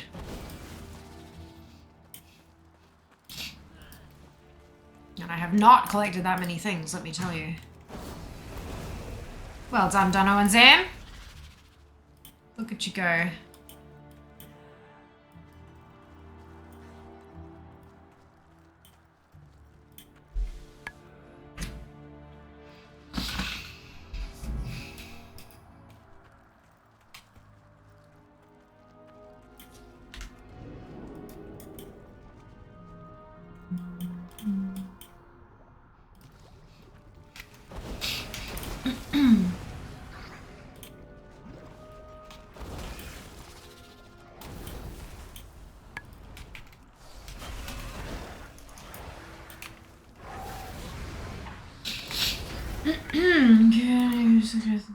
Coming. I'm good. I hope with my guild we should kill Sarkrath. Oh, brilliant! Twit, thank you so much for the biddies. Much appreciated. Very generous of you. I have to be in Maldraxxus, it's too soon. I was stuck in here for like an entire week trying for the Undead Tame book. Oof. Rough. Did you get it eventually? Oh, excuse me. Hype train complete at level 1, 75% of level 1. 2 subs, 200 bits. Much appreciated, you guys. So kind, so generous. Amazing. Amazing.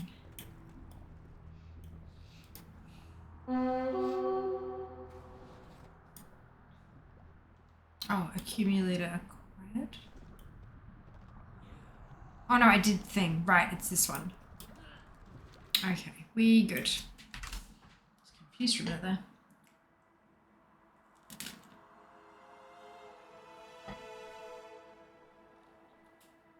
Does what mean? New recruits means the need to tame additional mounts. Only the bravest, or most foolish, are able to capture a wild flayed wing.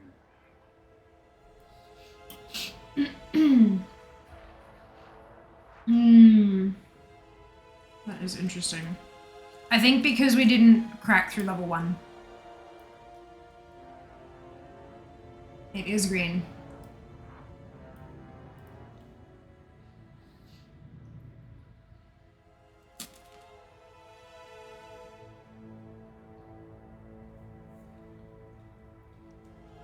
Ah, apprentice. We are experiencing a shortage on slime. Would you be willing to repurpose some for us?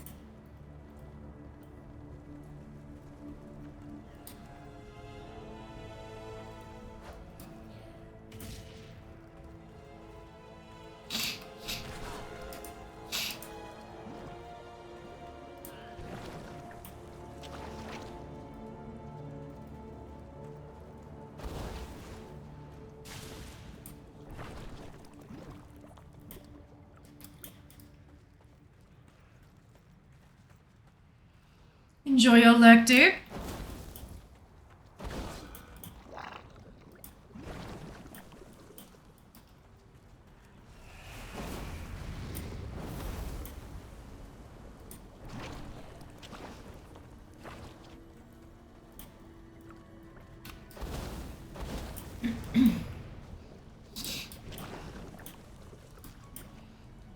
I never sit from minutes again. 12, 78 minutes of the book. 9 minutes of farming a day. Fair. Very, very fair. I think that's a good approach. Like, you're still doing the thing. You're still making progress. But you're just... It's kind of like how we do Mount Farm Monday. It's not Mount farming all the time until we burn out on getting all the mounts kind of thing. It's, yeah. I like it. Well done.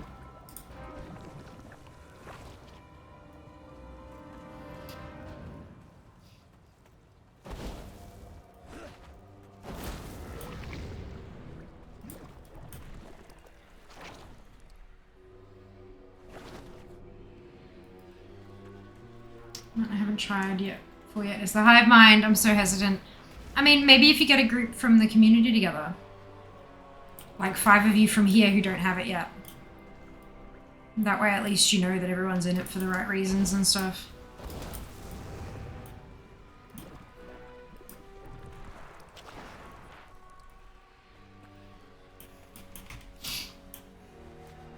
That's a soulstorm.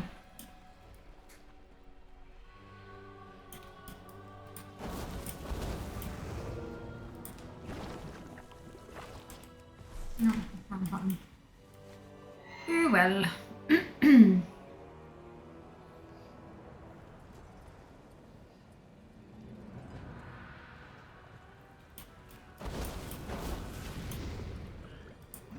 Expertly done.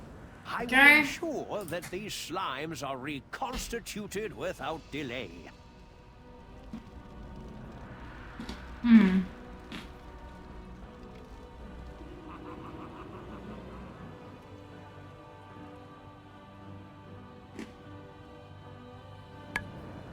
Alright, so that's done. Let's turn it in and see if we get an egg.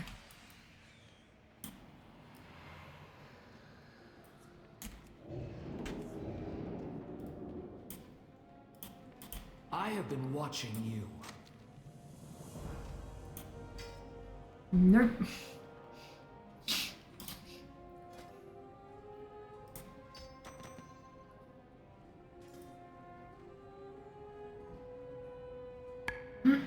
Hello, Stella. Welcome back. No, this is one from a while back. It's a purple one. Looks like a brain with tentacles.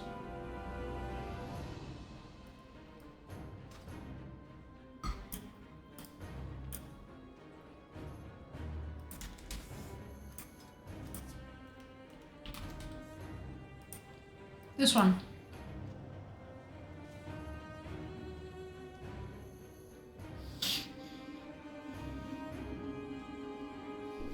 The one you fish up? Yeah, here it come. No, different one. Very different.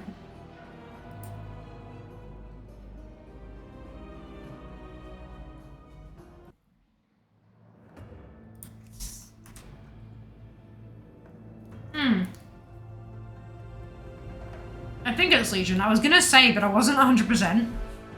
So I'm glad you did.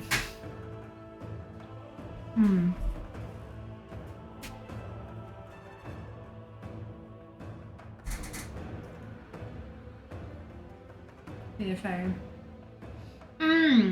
But you had to do stuff back in Legion.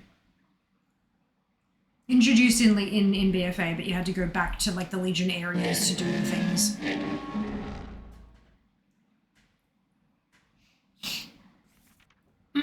Huffman has a unique ability. If all 5 people in group has it, they can ride on one mount. Not the case. So the trick thing with Hive Mind is that you have to do it in a group of 5. You have to do it in a group of 5.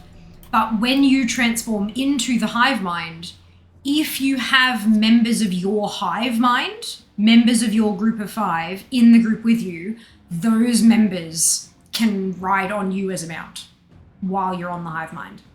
So if you've got a group of 5 people, you have the mount. Everyone has the mount, but only 2 other group members were in your hive.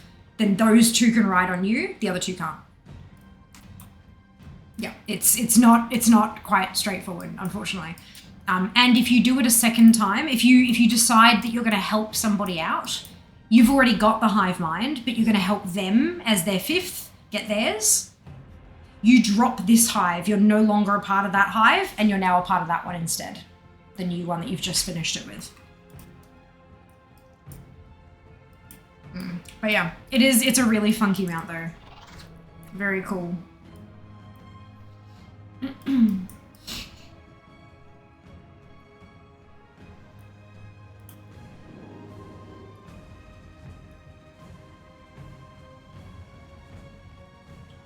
Hello, Morg. Welcome back. Glass tea mugs, you have them too. Ah, are you sure? Hang on. Okay. How about give me some time to find a set that I really like? Yeah.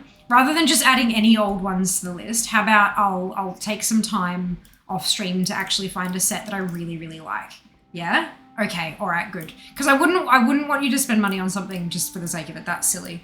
But if I find a set that I absolutely fucking adore, then yeah, I'll do. That is so kind of you. Thank you so much for bringing it up. I will do that. In fact, I'll add it to my to-do list. To do. Find pretty things. How horrible for me. Find glass tea mugs. Add to throne. Estus.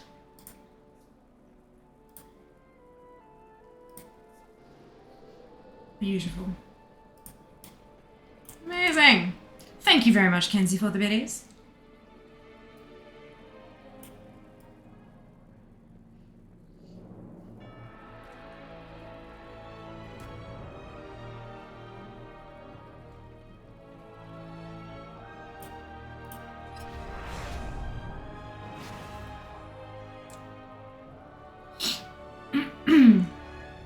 Fish my way to journeyman fishing skill level. Guess why I can't train this girl? You broke. Welcome to the Eat. Jassy Pants has no money. Oh! You're too low level, that's fantastic. Even better.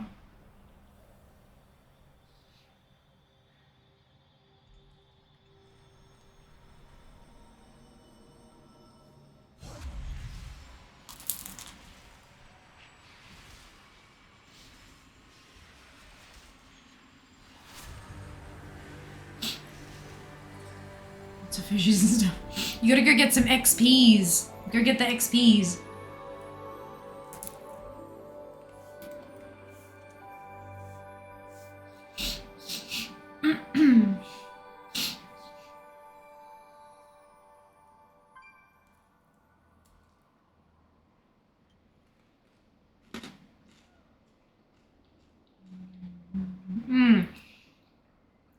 I'm not sure it has level requirements on live anymore. Jas is playing classic hardcore.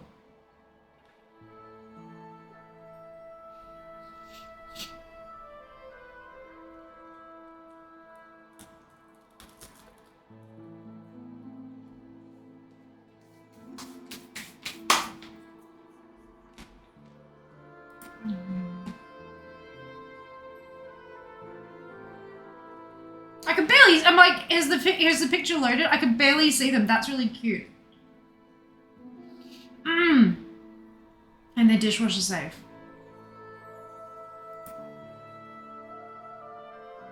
Coordinates available. When they're on sale. Are they on clearance? Oh no, the sale's on.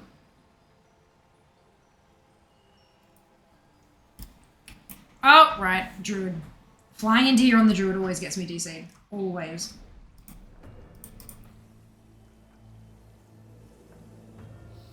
Oh, they have them in green too.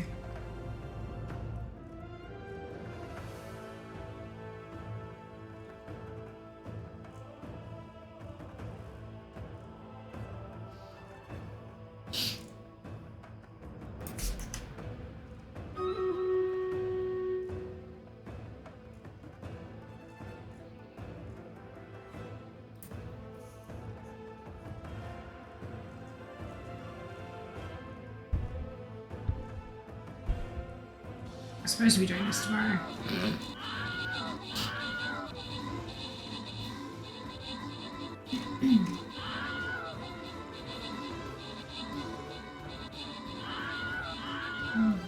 don't know what to do with it. Ah, put it on the auction house. Fishing in Classic is the old fishing system. I mean, the fishing system in Classic is the fishing system that existed in Vanilla, yeah. Yeah. Everything is as it was back in the old patch, kind of thing. Make me green, yeah. I was thinking of you, dupe. Surprising no one. Tell me on your devoted about to me on your event, just when glass 2 lines immediately falls down research hole. Yeah. Yeah. Hit me. Gort, Inso, name I'm not able to pronounce, and Sheaf, congratulations to all of you on your bonus. Shit. Yep, good. Did you say dupe would like the green one? Yep.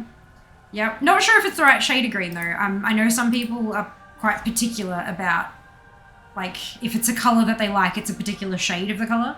And that's not exactly the same green as I've seen around, but I quite like that blue-green kind of... My favorite's like an emerald green, but olive isn't bad either.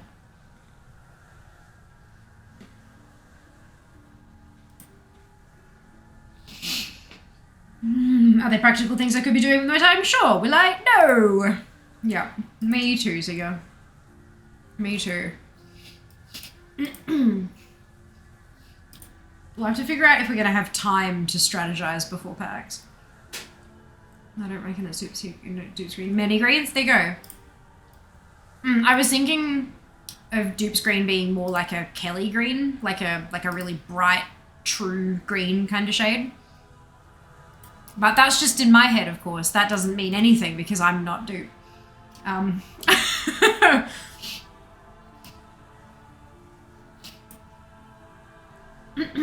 Bright neon, but in the end, there you go. Okay, interesting. Sort of 10, train mining, fishing, BS, and cooking to journeyman. Oh, T2T.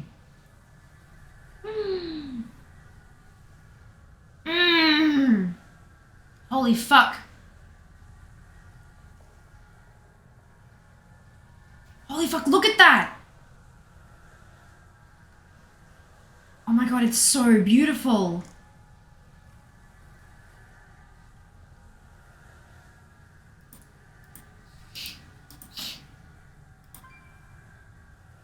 It's so expensive for one thing!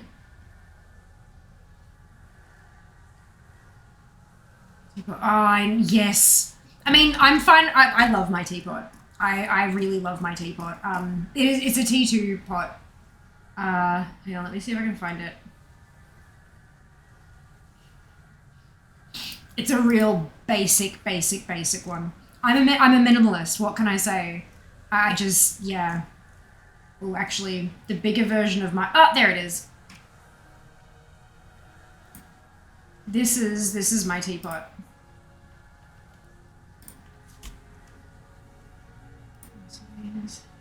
Hi, the sun. They are beautiful. They are beautiful. Ah, Sam, thank you so much for the resub. Wait. Hang on.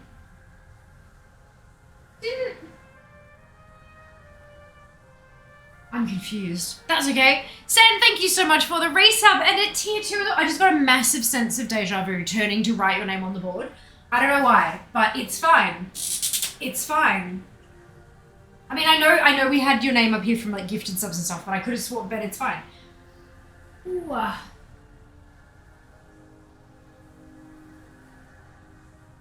7 or 8, yes. Good, brilliant. Hello! I hope you are well today, Sand. Hope you've had a wonderful day. I'm not on the wrong screen. I'm looking at teacups. I'm not doing anything in WoW yet. You're not on the wrong screen. There we go. Can't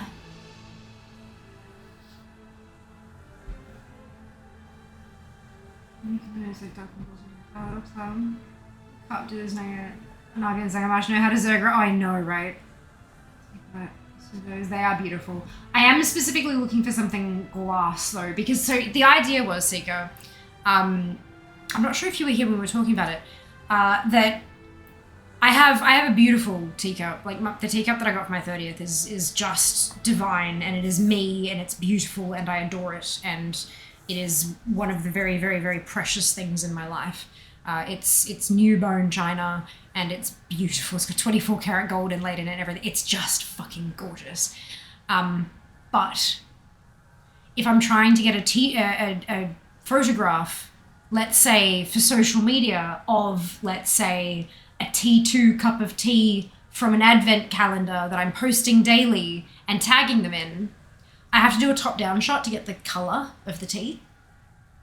And I was thinking about how lovely it would be if I was able to have like the sachet and the cup next to each other kind of thing, without having to do like the flat lay style every time.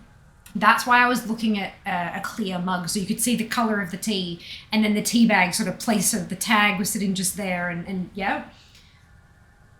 So that's what I'm thinking about. Oh, not just really looking at a teapot. Yes, I am looking at a teapot. Yeah. Very cute. Not a cute. I know, right? 34. I mean, I know you get the saucer as well, and it is made of fucking glass. I get that. Oh, not suitable for dishwasher or microwave for the B cup, B Moroccan glass cup. That's unfortunate. I guess it'd just wear off the thing. It's only 300 mil. That's not that big. It's only just bigger than like a cup. Yeah. It's like a measuring cup is 250 mil. Just sick one. Just stream about tea. No, it's fine, Morg. This is welcome to stream. I have that in an ombre pink. Beautiful. Amazing. But yeah, that's mine. And the lid is black, and it has a Logitech sticker on it. Because we would joke about wanting a Logitech teapot, so I made one. Yeah. And be like that. Yeah, right? Very unsettling. It's okay, it's fine. It's fine. I really love it. I'm surrounded by the corpses of fellow adventurers. Then back away slowly, Jas. Leave. Yep. Black sky one. Oh, my teacup. Yes. Tea glasses and tumblers. I don't really, cups. Tea cups that don't have a handle are a bit unfortunate. Although these are all tumblers and they're all double walled, probably so that you can just pick the damn things up. But I do prefer... So they've got tea mugs and then cup and saucer sets, but I just want a... They do some beautiful cups. Hang on.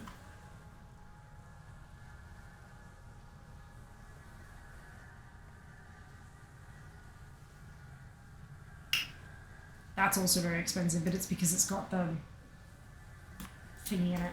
Hang on. I'm doing the thing that I do, which is open a fuckload of tabs. But at least I can scroll through these quickly, because if it's not see-through, it's not what I'm looking for.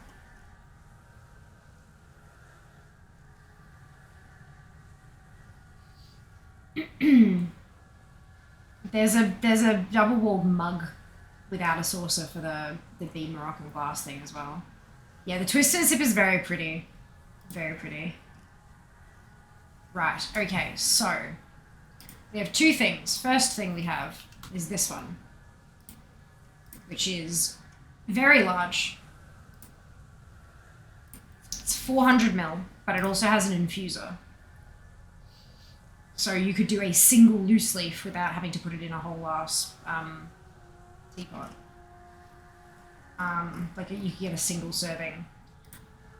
But the one that I'm thinking is actually kind of right. So this is 350 ml, so it's more appropriate for like a single drink thing. And I think that is plain. It's beautiful enough, but it's also plain enough to not take away from the tea that's in it.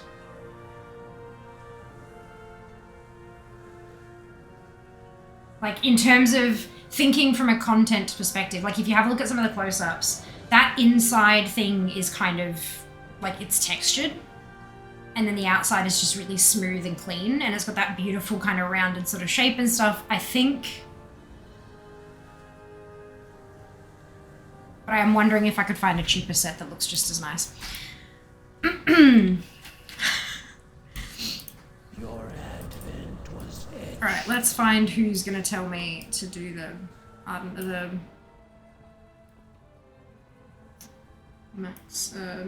bit.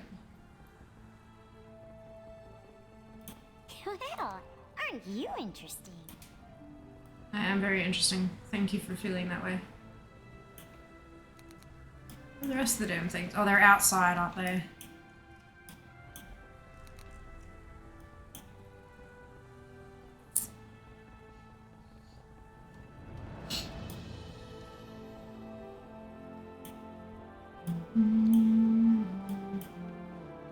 We stalk the moonless Maldraxxus. night. Beautiful. Night embrace you.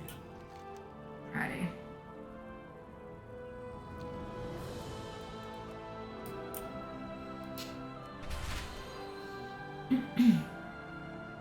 Hey, Elro. Welcome on in. Hope you're doing well.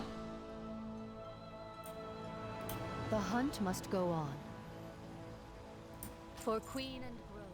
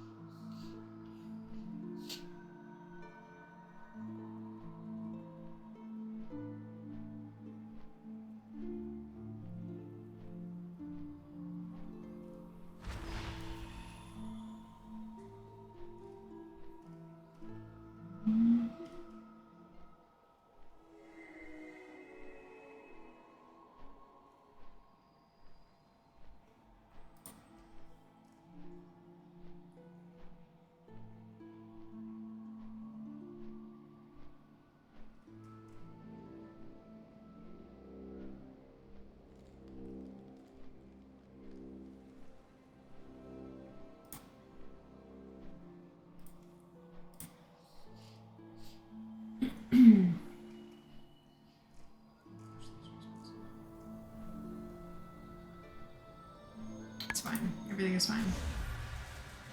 That's only $30 shipping. Yeah, welcome to Australia Post. I was wondering, seeing with the fiery cat, how long did it take to drop for you? Gosh,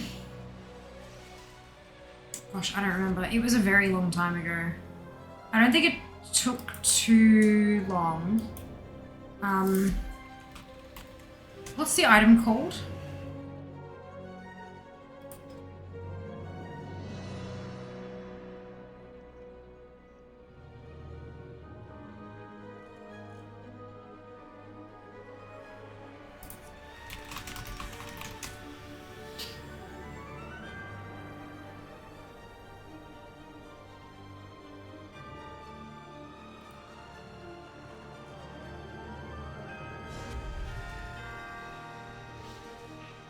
Andrel's seed pouch. Perfect. 9. It seems like I was very lucky. Yeah. There you go. If I'm at next patch, gets new model. Firework is my best bet. I have no idea. I'm sorry. I would probably be asking where I heard about that. It's been a very, very, very, very, very, very, very long time. Like, I had it back in Legion or something, you know? So, it was a very long while ago. If I had the information, I would hand it to you very freely, but my brain is shit, and it forgets things very easily. My dear apologies. Pride having Squid's a treat. Was dinner out. Almost a decade later, ice magic. Yep. Oh dear. Sorry. Totally fine. Totally fine. Yeah, I've my memory's just trash. It is what it is. That's totally fine. But fingers crossed, you should have some luck with like drop chances and stuff on Wowhead. They're usually pretty good with that stuff. In the comments. Has brought you to me. Yeah.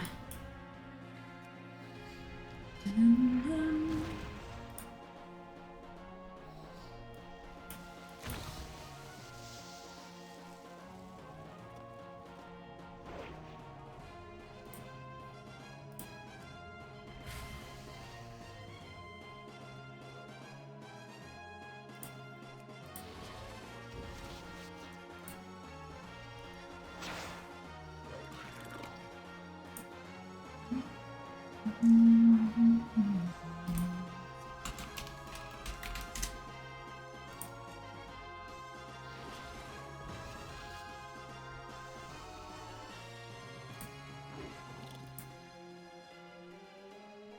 excuse me.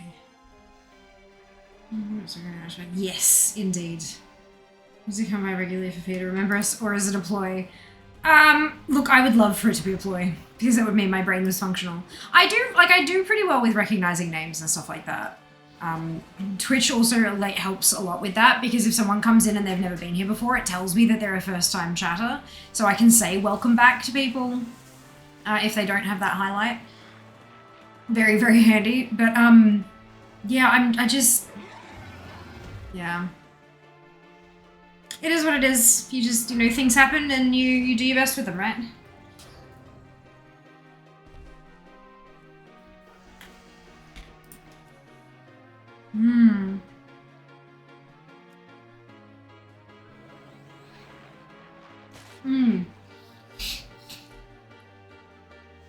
Yeah, I don't think it's a terrible grind.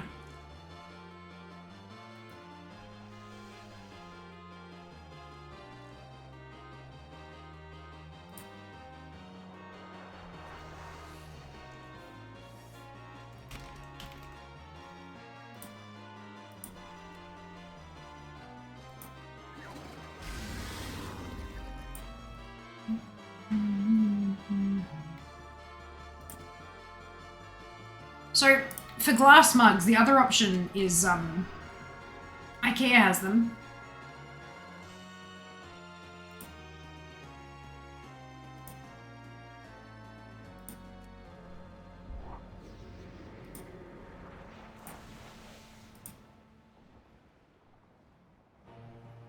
No one intro. Ooh, rough.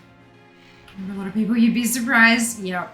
We also have, like, it's great because if you don't remember someone, you can click on their name as a moderator and see what they said last time they were there, and like you can scroll through their chat history, if there are mod notes and stuff. Like we have tools natively on the platform that really help us sort of manage the stream, which is great. Recruits means the need to tame additional mounts. I remember when people say the same thing a few times. We do. Almost foolish are able to capture a we can make notes that, Fair asked them not to say this. Fair asked them not to say this again.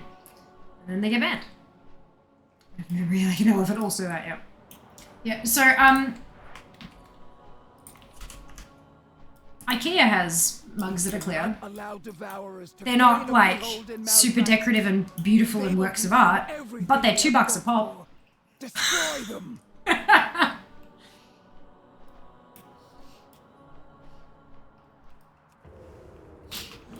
I did the thing again where I'm wearing my bloody speed set.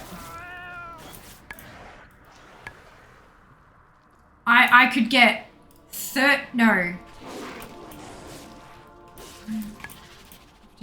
I could get 18 IKEA mugs for the cost of that beautiful cup and saucer set from T2.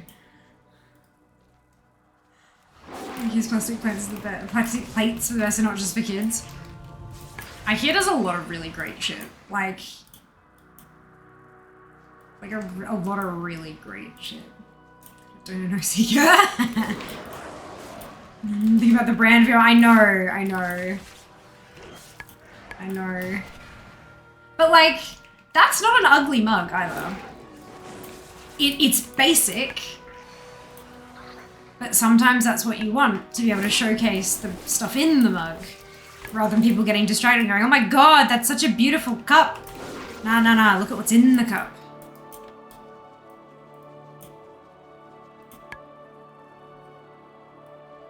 I said how much I love leveling as Druid. I don't know, have you? Maybe. Slowly from a platform. Yay, freedom, yes. So good.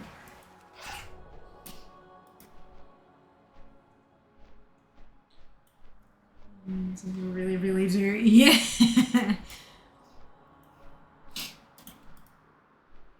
Oh dear.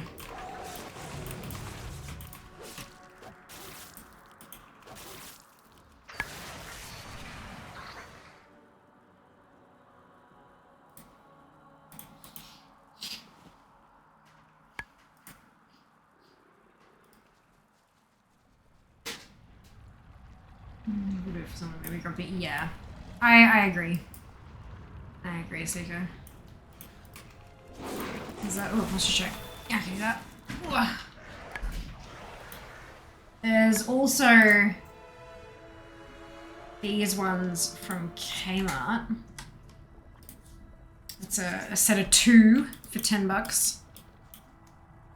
They're got the double wall prettiness, but not quite the... Now I'm questioning myself. Should I get something like pretty that's a little bit more eye-catching to create content with, or should I make it basic and let the contents kind of shine through for themselves? Or, I mean, given that Mum's probably going to give me an advent calendar from T2, should I have a T2 cup so that it's all on brand? That's what you were talking about, think of the brand, right? That's... maybe? No, look, now I'm doubting everything. Well done, Zika.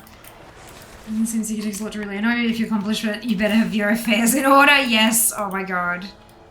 Oh my god. Really like the T2 onesie lengths? Yeah, they're fucking beautiful, eh? They're just so expensive though. Like $20 to $35 for a cup. You know, like...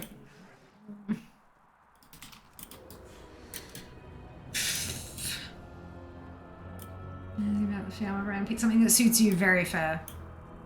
Very fair.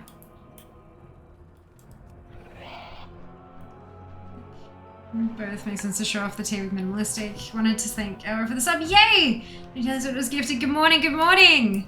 Congratulations, welcome back. Where is Gerg? If you wanted to promote the individual brands, I think the basic is the way to go. If you get a T2 sponsorship, you can get their wares. Yeah. Very true. I wonder if... I mean, bubble tea and brewed tea are 2 very different things, right? I could potentially get in with both. Because T2's from Melbourne, originally. Like, it's a Melbourne brand. And they bloody exploded. They're all over the shop now, but they are originally from Melbourne.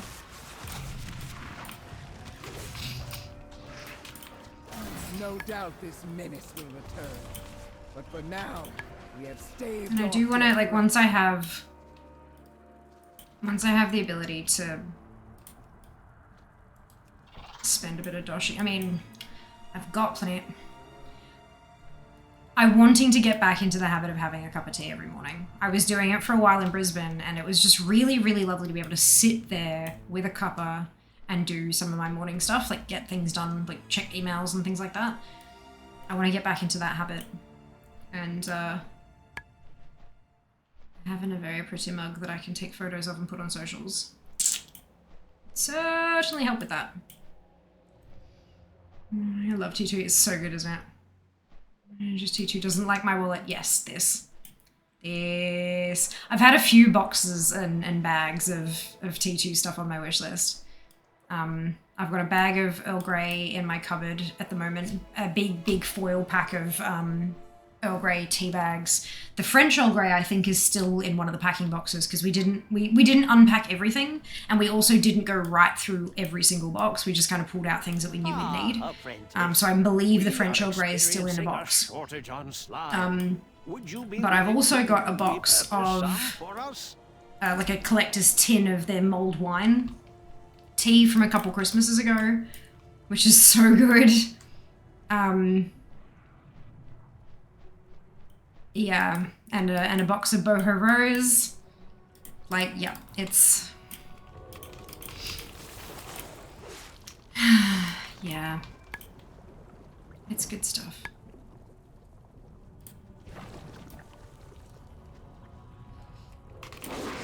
T2 make a figure inside, take out flames from the bottom and clear from halfway. Oh my fucking god, Draz. Holy Jesus. So, okay, so here's how we do this, right? This is what we need to do. I will start posting stories of T2T. This is how we get, because the thing is, T2 needs to know I exist, firstly. So I start posting photos of my brewed tea, cups of tea, and y'all interact with it. Like, stories I know are tricky to interact with. They're super present on Instagram. They don't really do much with the other platforms, but Instagram is where they're at.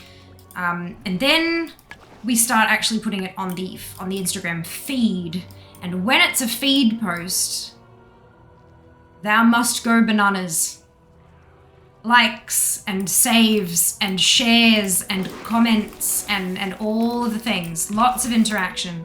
So that when T2 see they've been tagged and they check out the post, they see the massive engagement rate. And then we keep doing that. And then after a couple months of that, I find something on their website where it talks about influencer shit. Do they have that? Somewhere, anywhere? They have their Tea Society, but that's not the same. It says partnerships, it says partner login, but I think that's for wholesale.t2t.com. FAQs.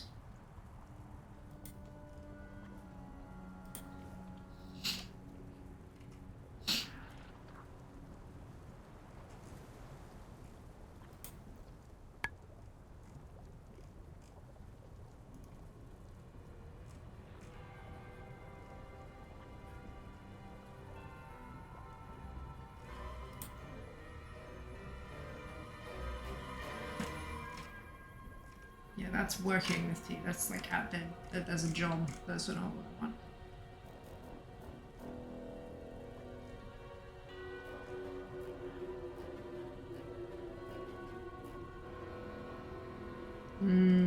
I don't think... They don't seem to have an influencer thing.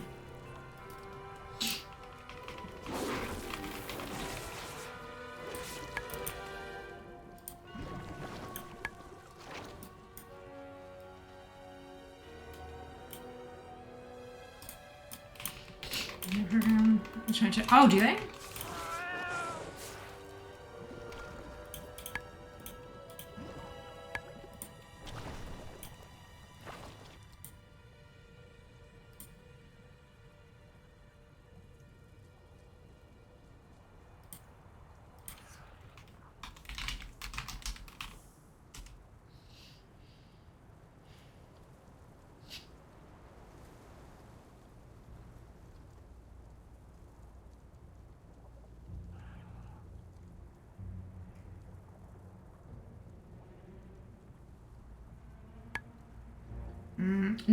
No. What are you saying?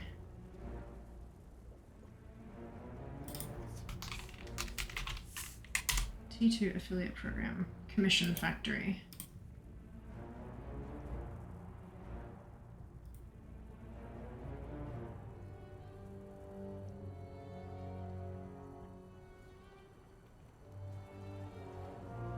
So it's done via commission factory.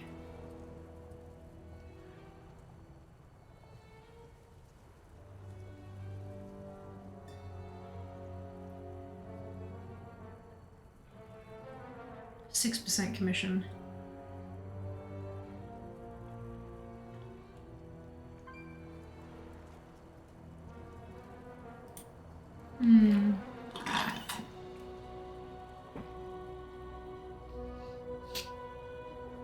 Interesting.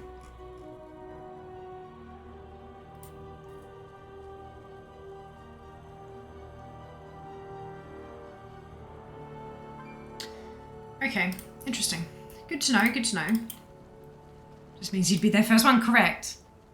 No, I'm sure they've worked with people before. It's just not something you can apply to, which honestly isn't like...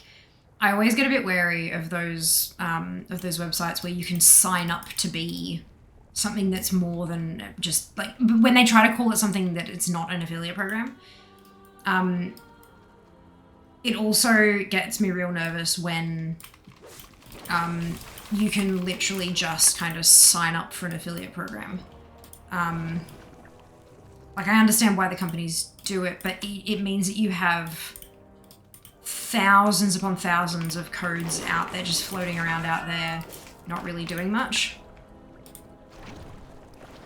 But yeah, it's interesting.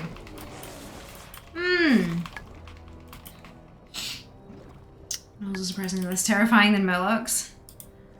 Yeah, right? Well, Murlocs run so much faster. Their run speed is really high. I think that's the biggest thing. We sign up to be considered for our program. Sometimes. It depends on the company. When you have Instagram profiles with no posts, no followers, no following, no nothing, with no profile picture, and their bio is an @ to the company, and then they DM you saying, we're looking for, we think you'd be a perfect fit for our company. DM our main page with this keyword and make sure to tell them that Susan sent you. And it's like, fucking. And then that's literally, they're not even looking for affiliates. They're paying when they have that, tell them Susan sent you kind of thing. You're an affiliate. And you get paid depending on how many other affiliates you sign up. That's a pyramid scheme.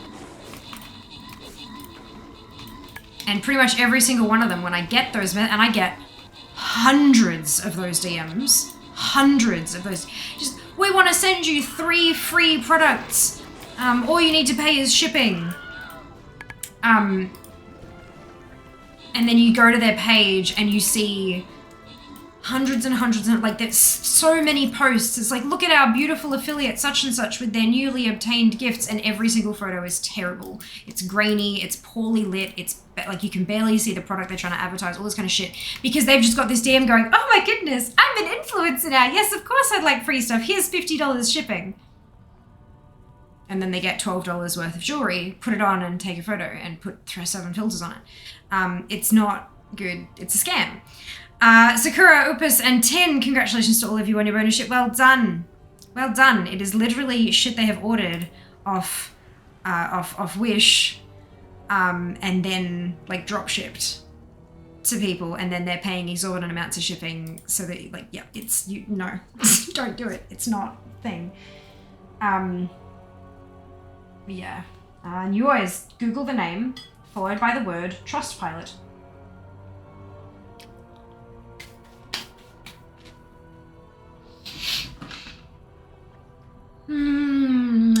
Situation. Well, I was with Artesian.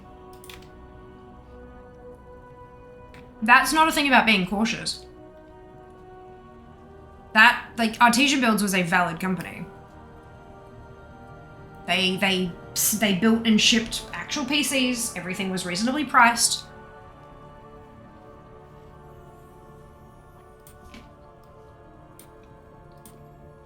That wasn't a scam. That was a case of the owner being an asshat. Very different situation. Very, very different.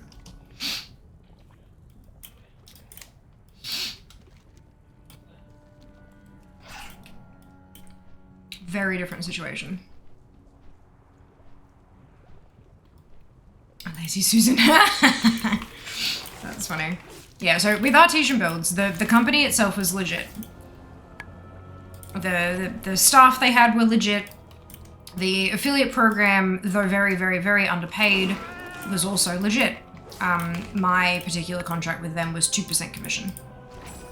But then when you think about how much people tend to pay for a PC, 2% of a full PC build is still decent. And so that was what they're kind of, you're not going to get 10% of a PC build because that's bananas.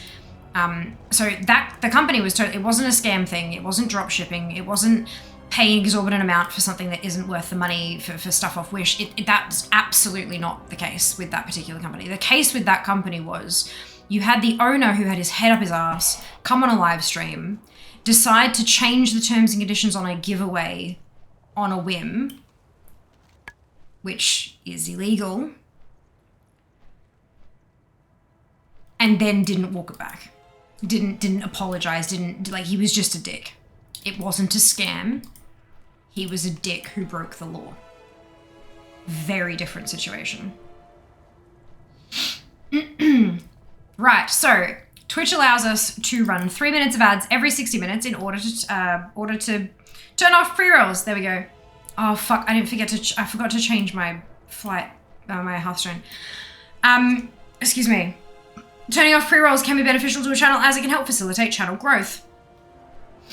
if you do not want to see ads, you can either subscribe to the channel, which may push us down the path to Partner Plus here, or you can subscribe to Twitch Turbo, which will get you ad-free viewing across the entire platform without affecting creator income. If you do see ads, you may not see the full 3 minutes. There's a variety of factors that can influence that. And if you do see the full 3 minutes, you could see 3 ads, you could see 30. It's not about the number of ads that you're seeing, it's about the total duration of the ad break. And because it's a bit of a longer break, it's a great opportunity to get up, stretch your legs, grab a drink or a snack, take care of yourselves. And we'll see you when you return. I very much appreciate those of you who stick it out through the ad breaks. As the ad revenue, my ad revenue for the month of August was 9% of my total Twitch revenue for the month, which is just not insignificant at all. That's awesome. So thank you so much for watching, and we'll see you after this. Teacher's main issue was having 2 different build teams with wildly different quality levels and then being like, oh, we're not going to give free stuff to people who want our giveaways. Right, so I had heard nothing about build team quality.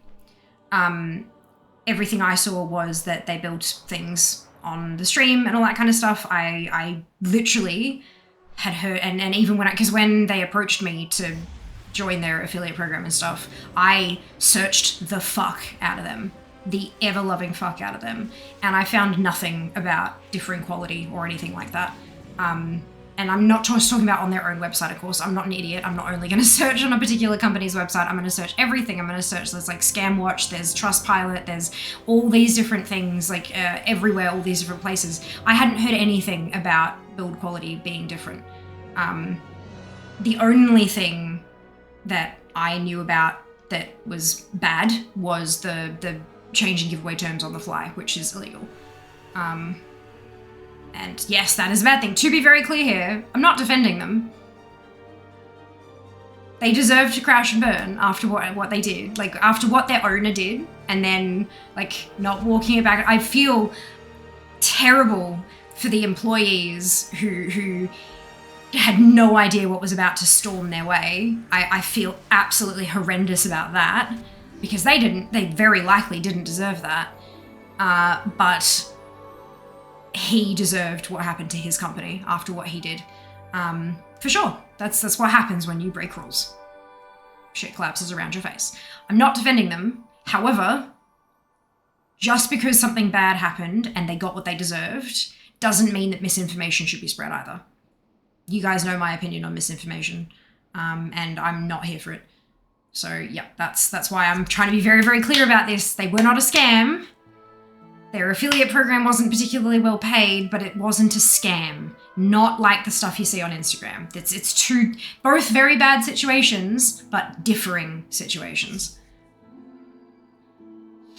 Thank you very much, Zam, for the ads command. And Miss L'Oreal eyeliner advert I've been getting the past month in the PCs they sent out to the OC candidates all overheat and crash constantly. I didn't hear that. I didn't read any of that. It's not great. From the employees themselves, on stream group, and then normal customer orders. Uses MQA policies, misinformation. Fia says don't. Correct. I'm gonna disconnect watch. Oh, it didn't. Yay, that's good. Every bloody time. Yeah, I still didn't see any of that from the employees either. So, like, if you've got, I know it's a big ask to ask for links for drama that's fucking years old and all that kind of stuff, but yeah, I was watching that situation like a fucking hawk because I had an Artesian panel on my stream when it all went down. Like, I was a part of the fucking affiliate program when it happened. Before they declared bankruptcy, I emailed them to ask to be removed from the program. Like, you guys can imagine, this was something that I had my name attached to, or I had their name attached to mine, and I wanted to make sure that I did the right fucking thing by it. And so I checked, I read fucking everything that came out of that, and I did not see that at all. Deep dive interviewing lots of people. Right, okay, well, I don't watch videos because that's fucking, I read articles. Watching videos takes too fucking long. I don't have time for that. Right, where am I? I turned it in. Okay, good. This box. Woo! No egg. All right. Yeah, that'd explain it. I don't watch videos because, like, fuck, man. if I watch it at 2 times speed, I'm gonna miss shit. I can just read a summary. Give me a transcript and I'll read the transcript, but videos take too fucking long. They piss fart around and introduce this and blah blah blah. Just get on with it.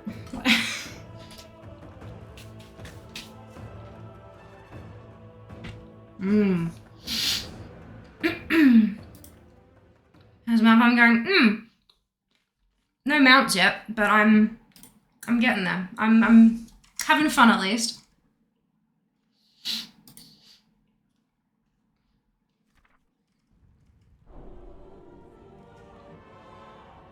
Hope you're doing well, Exo.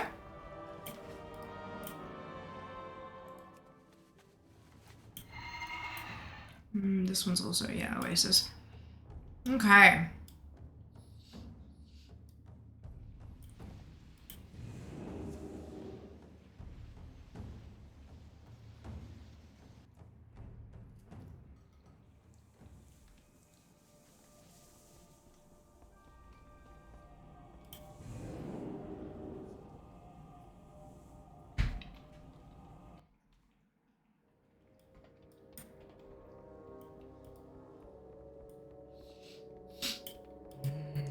Delicious.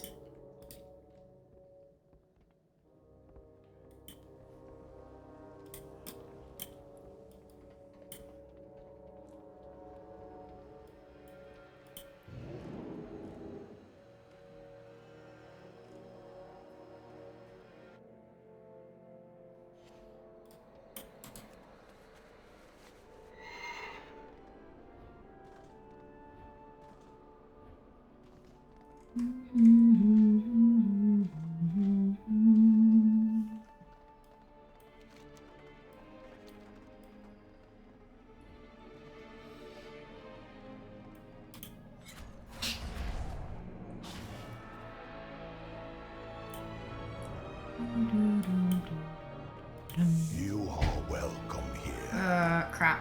This one.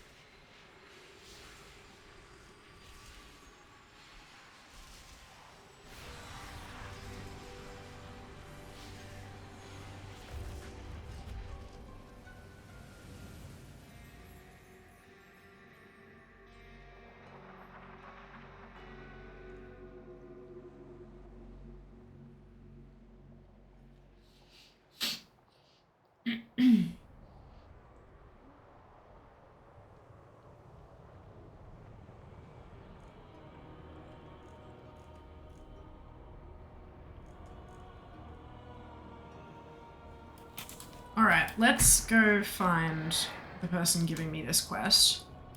And then we're gonna go do some world quests. Go.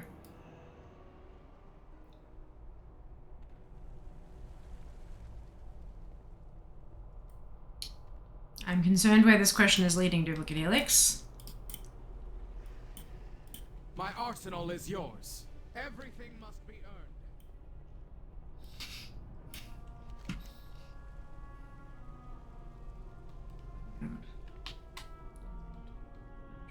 Alright, this one then.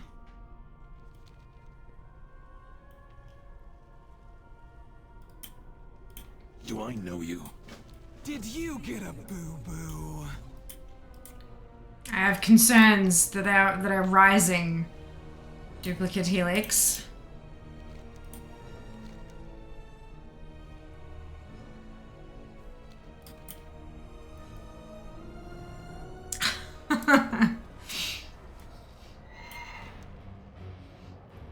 I don't like it. I really don't like that. I don't like knowing that there's a surprise. I'm aware of how hypocritical this is. It's alright, I've got a meeting tomorrow that you don't know about. In fact, it's one I had to sign an NDA for.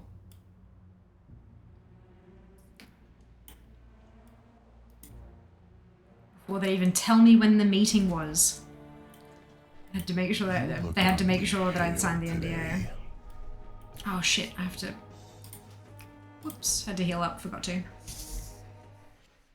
These rooms, oh my god, how few. I know, right? Best part of my job. You serve the Margrave. Ah, excuse me. It's happening now before we didn't even know it. Actually, I've been talking about it for a couple days. Might have been while you were lurking.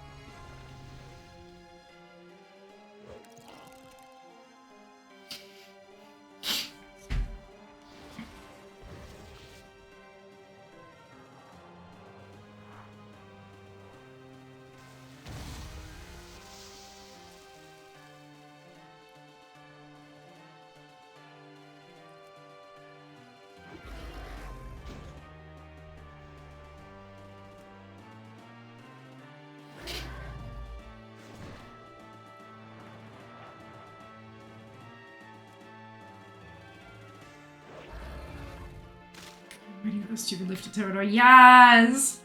Ominous positivity. Temporarily kidnapped by a cat. Oh, that's okay. Well, of course you were temporarily kidnapped by a cat. How could you not be doing well? Totally fine. I'm glad to hear it.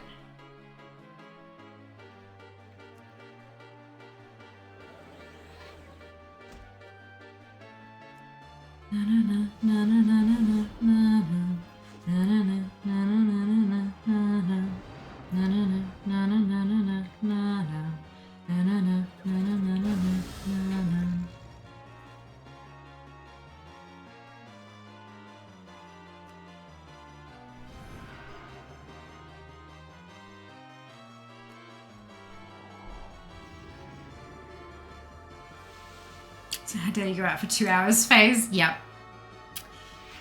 Why did you leave me? Yep. Yep.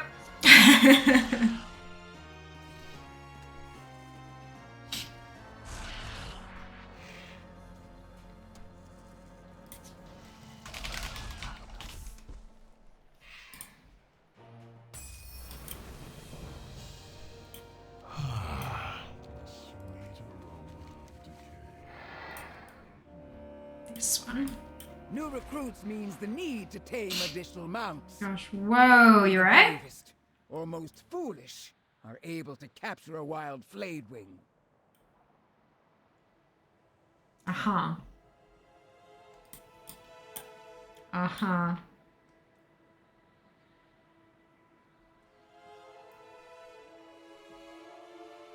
We cannot allow devourers to gain a foothold in Maldrax. Okay. They will consume everything we have fought for. Sorry, where's the name bob? Destroy There's the them. name bob.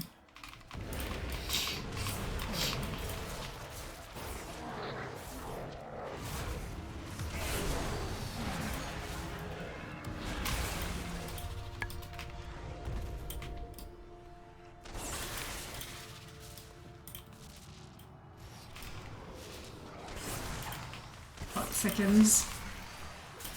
Ah, dear.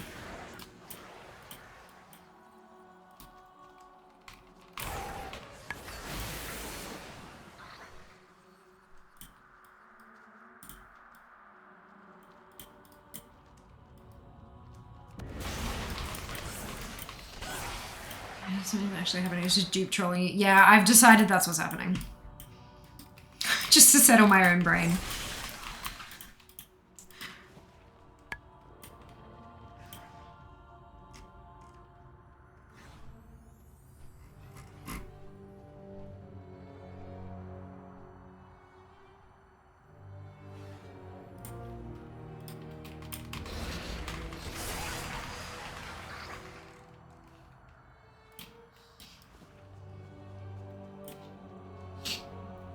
Secret. I'm sure, and now you're in on it. Has Dupe ever trolled the chat? Yep. Yep.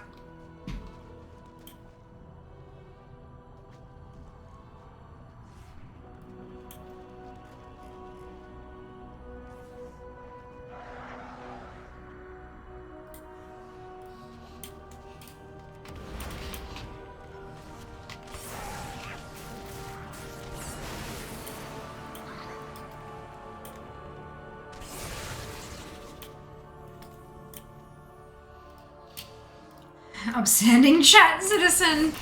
Oh dear. Oh dear.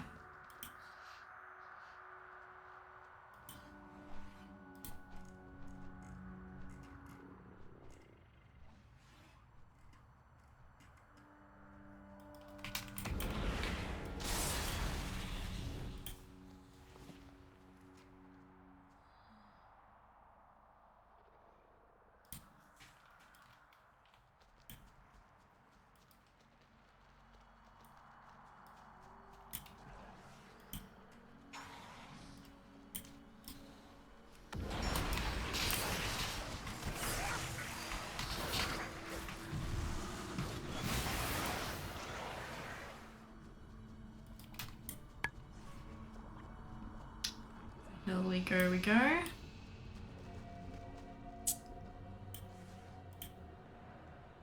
No doubt this menace will return. But for now, we have staved off their threat.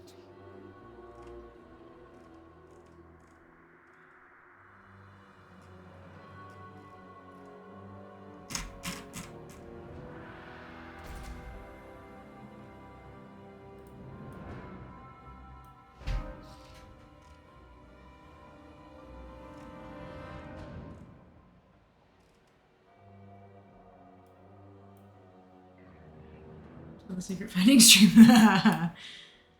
Oh dear.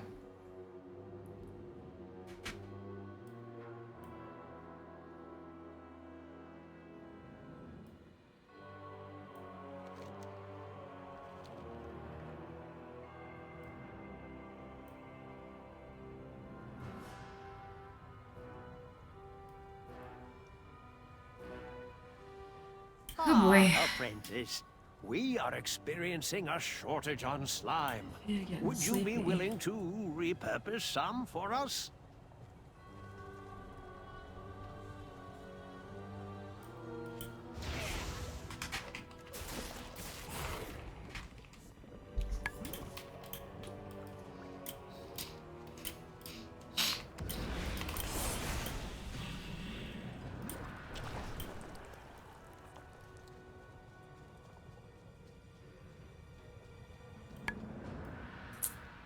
This is looking like it's going to be the first Mount Farm Monday in Melbourne. I'm not going to get a mount.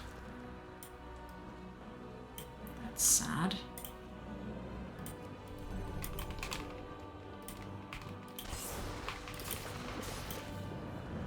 Ugh.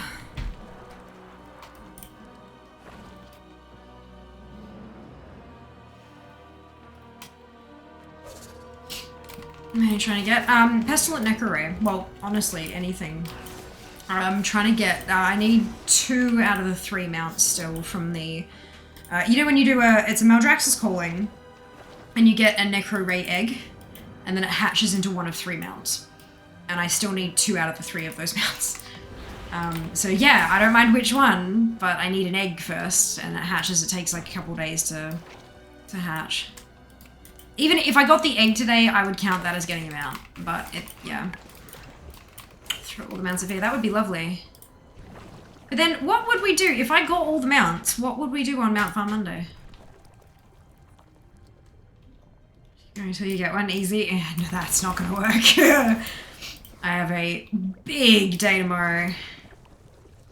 A big, big day tomorrow, and I need to get rest. Classic, oh no. No, absolutely not. There's not existing eggs, yes, Exo, those ones, that's it. I've had one, obviously, but Yeah, only the one.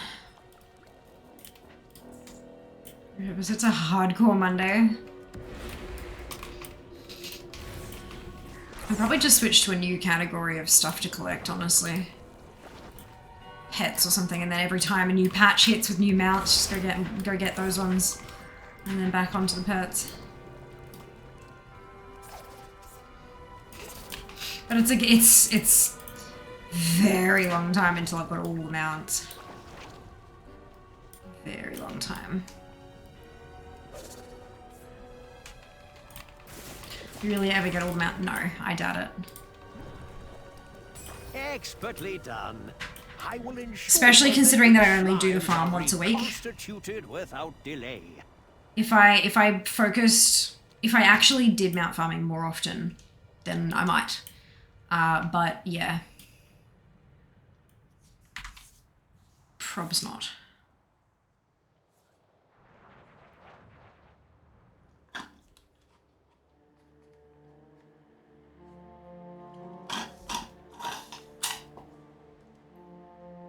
Few PvP mounts I know I'm never gonna get. That's fair. That's fair.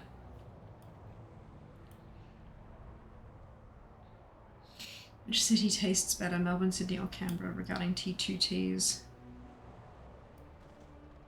Oh, as in like Melbourne breakfast, Sydney breakfast, Canberra breakfast? Right, okay, I was very, very confused. I'm guessing you either didn't see Brisbane breakfast or don't like mango. Everyone has to start somewhere, right?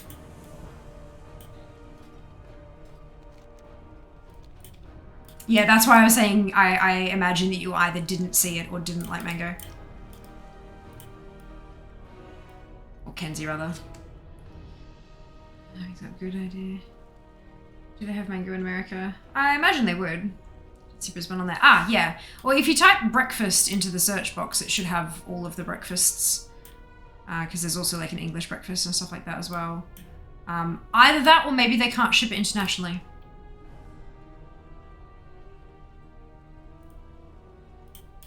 Let's hear it. Back to your post. Personally... Ooh. Personally, I am a big fan of Singapore breakfast in terms of the teas. I know it's not an Australian one, but my apprentice, I really, really, really like the pandan coconuttiness of Singapore breakfast tea. But if we're looking at just the Aussie ones, I'm pretty sure Melbourne was my favourite. Let's type in breakfast. So they've got English, Irish, Melbourne, New York, Canberra. What's the Canberra? What's in the Canberra one, I wonder? Because I know Melbourne is vanilla. Singapore, English, Irish, New York.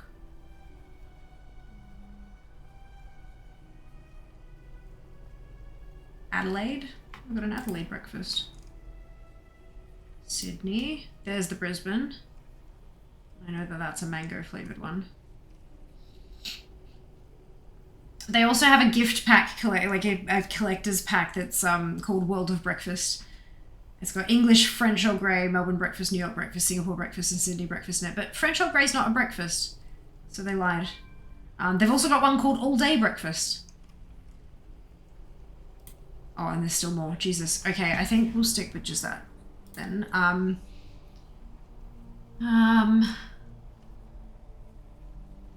Right, Canberra was sweet and coconutty with a rose finish. I think...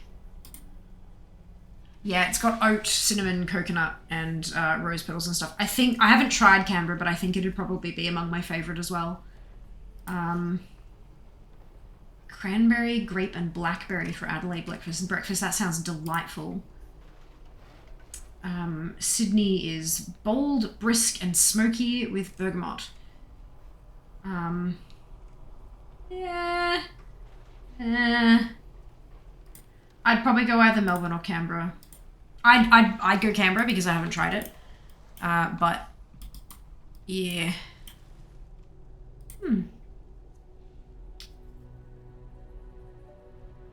Any luck today? No luck thus far, unfortunately. You've tried Canberra and Melbourne ones? Yeah, that makes sense. I've had Brisbane because I had a box of Brisbane breakfast and Melbourne breakfast, but I don't think I've had Canberra or Sydney or Adelaide. Clearly, I need a tea bag of the entire T2 range. Just a single serving sachet of every single thing in their range, so that I can write comprehensive reviews for all of you. I don't think they do that as a product though.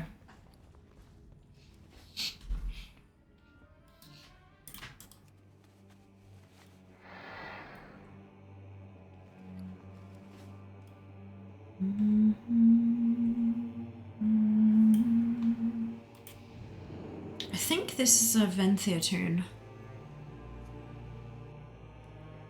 Oh, yum.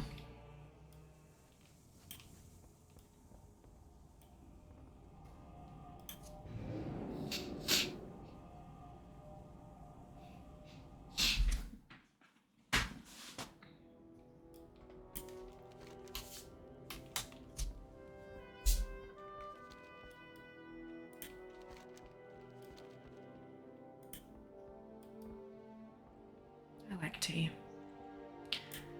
I went to make myself a sleepy tea the other day, and I grabbed a tea bag. It wasn't a T2 one. Tore it open, pulled the tea bag out, and I'm like, there were all these little holes in the tea bag, and I was like, that's not good.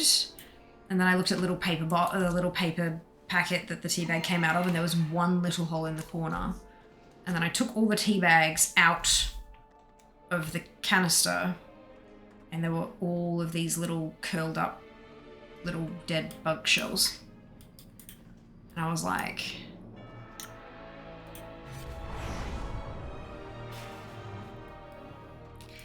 bin. So I tossed all of those out and put the little metal tin that I was holding them in into the pile of dishes to be scrubbed. Ugh, I was so upset. So upset. I don't know when that happened. But yeah, I was unimpressed. Unimpressed. Yeah, although I'm lucky it was tea bags and not loose leaf. Because if it was loose leaf, I wouldn't have seen them.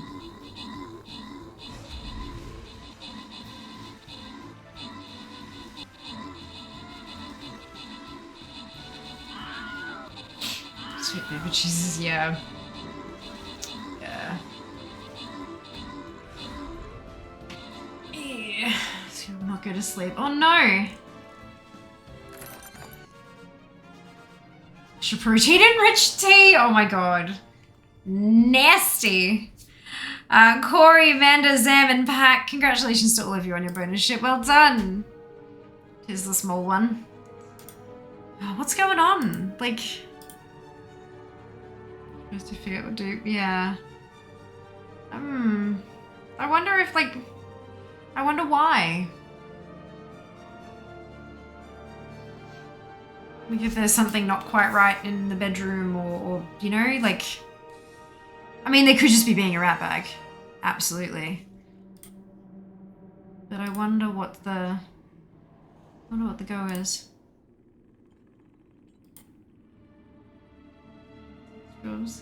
Yeah. He just claims to want hugs of late at night. Aww. That's cute.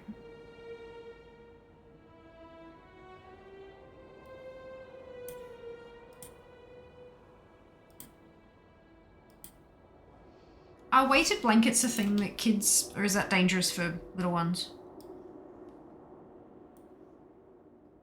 I imagine like very, very small would be a problem. But like, at what age are weighted blankets acceptable / safe? Because I know you can also get smaller sized ones and ones that are lighter and all that kind of stuff. Welcome. For the master. It's just called in again. Brain explode. They come in small, lighter sizes. Okay.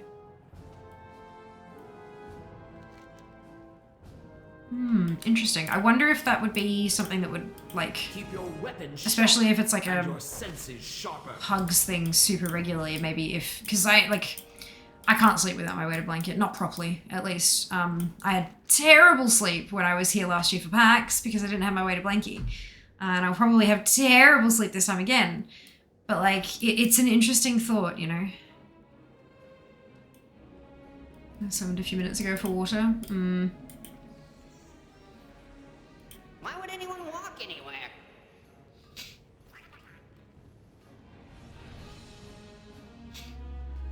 Like, I imagine there's a level of FOMO. Like, I know I had FOMO when I was a kid. Like, not wanting to miss out on what was on TV and what the parents were doing and all the, you know. But,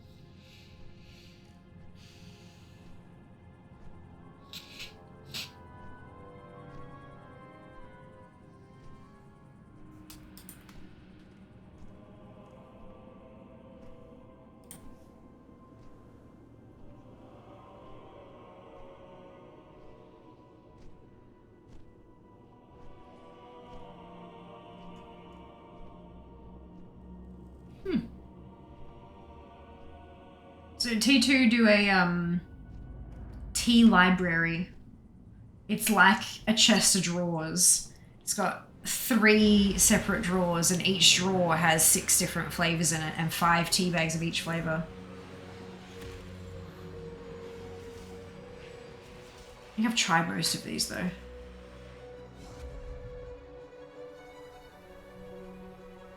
$100, granted, but that's 90 tea bags. Only just over $1 a tea bag.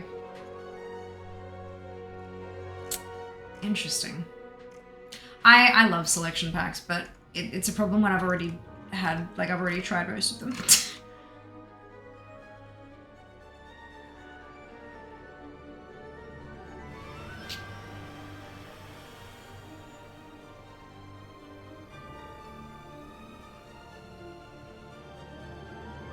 New happiness, mine's still in school. Aww. Tea inventory, yeah. That's it. It's very, very pretty. Here, I'll show you. It's a very pretty box.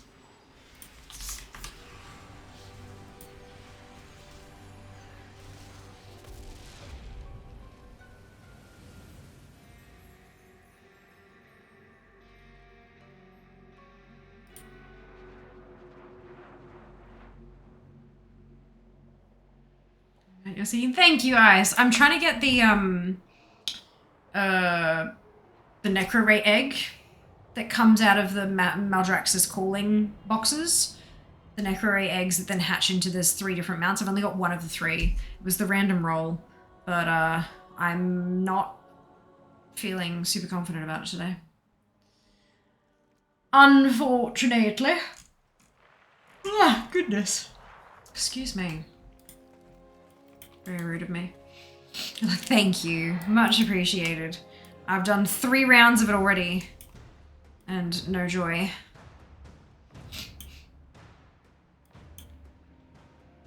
My 4th calling. You would make quite the suitable vessel.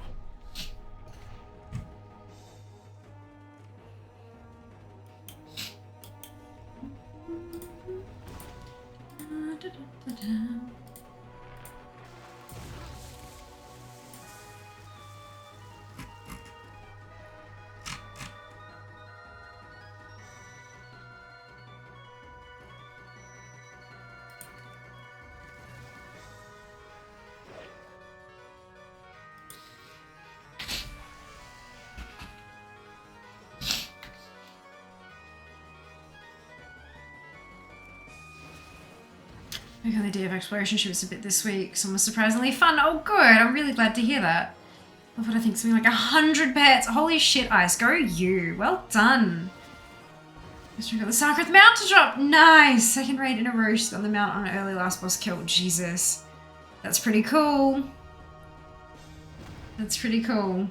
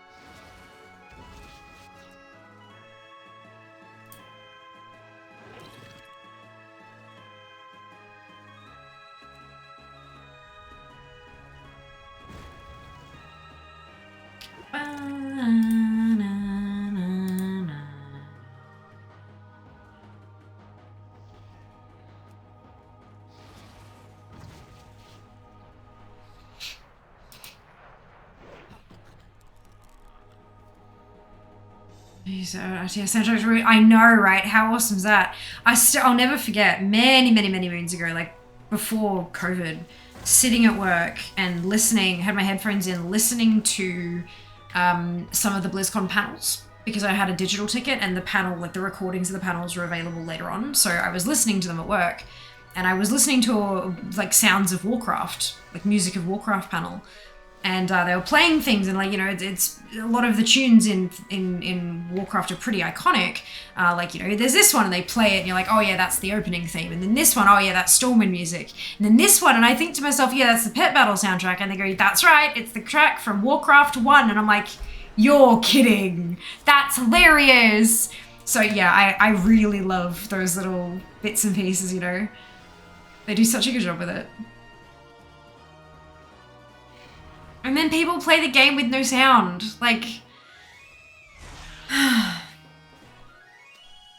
it makes me kind of a little bit sad, you know? Like, so much they're missing out on. It has spectacular music. They're really good. Phenomenal at what they do. New recruits means the need to tame additional mounts. Only the bravest. Sometimes the music on, leave the sound muted. Able to capture a wild flame. Yep. All of the soundtracks, not all of the actual tracks, but all of the soundtrack, like the albums, are on Spotify. You're welcome. Cannot allow devourers to gain a foothold in Maldraxxus. Barala soundtrack? Ooh. So mute the sound of my voice chat with friends. I just turn it down. Or turn the friends up. I was watching the sound competition where people just make sounds from the games. Oh, that's awesome. I know there are some people out there who can't play without their own, like, personal soundtracks, like their own music kind of thing playing. But I don't know. I love having the music from the games. I feel like it adds a touch of, like, completeness. Especially when I'm streaming. I figure if you guys wanted to listen to different music, you'd have different music playing, and that's fine. But having the sound from the game just sort of just there, it's not obtrusive, like it's not super loud, but it's enough that you can hear it, but it's also enough that you can drown it out with your own soundtrack if you wanted to, you know? And then I don't get copyright struck. I guess I'm definitely what it is. Sometimes lead sounds take too much effort. Very fair. Very fair. Miss how each mission had a fully voiced quest objective? Yeah. Yeah. It was pretty special, eh? Although, the number of times I had to hear fucking Nathanos be snarky with me about some super powerful mob that he didn't think I could beat. Bastard. I'm good at the Your King works perfectly voiced from the OG Diablo, the soundtrack area. Nice.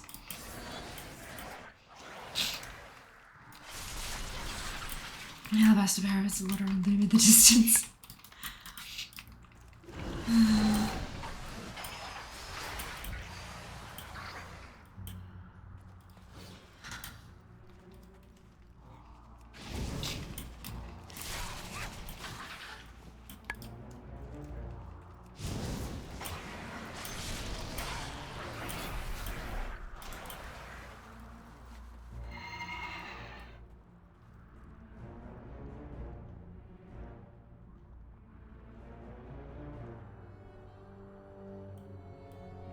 The champion, can I have a word? Is the news something has spooked to Brutuso, sending him into a panic? Yep. Yep. It's like, I get it. I've done the quest. I don't want to do the quest another 59 times.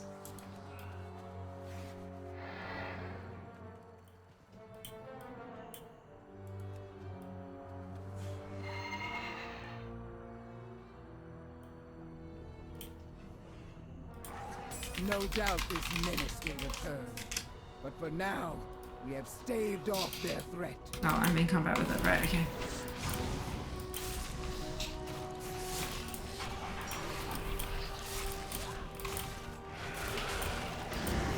Should I turn the breadcrumb in? I think it stops their line. Yeah. Pretty sure it does. Pay no attention to advancing around ults. Fair. Very fair.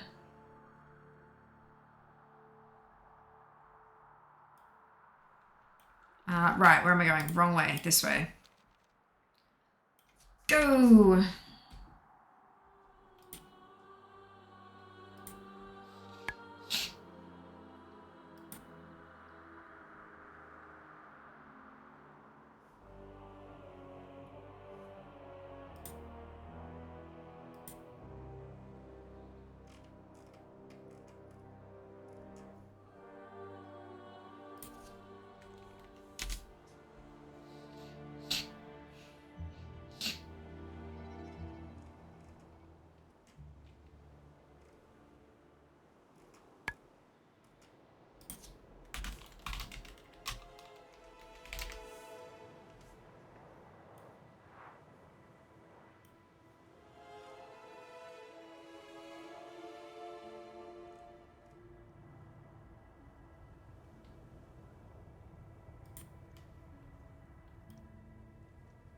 Ah, apprentice.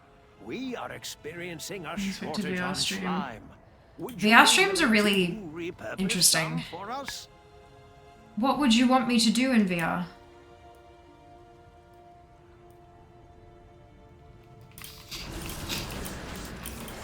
Because I tried streaming, Kiwi and I did a test stream many moons ago with Beat Saber. And it was terrible. He could see things coming through Discord okay, but it was totally unplayable for me. I was getting maybe 2 frames a second, which with a movement game is not ideal. And it also made me want to hurl after approximately 2.5 seconds. So but I now have a new PC, so like, what would you want to see? I don't have the setup to do the fancy look it's fear inside the game thing. I don't have that. I have looked at software to do that, but I still don't think I have the physical pieces that I'd need to actually set it up nicely. I'm just confused something about and what fear can say. Like when I was in front of the missions and like Maggie would yell at you every time you logged in. The best stuff I know is Middle Underground, Christmas and Blood. Find a weapon. Ah, oh, weapon, right. Gotcha. It's much better here. That it wasn't about the internet, it was about the hardware. But yeah, the newer PC, it might work, but the thing is, like, what do you want me to play?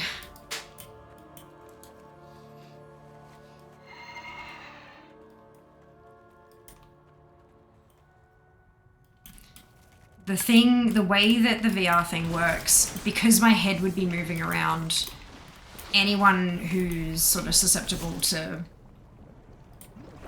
motion sickness and stuff, first person to come to mind for me is Meaty, probably wouldn't be able to watch. Just because it would do some shenanigans.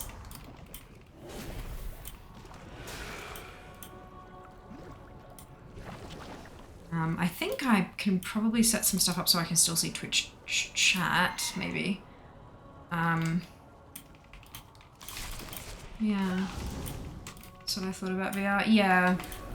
I think VR streams, like VR content, works best when you have the setup to actually insert the creator into the scene, because then the scene is static and it's them moving around in it. If you try to do it from their perspective, as they move, the perspective moves, but you're not moving, and so it's that sort of disconnect that kind of makes you a little bit wobbly.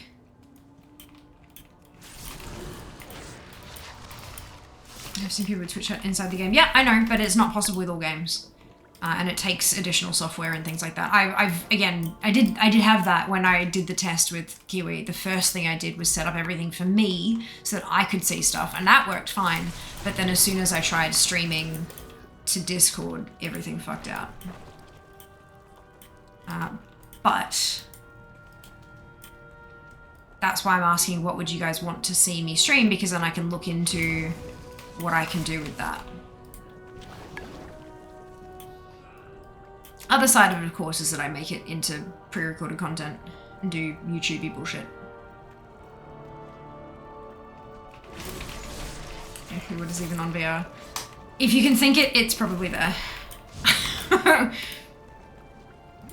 Have a look though, like Steam has a whole VR tag that you can filter by and stuff like that. Slimes are reconstituted without delay. Never really been into watching VR streams. Some people seem to like it. Yeah. Well, it's just another type of game, right? So like some people like watching Valorant, and some people like watching League, and some people like watching WoW, and some people like watching VR. And more people like watching specific games in VR. Like goddamn, Beat Saber was so much fun, but you can't stream it. You can barely put it on YouTube. Everything gets copyrighted. But that's just because it's, you know, actual music from out in the world. Fia bakes a pie. Oh, so you want me to play cooking games on VR? That I could do. In fact, I could even do that just like sitting down. It would still probably make people... Wait, no, I'm not a Maldraxian on this tune. Not an Necrolord. That's probably something I could do.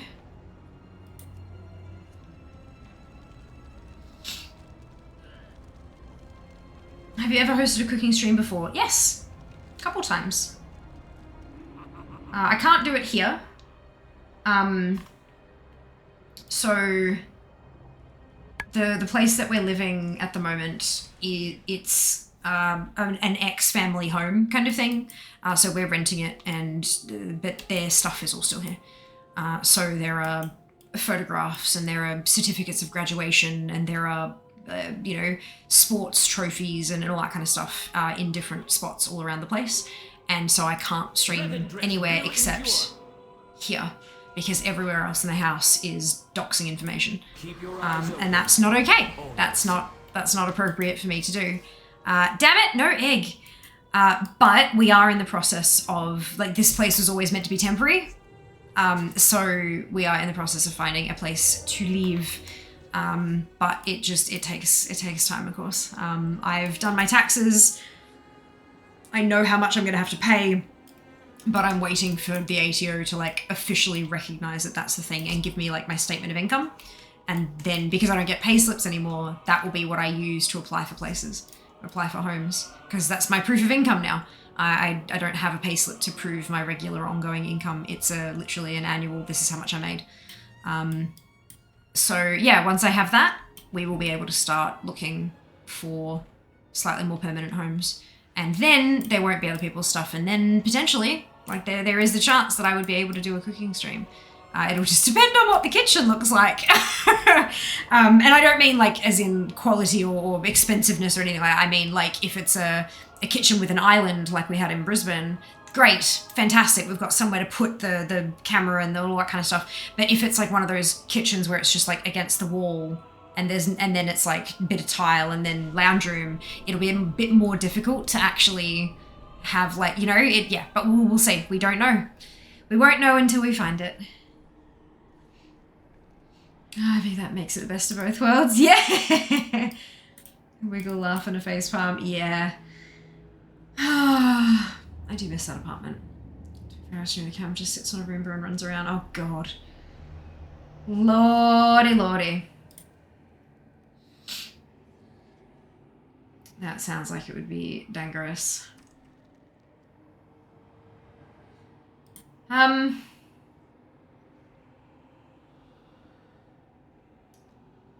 think we might be done.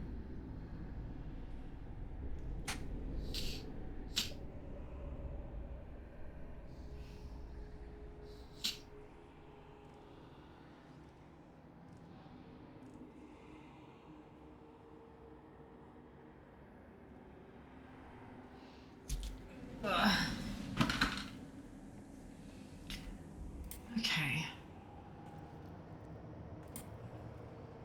I did that. Ooh.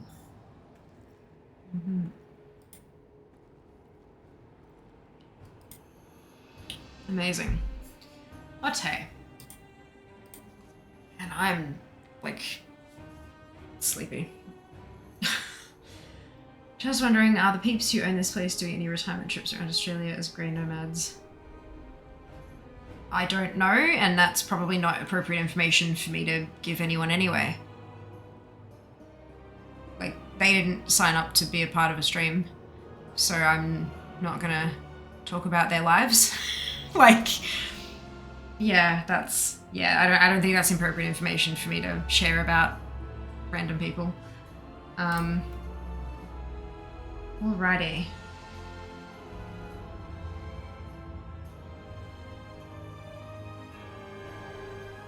What's this?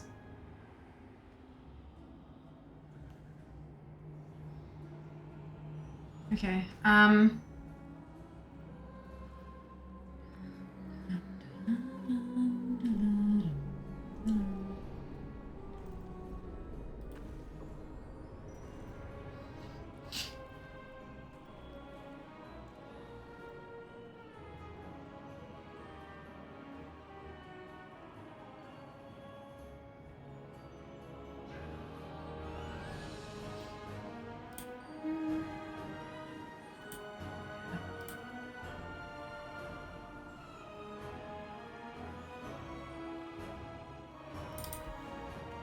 okie dokie.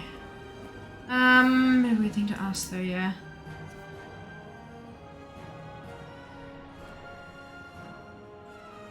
Yeah, a little bit. I can understand if it's like, not everyone thinks about it from like this side of the screen. And a lot of people, I feel like if they were fine sharing that kind of stuff on the internet, then they wouldn't quite grasp why others maybe wouldn't want that shared. You know, like it's a thing. I can understand why people don't recognize that that's a weird thing to ask, but at the same time, it is a weird thing to ask. And yeah, I'm the only thing I'm willing to share about the people who own this place is that they have stuff in it. Still, like, you know, that's. Yeah, that's not... Yeah. They're not part of this, and they're gonna stay that way. Okay, where's this bit? Oh, man, I'm falling asleep. Jesus. Okay, we're doing this. Let's do a raid. We are also gonna do this thing early, obviously. And while that happens, grab your copy-paste.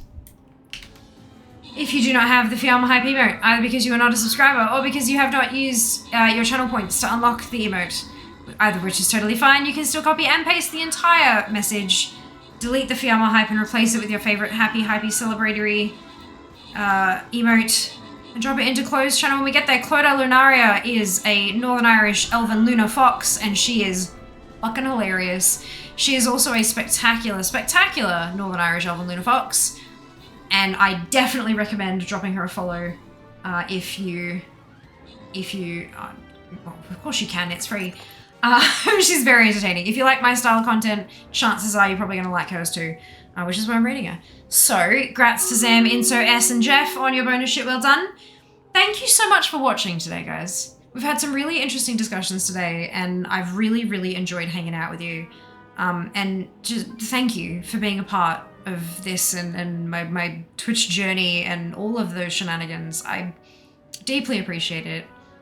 And I cannot wait to meet some of you at PAX. Some of you, again, some of you for the first time, but I can't wait. So I hope that I'll see you on Wednesday for more stream. Take care of yourselves. Be nice to each other. And I'll see you then. All the love. Bye.